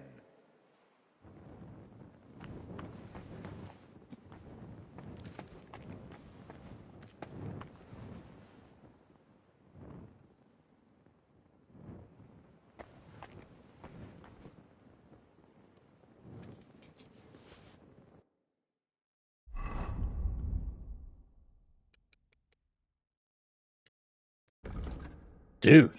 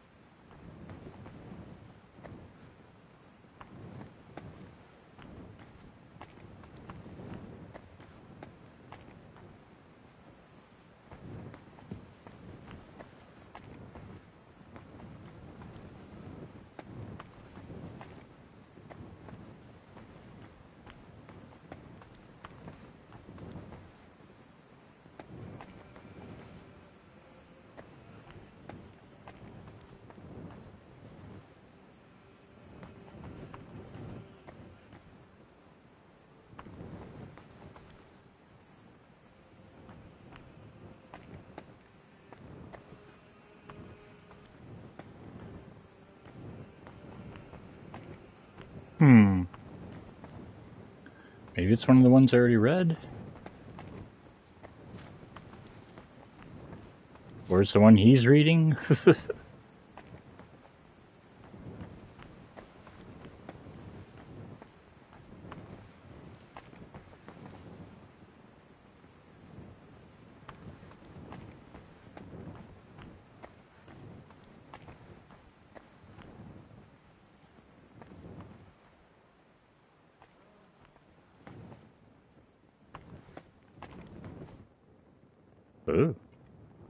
crayfish, the poor man's salmon, by Salarius Vendelin. Ah, this must be what Julian was talking about. It might come in handy. Seems Vendelin at least had a sense of humor.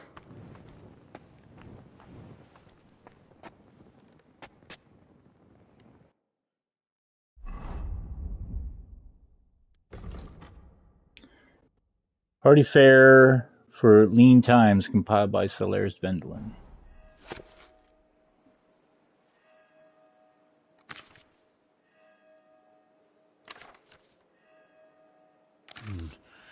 I suppose I should look by the pond or the hatcheries.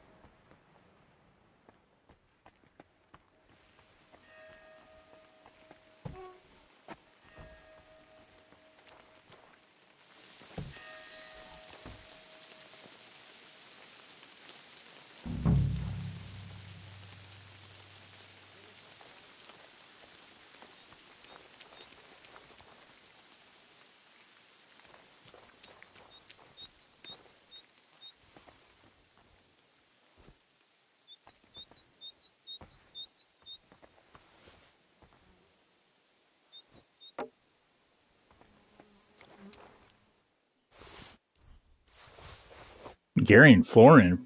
Prized gold coin used in the Kingdom of Hungary, generally considered stable and trustworthy and thus suitable for foreign trade.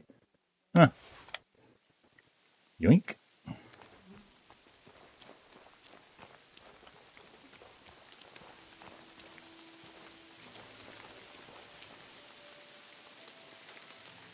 Oh God.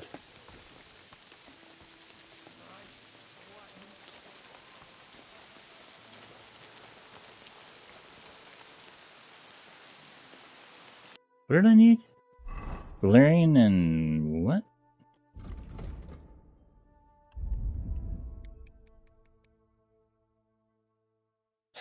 Sage.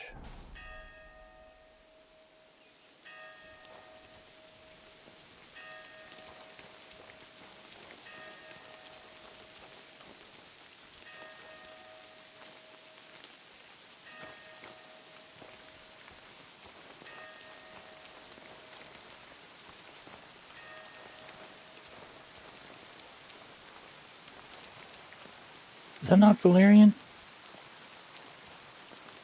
I suppose it's got to be like more white fluffy tail.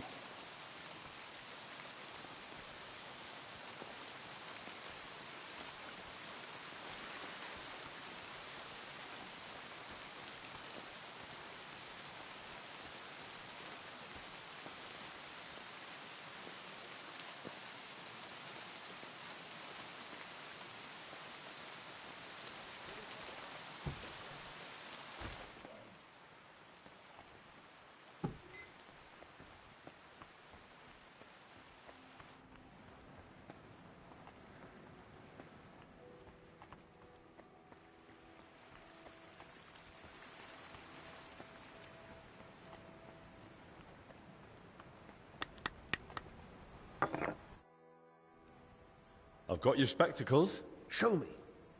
Are they all right? Don't worry, they're fine. Praise the Lord. Without them, I'd be like a mole. And what about our deal? As they say, quid pro quo. Don't come at me with Latin, lad. If you have the nerve to ask, just say what you want. You said you consider giving the infirmary a larger food share. Did I say that? Aye. In return for bringing back your spectacles from the magpie nest I had to knock down. So, are my spectacles the only thing you found in the nest? And there was more in there. Why? I realized I'm missing some other things, too. Those thieving pests are smarter than I thought.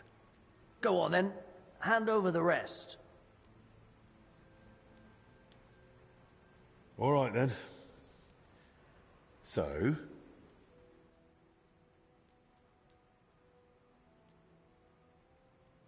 Here.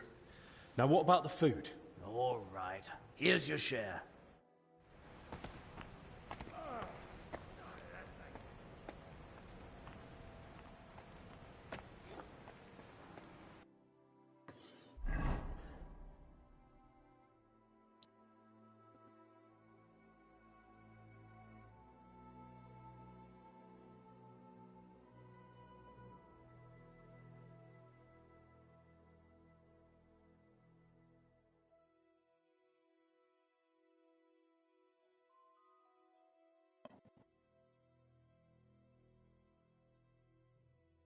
I can get out there.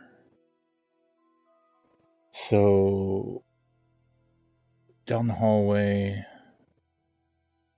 turn towards the library, but go down the hallway.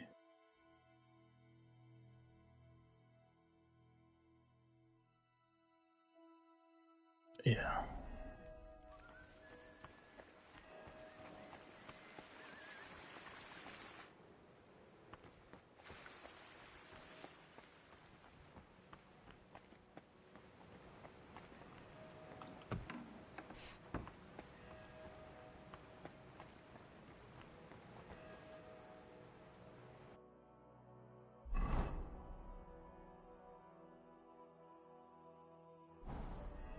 Well, that'll just lead downstairs.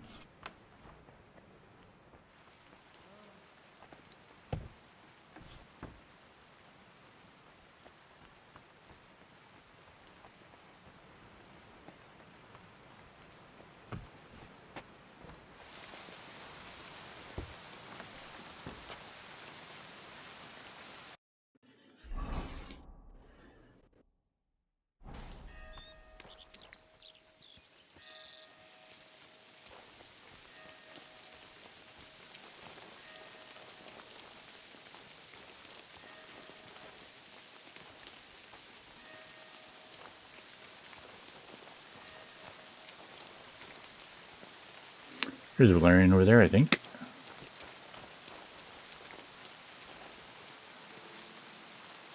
Oh, Christ! You really done my back in.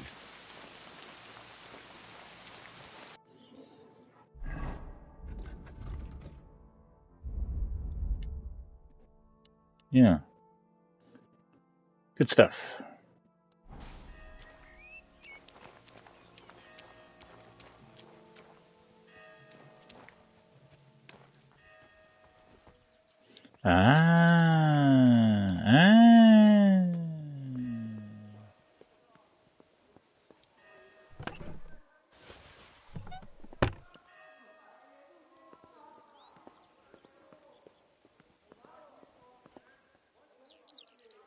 I want those apples.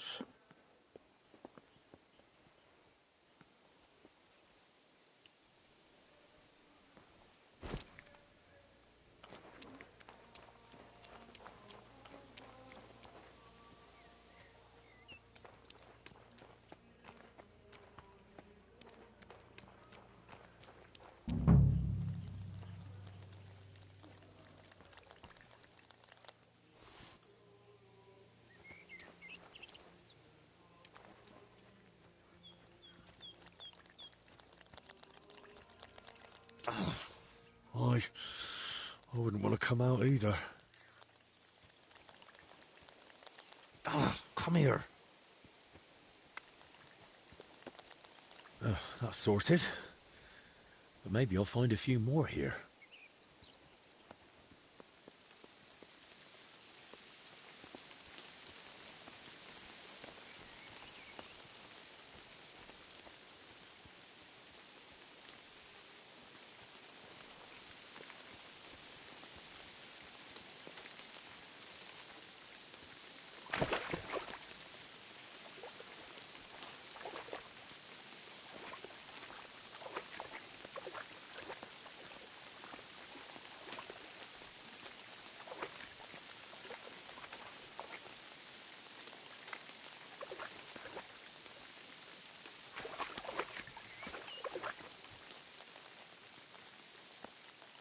Oh.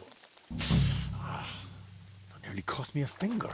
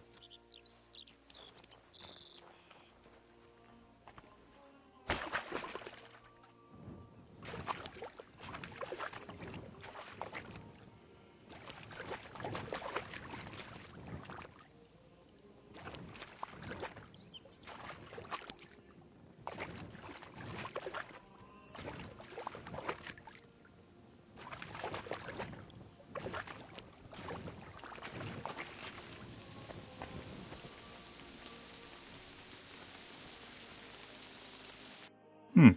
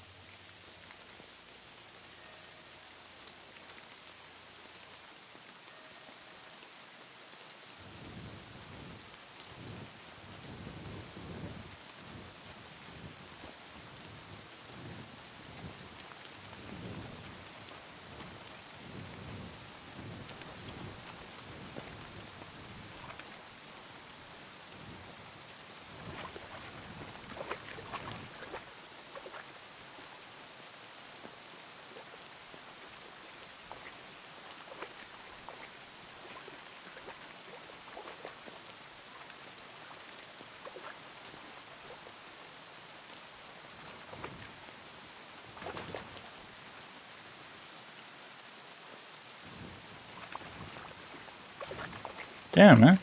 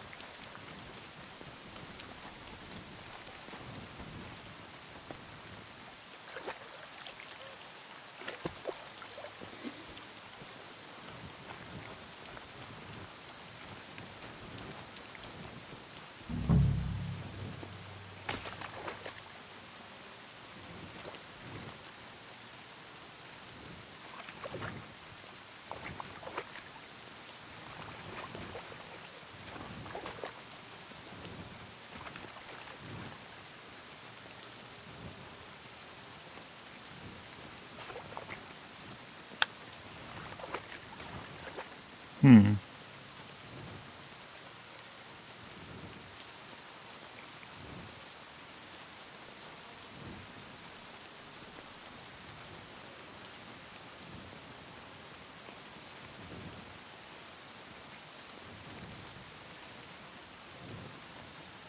Breakthrough AI inference speed is here. Large content.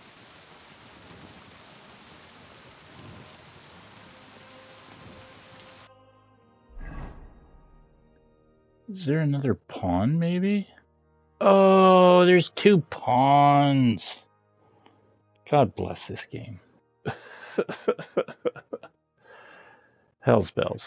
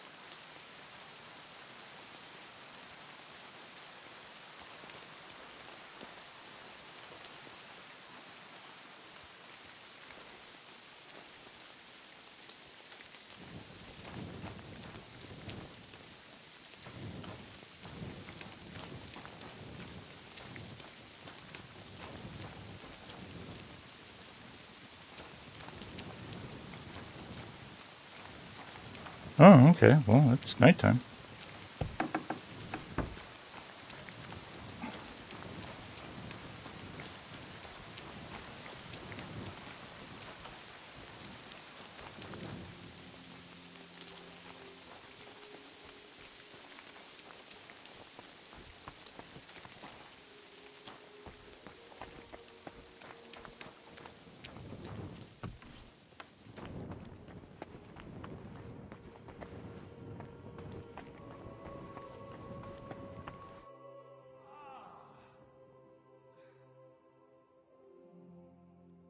I found this book in the scriptorium. Something tells me you might find it useful. What book? Let me see. It was written by the former Salarius, Vendelin. He saved the monastery from famine by cooking the local crayfish. When you don't have salmon, throw in a crayfish. Makes sense to me. That's just what Vendelin wrote. A well-prepared crayfish tastes better than most fish. I suppose it's better than starving to death. Anyway, thanks. I got more food for the infirmary. Should I ask how you managed it?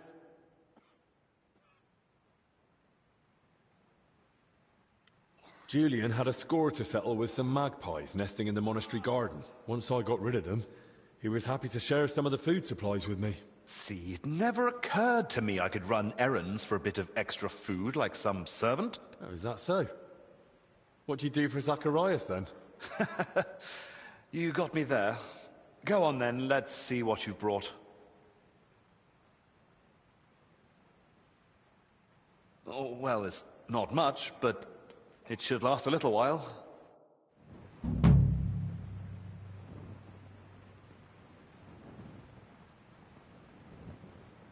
Does that mean it's done? I didn't do the crayfish thing? I didn't do the crayfish thing. God damn it.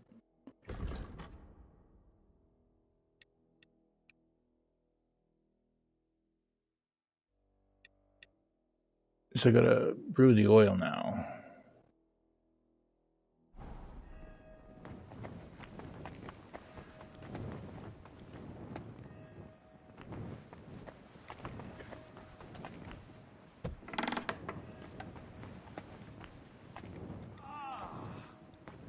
Good God.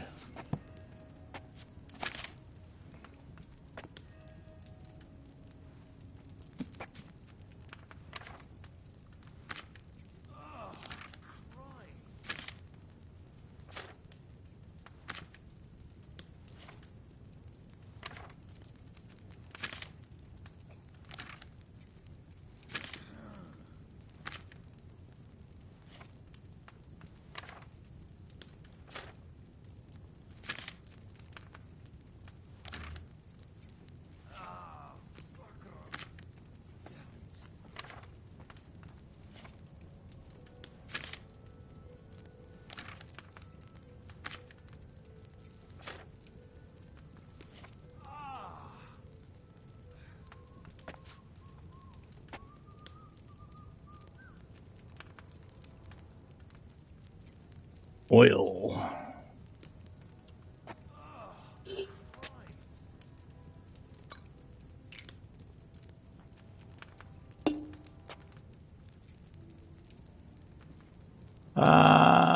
You need oil, 3 handfuls of chamomile, a handful of sage, a handful of valerian.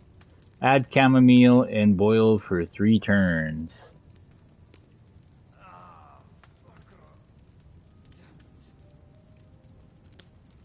3 handfuls of chamomile.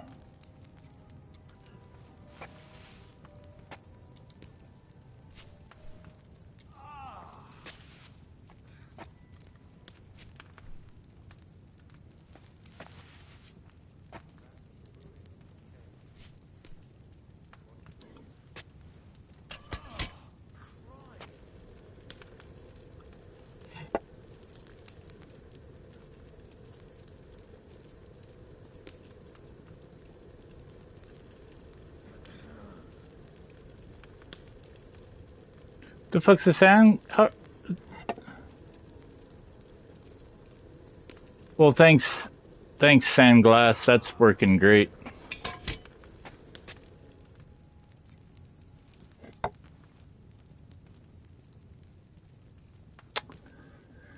Yeah. Okay. Well, grind the sage. Add the cauldron.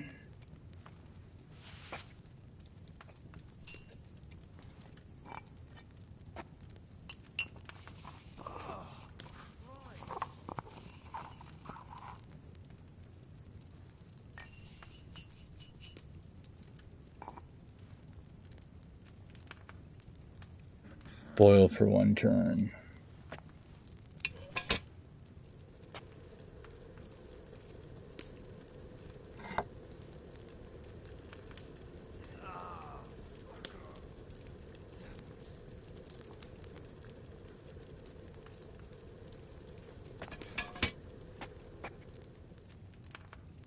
Grind the valerian. Add the cauldron.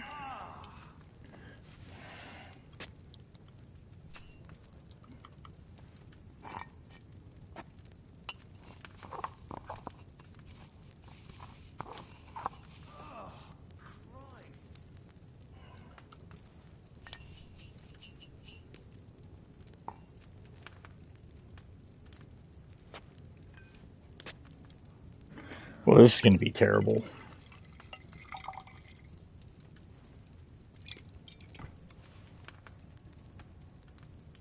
Ha! Shit. I've got everything I need to make the plague mask. Now, just to actually make it.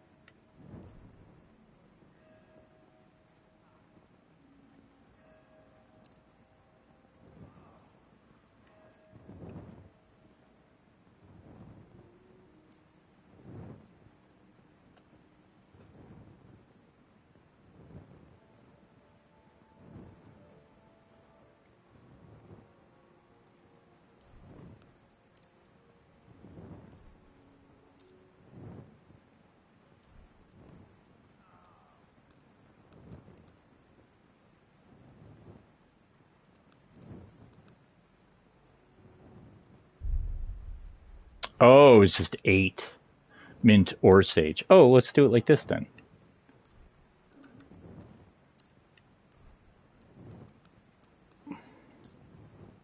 There.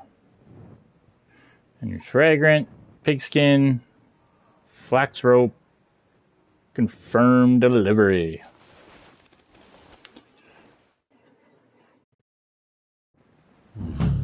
Hey! Better safe than sorry. You made yourself a plague mask. Well, let's check it out. Amour Plague Hood. Level 2. Boo. A closed hood with fragrant herbs hung around the neck, used for clearing the air of miasma. Well, it does. Does it replace? Oh.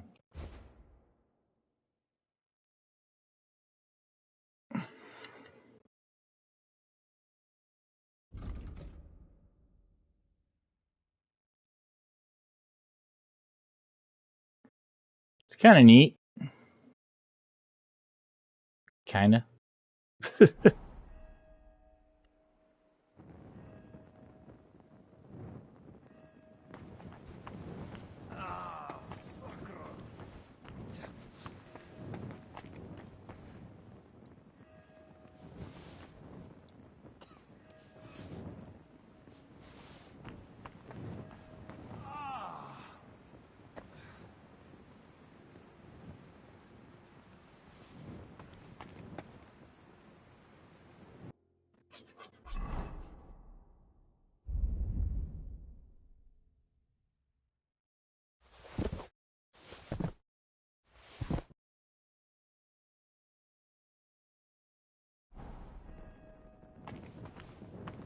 Oh, Christ! Dude, you suck. This could come in handy. Yeah, you can have those books. You go right ahead. Educate yourself. Mine. Yoink! You don't want any more? Just the one?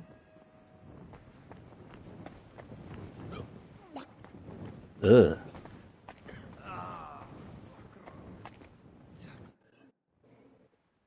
Can I ask you something else? Of course. Thanks. That'll be all. No problem. It's quite the mask. So now we gotta get underground. Yeah.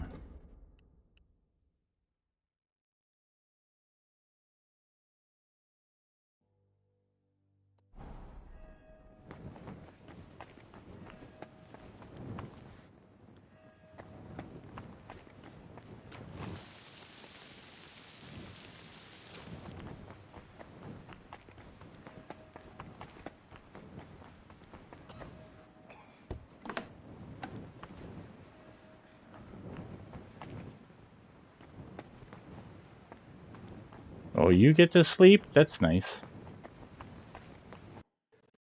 At least our energy isn't doing much. I don't know how our health is going down.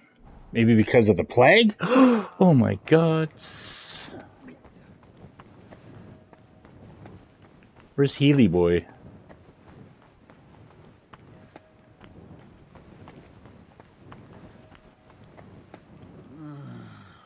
You won't freeze inside the chimney.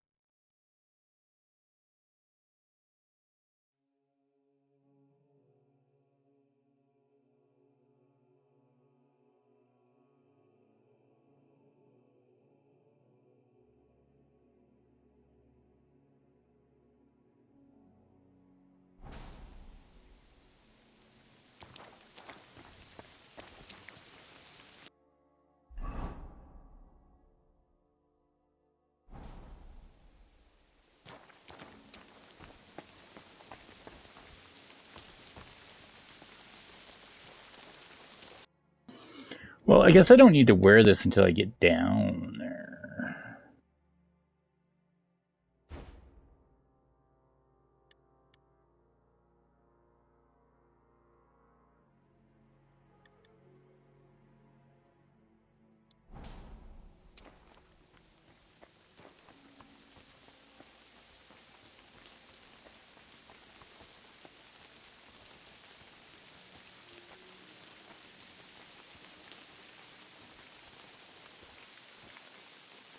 Huh?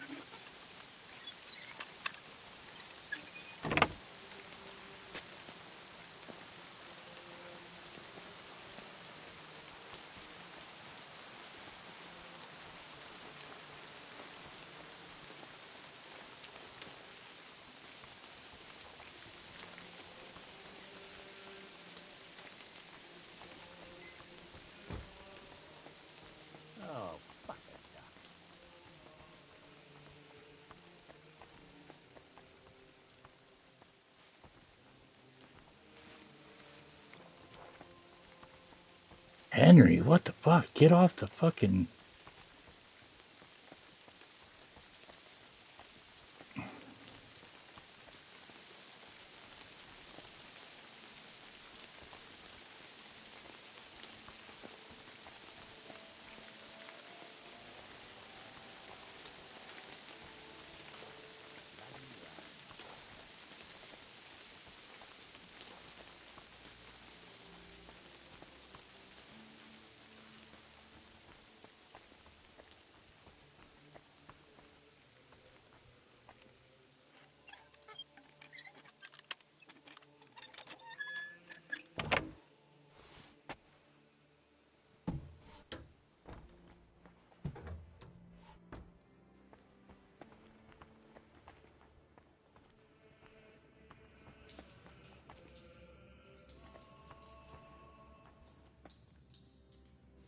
Whew, I got a break.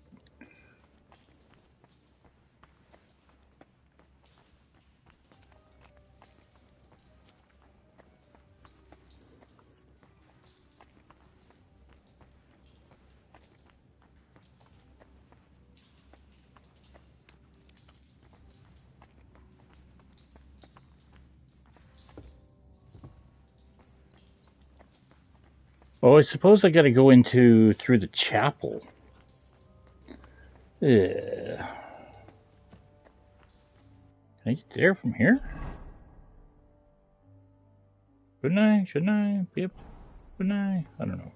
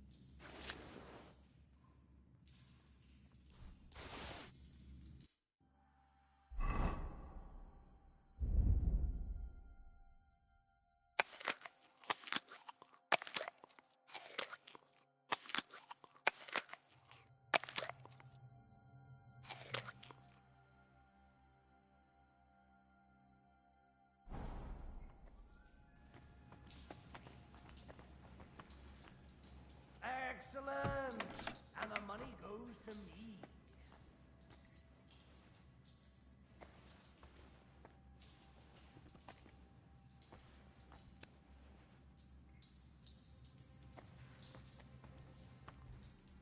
It can't be. Another...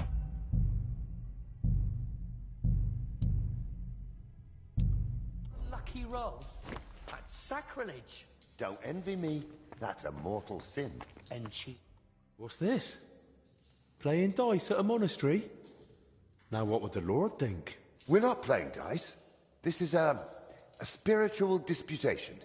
We're discussing sacred numbers. Lord, let this man have a short memory and forget what he's seen here. I can just see the abbot blessing this disputation, and God threw 3 wands and saw that it was good. The abbot only blessed fasting and above all silence. He fears illness just from anyone coughing in the choir. Please, brother. The abbot doesn't know about this, and he doesn't have to, does he? Besides, judging by the looks of you, brother, you seem like you're a playful soul yourself. What do you say? One more round before we, repent? Nah, I'll face penance either way, so it might as well be worth it. What's at stake? Nothing less than a consecrated die. This one? It doesn't even look square, let alone consecrated. Not this one. A different one. The real one. The blessed die that lands on 6, even if you kicked it into hell and the devil swallowed it and pooped it out. It's now or never, so let's make it now.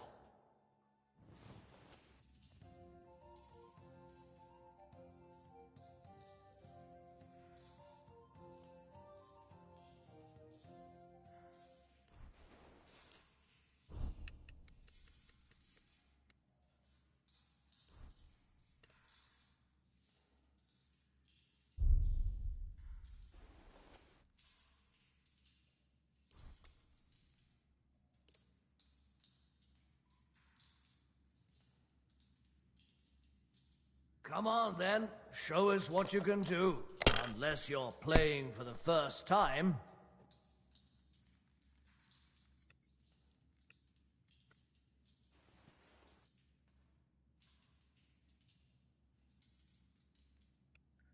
No 4.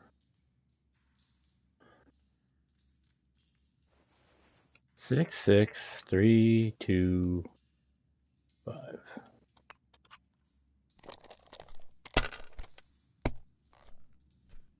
No great loss. What did you do to those it wasn't dice that good meant anyway. to betray you like that? Like this?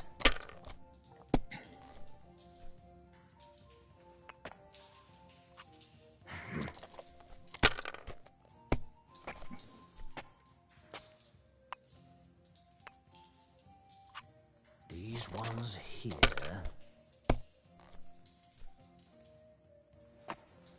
Wow.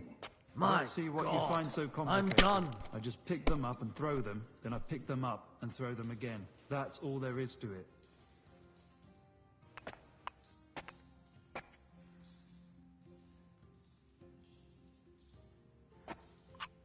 The Lord's breathing on your hands today, brother.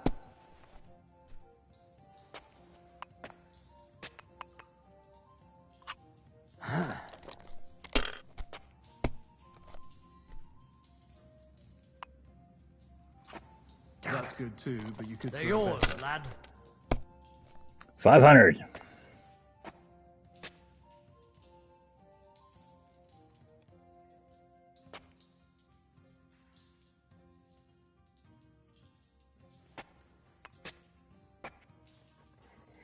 Yeah, that's 250.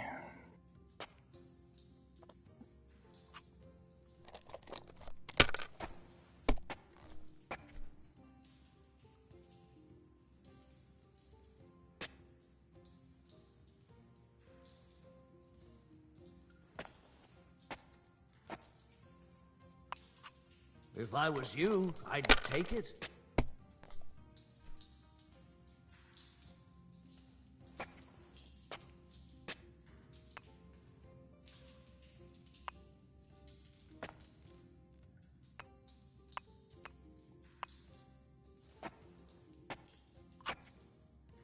Can't. Ha! I win. So, where's this famous blessed die of yours? Where is it? Now that's a good question. They say it lies where the sun doesn't shine, but grapes ripen nonetheless. Where the wood is firm, but hollow. The fourth one on the left. So, I have to find it myself? What kind of prize is that? A great one.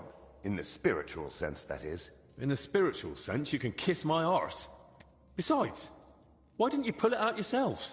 You see, we would have gone and picked it up, if only it wasn't possibly, maybe a little bit, cursed. It's what?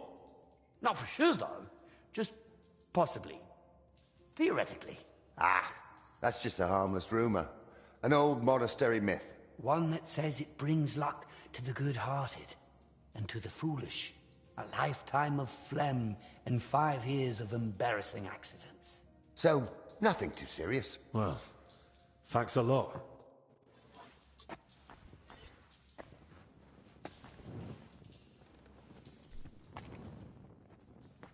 I hope... I forgot where I'm supposed to look for your blessed die. How did that famous riddle go again? Listen closely. It's said to lie where the sun doesn't shine, yet there still ripens the vine. Where the timber rests on hollow timber. And then it's the fourth one from the left. Now I remember why I forgot it.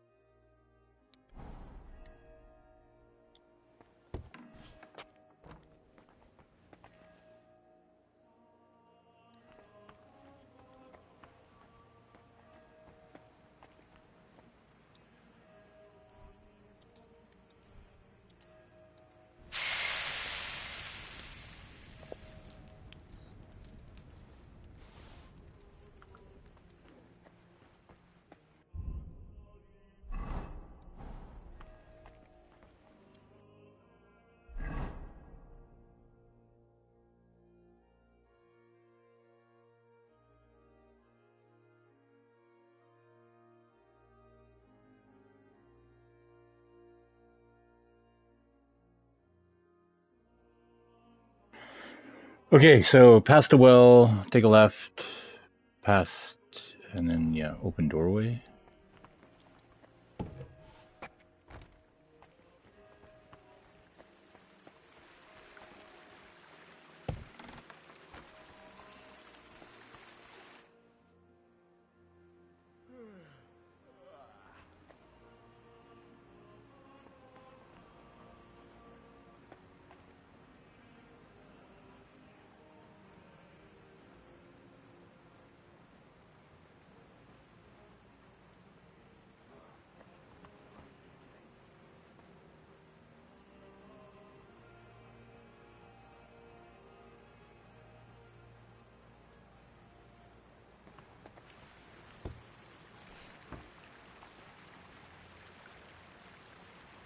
Pissing down again.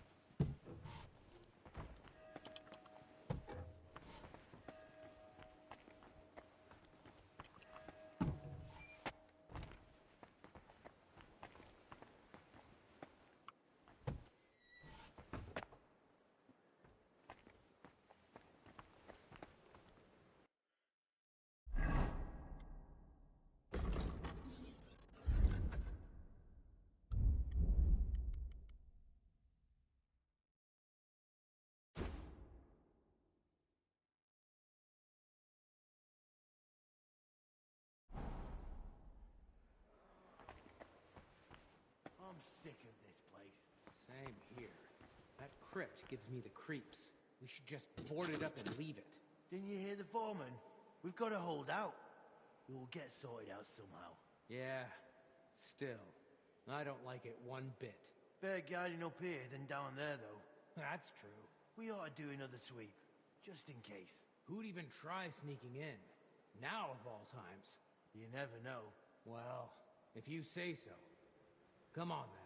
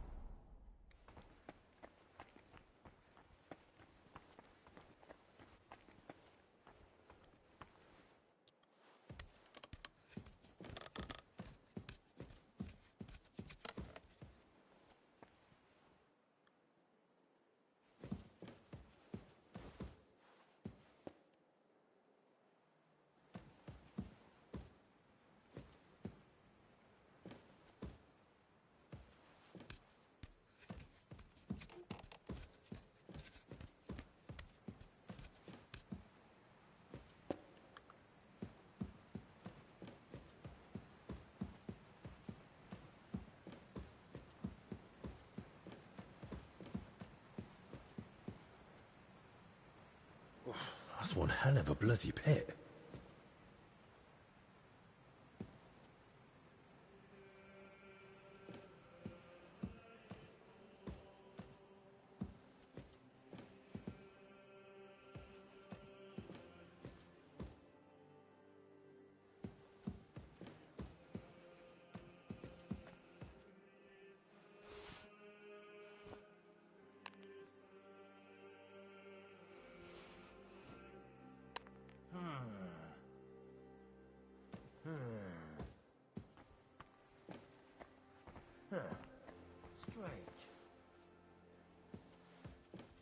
Never mind.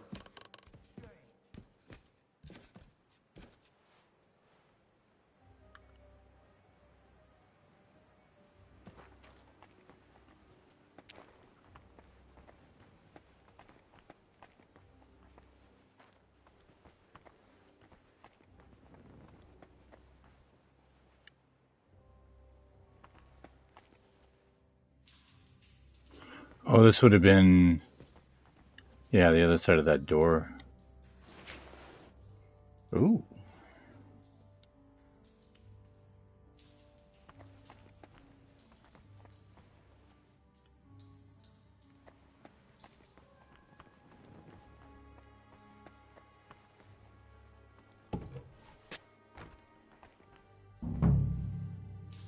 Well, at least it's not dark down here.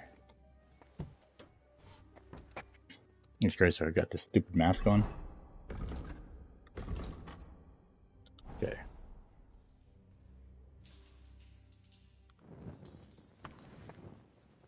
Ooh.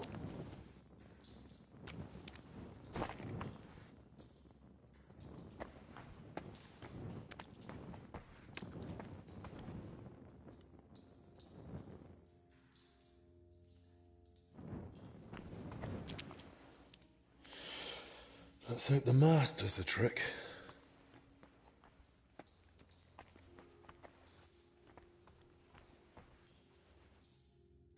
A map of the underground.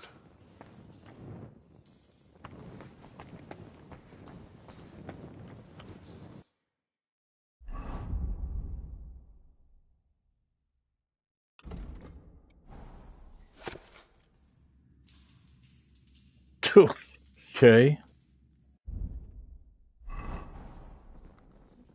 Thanks for the clarity that provides. They were robbing the graves.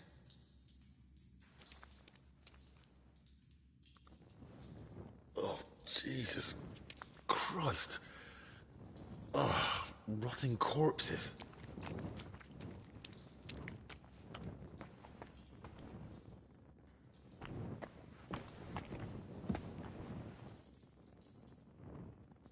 Hmm.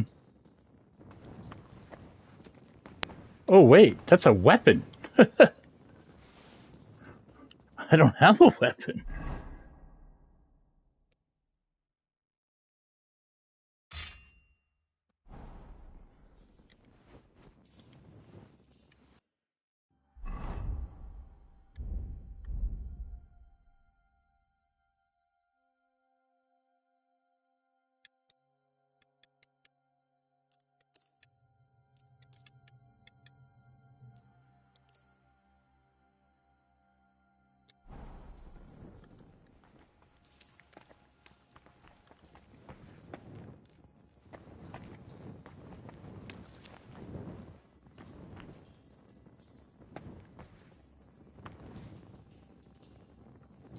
A drawing of some kind of cross. Hey? What's this? Oh, that's never good. It's never ever good.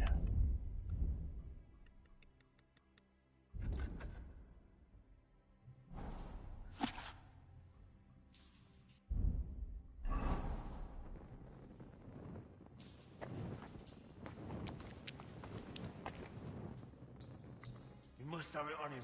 You must.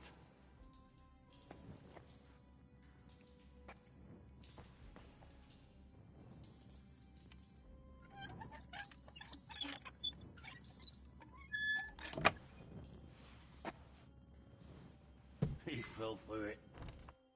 Hey, what the? You're the one who locked me in there. How did you get out? Why the fuck did you do that? Wait, you're the foreman, aren't you? Shut up. You found Bavo, didn't you? Hand it over. Calm down and drop the weapon, or I'll report you to the abbot. And how would you do that?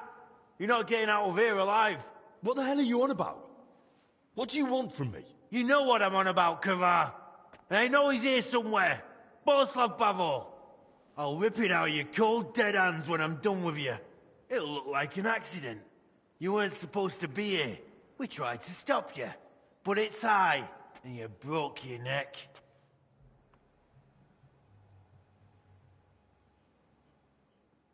I don't even know what you're talking about. Who's this Bavor, anyway? That doesn't matter anymore. Or anything else. Die! You're gonna die!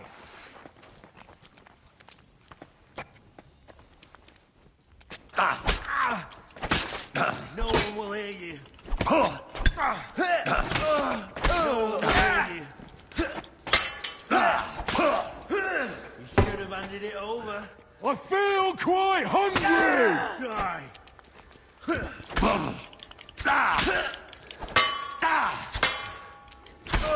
I need to get back to Albie.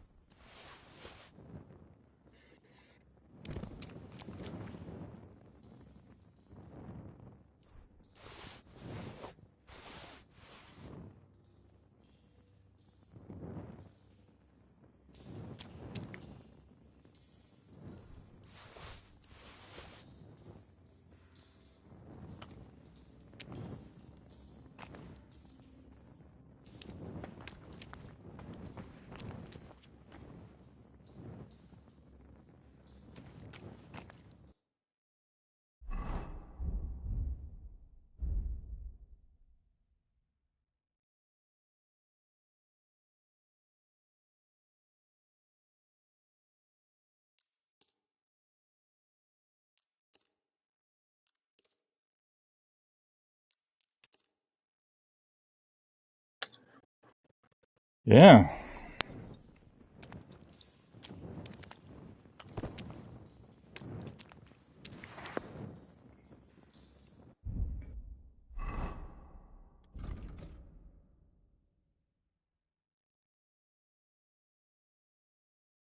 Well, with that, we'll actually shut it down here for tonight. We'll pick this up again tomorrow in the not too distant future, roughly around the same time. Thank you so much for checking out the stream. Truly appreciate your time. Thanks for the hang. Take care. Have fun. We'll do this again real soon.